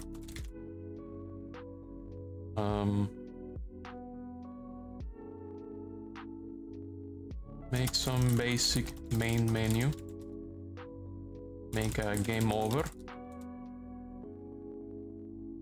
Make the petting minigame. What else? What do we need? I mean, what can I do without Atlas here to make me sprites? Make a boss.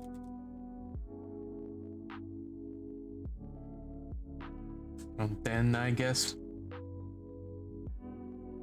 let's call these coding tasks.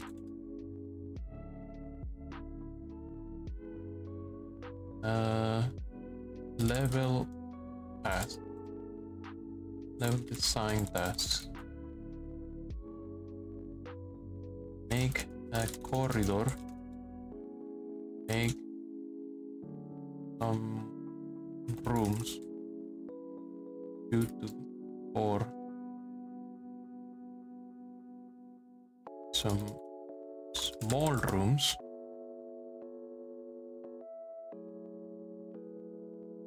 Make some big rooms.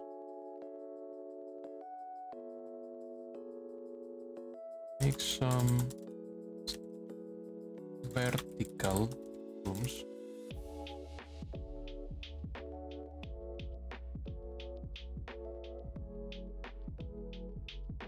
I'm just making arbitrary numbers. Make starting room. Make the ending, the boss room. Hard tasks. I don't know. I'm not gonna brag about that.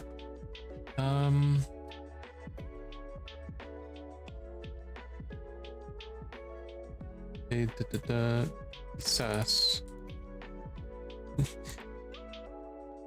details. Make speed lines when you dash. Make particles when you air smash, when you ground pound.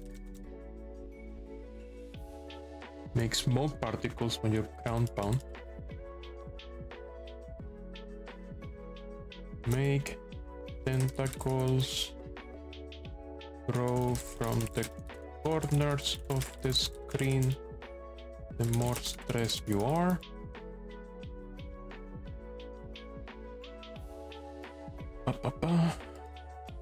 What else? What else?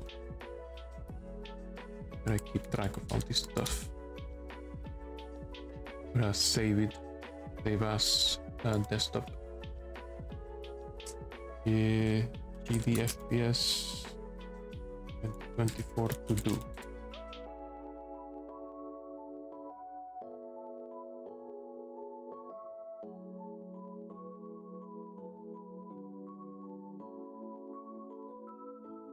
Let's rename it.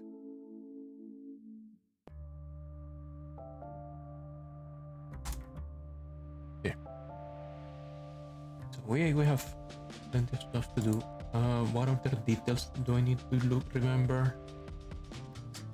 Suggest to Atlas to make a head of the MC that gets more disturbing the more stressed they are. Use it as a cursor that follows the progress bar.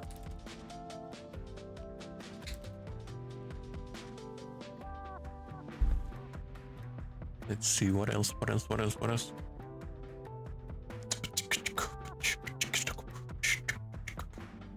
Thinking. What else do we need?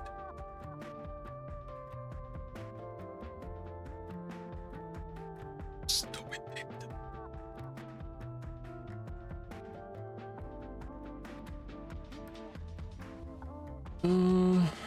Make enemies navigate to find you if they're no longer in their line on side.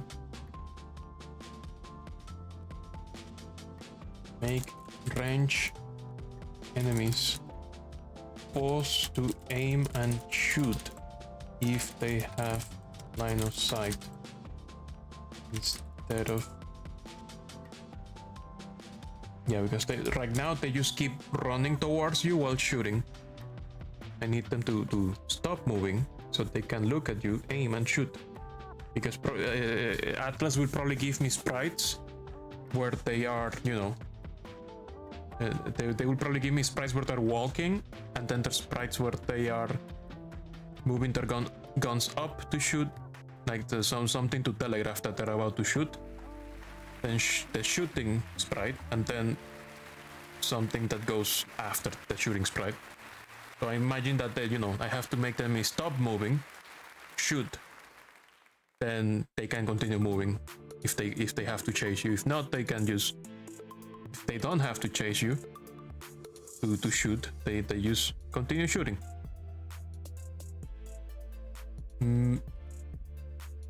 Make melee enemies try to jump at you, maybe. Jump at you close enough. Like a dash attack, perhaps. That would be pretty cool. Now, what else? What else? I mean, eventually we're gonna need to do sound effects. So, update the audio manager to support 3D sound streams. Like now it only supports 2D and persistent and normal full audio streams. Audio. Select music for main menu. Select music for gameplay. Select music for boss. Select music for petting minigame maybe.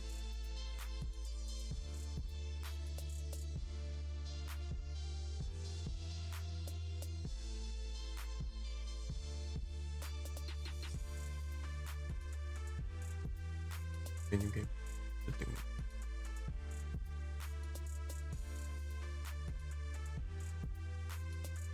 And select music for game over. Select sound for player bullet. Select sound for player punch throw. Select sound for player punch impact. Because you know, it shouldn't play a sound effect if you didn't touch anything. Select sound for player bullet impact.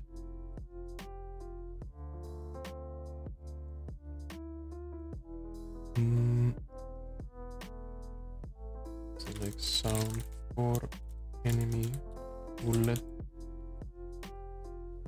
firing.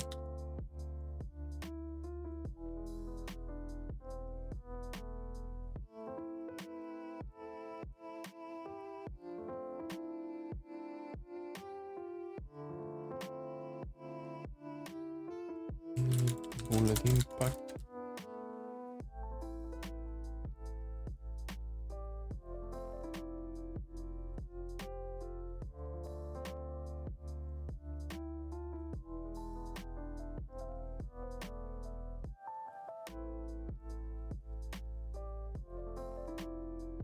Select sound for. What else do we need a sound for?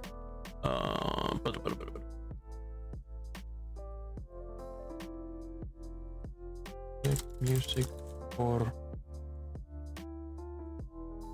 winning.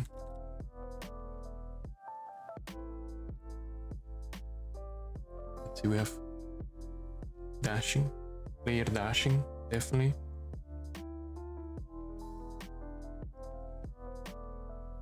For player dashing.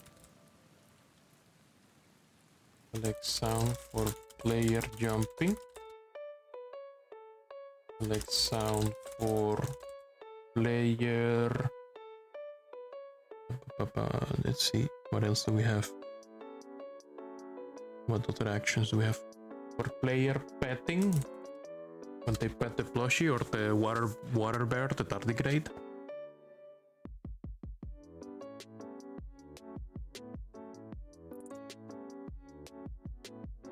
Tasks. Detail tasks.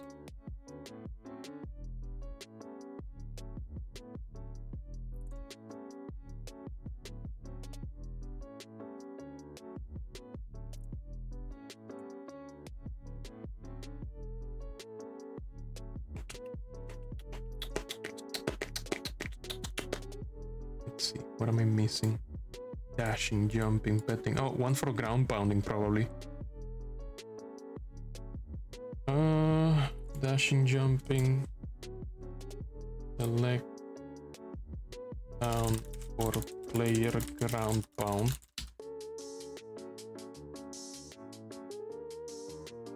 What else?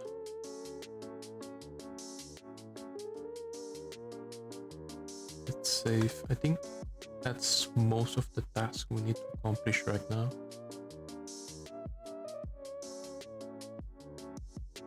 Mobber, some basic menu, make the betting game.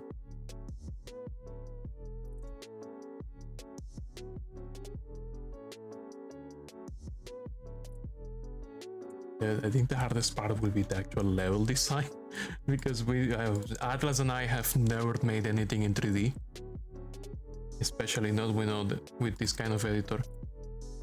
We need to do something like we need to do these CSG shapes and make them function as the room collision stuff. That's gonna be fun, I think. It'll be very funky.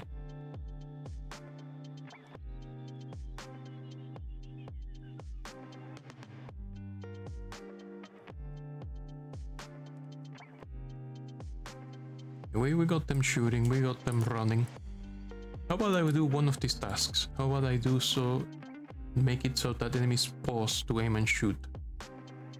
I'm gonna put a variable like shooting.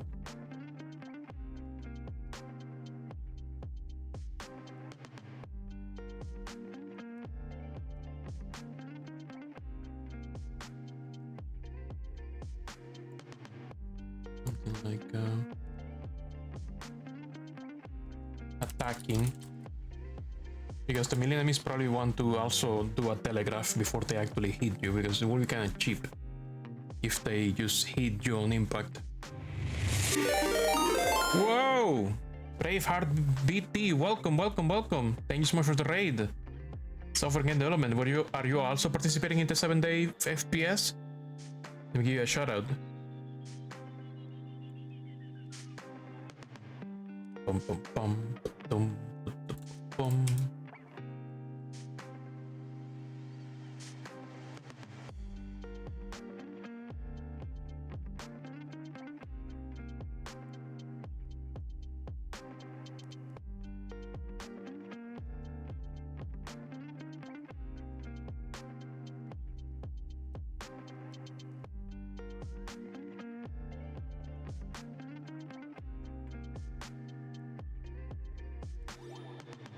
So, who goes to coding? No, you were doing some exploration in... Oh, thank you for the follow.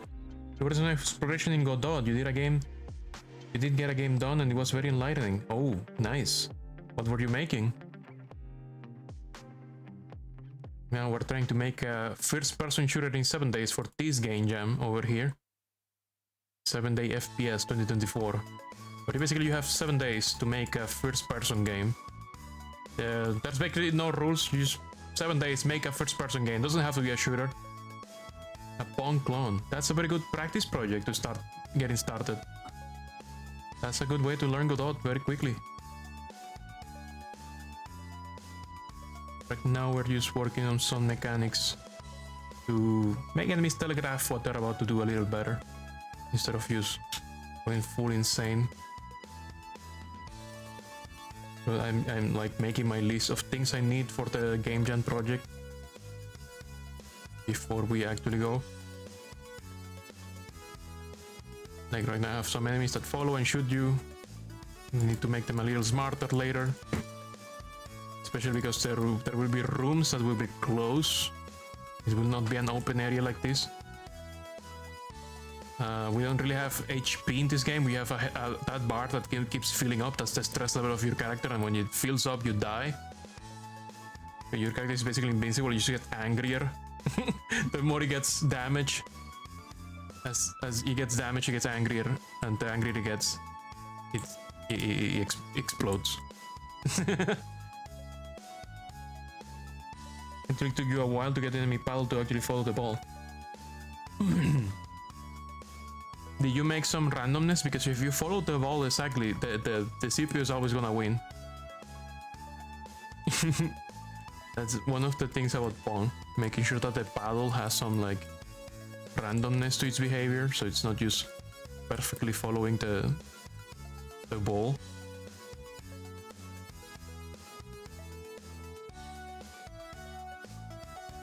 And also punch enemies.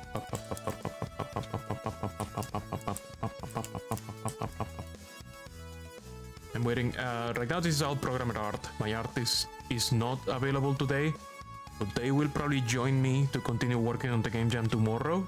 I will be streaming for 7 days, so when my artist is ready, they will help me replace all these sprites with actual enemy sprites. It does have a bit of a lag behind it, so it's not perfectly accurate. That should do the trick.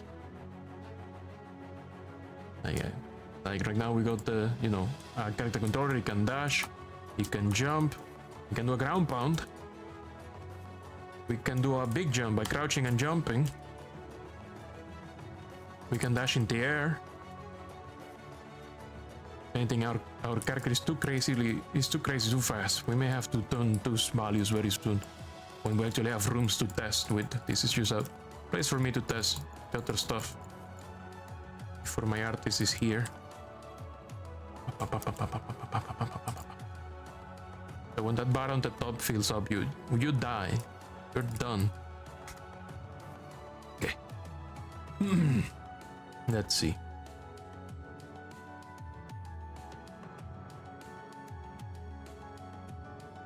It's also my first time doing a 3D project. I actually published a game made in Godot a while ago in July. I published Moth Planet, which is a 2D Godot game, not a 3D one. This is my first time actually working in 3D. So, much to learn, much to do. You mean the speed could be compensated by having a much larger room? Yes, that's part of our idea.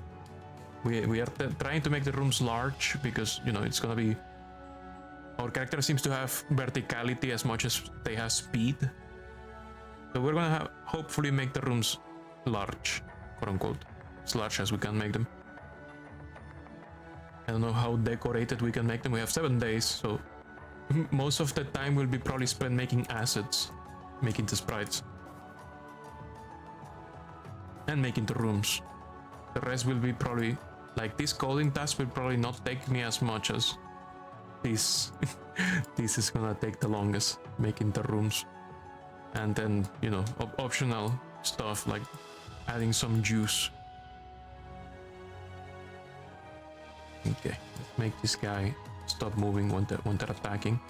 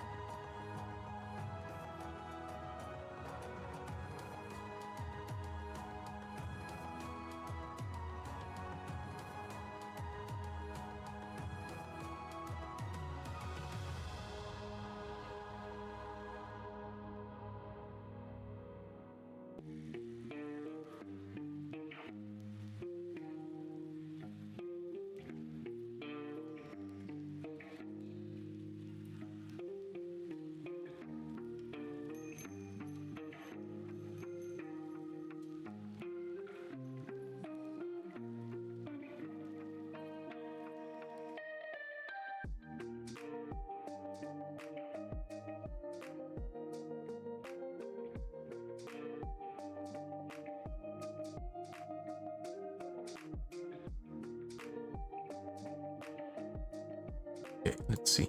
Now they should stop for a minute while shooting. Oh no, they're stopped forever. Oh, that's right. I inverted it. I inverted the situation. Attacking through and it's not attacking. This, if it's attacking, do the other thing. Beep.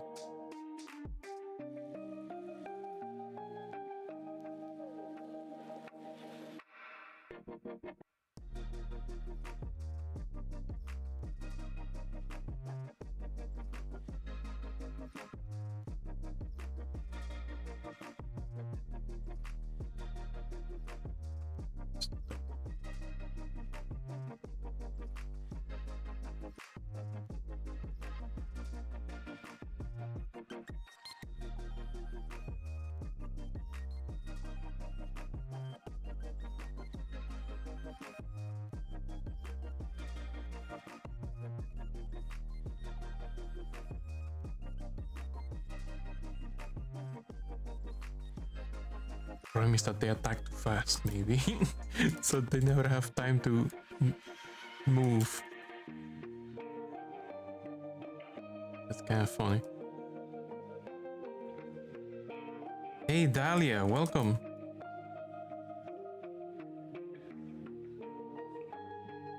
Are you even making the effort to move? Are you moving?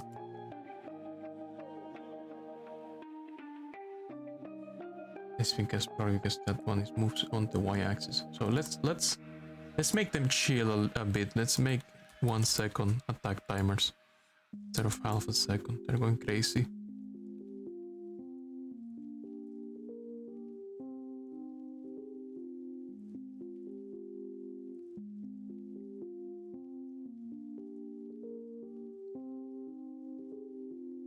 Okay.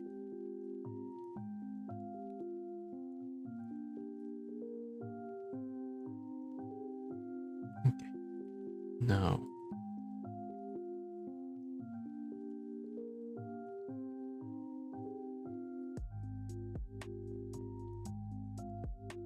You need something like a telegraph timer as well. And I make the telegraph timer the one where they do the attack.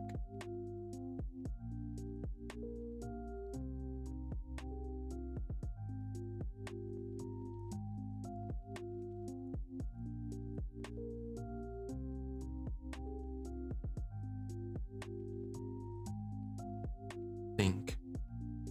Yes, we will eventually have sprites, which will be animated. So I will probably throw away the timers and use the frame timing. This is just for testing.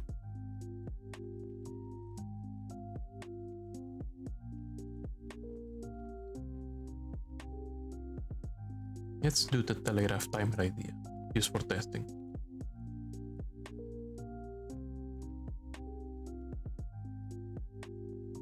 One shot. Let's say that it takes half a second to telegraph. Let's call it telegraph timer. Let's make this 0.5 again.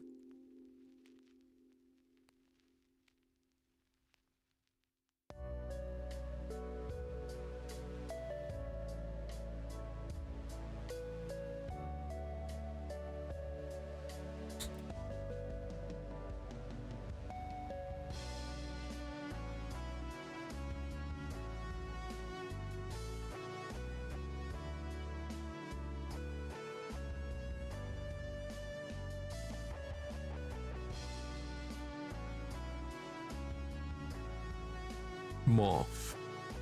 Yes, hello, I am Moth.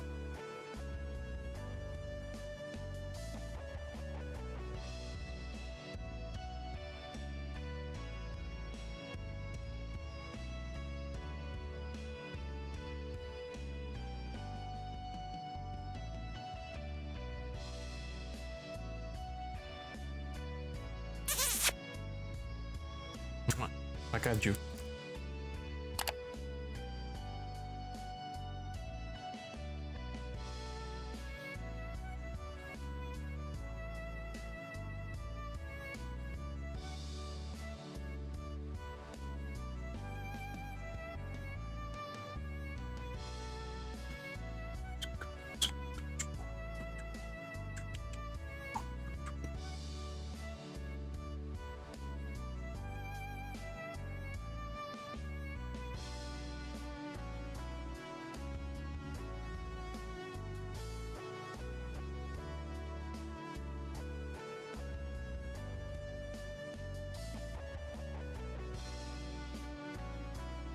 Someone said gamble, let's go gambling. No.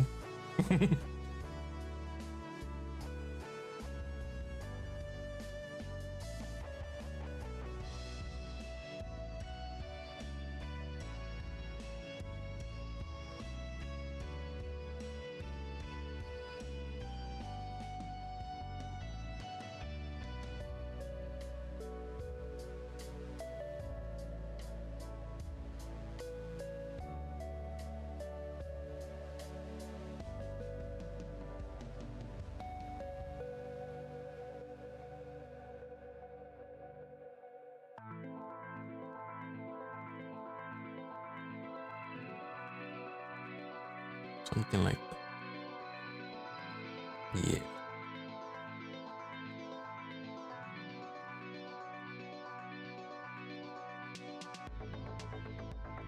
That will do, I think.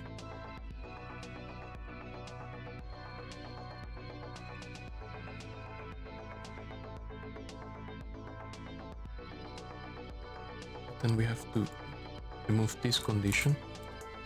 Make it so that the attacking is false when you actually attack.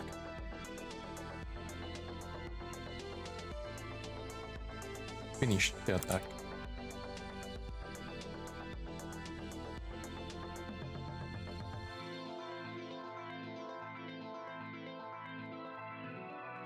Because there's a telegraph period and then an attack period where they can still move.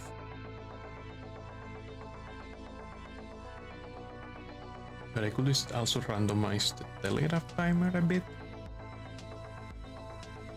But then it becomes a bit unpredictable. So maybe the attack timer is the one we should make unpredictable.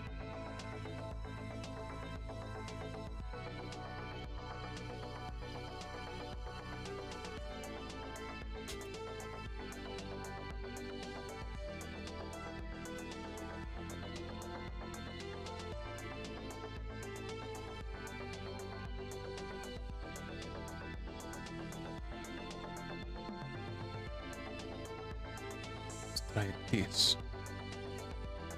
Only how the ground enemy behaves.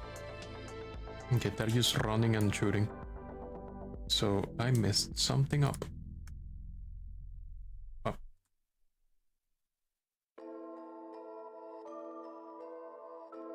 Not attacking. When the telegraph is stopped and the melee timer is stopped. Attacking is true, start the telegraph timer.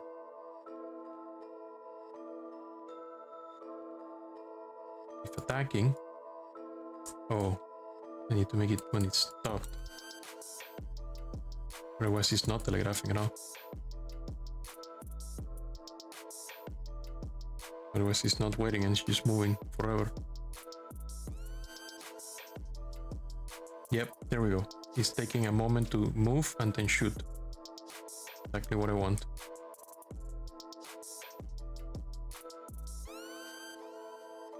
There we go. Just a little bit of a aim, shoot, aim, shoot, aim, shoot, aim, shoot, aim, shoot. Okay, that should work better.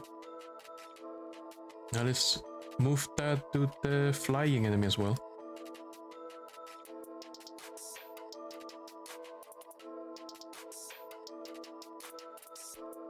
They don't have that. They have this.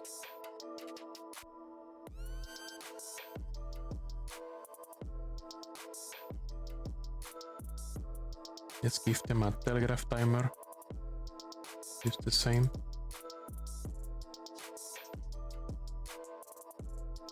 Art when? Probably tomorrow. Atlas is not available today. Atlas is the person responsible for the art.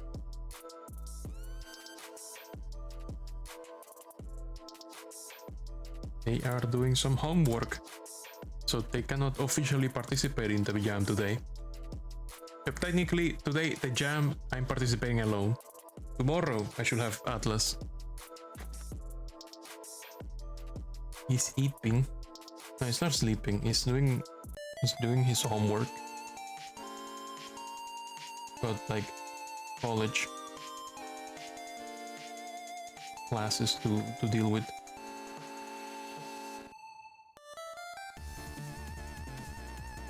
Oh damn, that's good. Burn toaster. That's a good one. Burn toaster.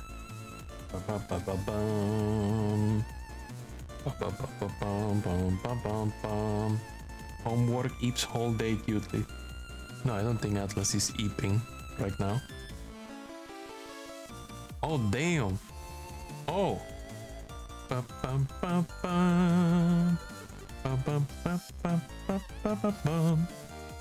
That's some good shit.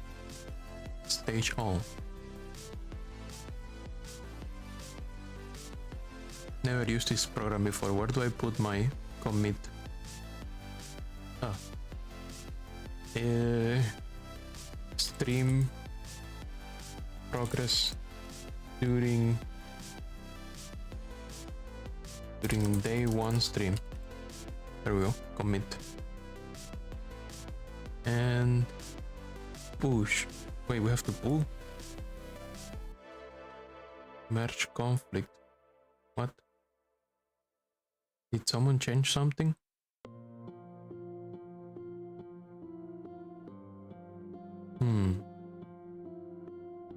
Or was this automatically changing something?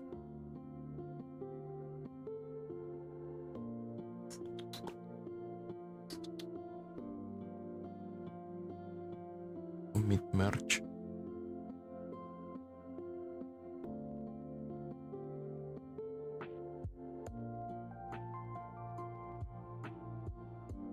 Push. There we go. Moth noises. Looks like Atlas changed some things. No, it seems during my today's work, Cyclops level beard changed some material stuff. Weird. Weird. But that's fine. We push. Let's confirm. Keep up.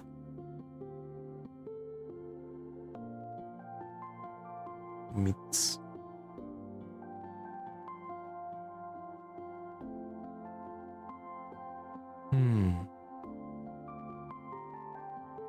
Seems to be something with Cyclops level builder. It's very strange. But yeah, that was today's progress. I think we progressed a bunch. Right now it's only me and Atlas. Will be with this repository will make it publicly available. So you may be able to pick out this code yourself when we finish and submit the project. For now,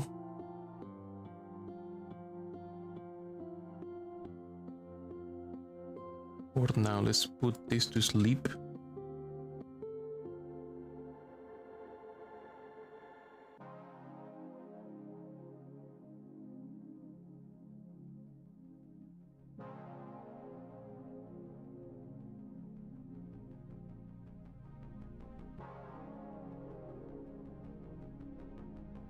Okay. No idea of coding goo. It's fine. You don't need to know about coding to enjoy video games. Okay, that's Stream Deck. Steam Deck is done. And we are done for today. We have survived the first day of the 7-day FPS game jam. Tomorrow, same time, I will be doing more. From 6 PM to 12 AM UK time. Moth. Let me close this preview and let's find someone to raid before we go. Moth. I may do some coding myself outside of stream. Prepare some stuff here and there. Let's see if there's someone else doing the 7-day FPS like we are. And rate them. Is anyone else doing 7-day FPS? Anyone else? There seems to be some people.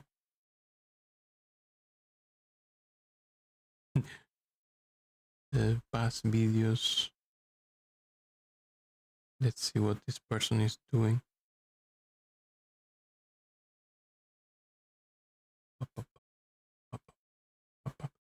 There's this nail person.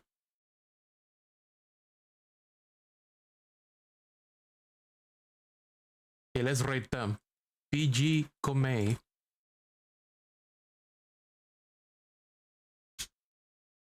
Betty VR per chance. Who? No, we're rating someone who is also participating in this game jam. Here we go. PG Komei. And this is Moth signing out. Thank you all so much for coming. Thank you all so much for watching. I hope all of you have a wonderful evening. I hope all of you have a very good night. And if you're going to bed right now, I hope a giant moth from the void comes into your room to snuggle over you, keeping you warm, cozy, and safe, so you may have very good dreams. Have a good night, everyone. Bye-bye.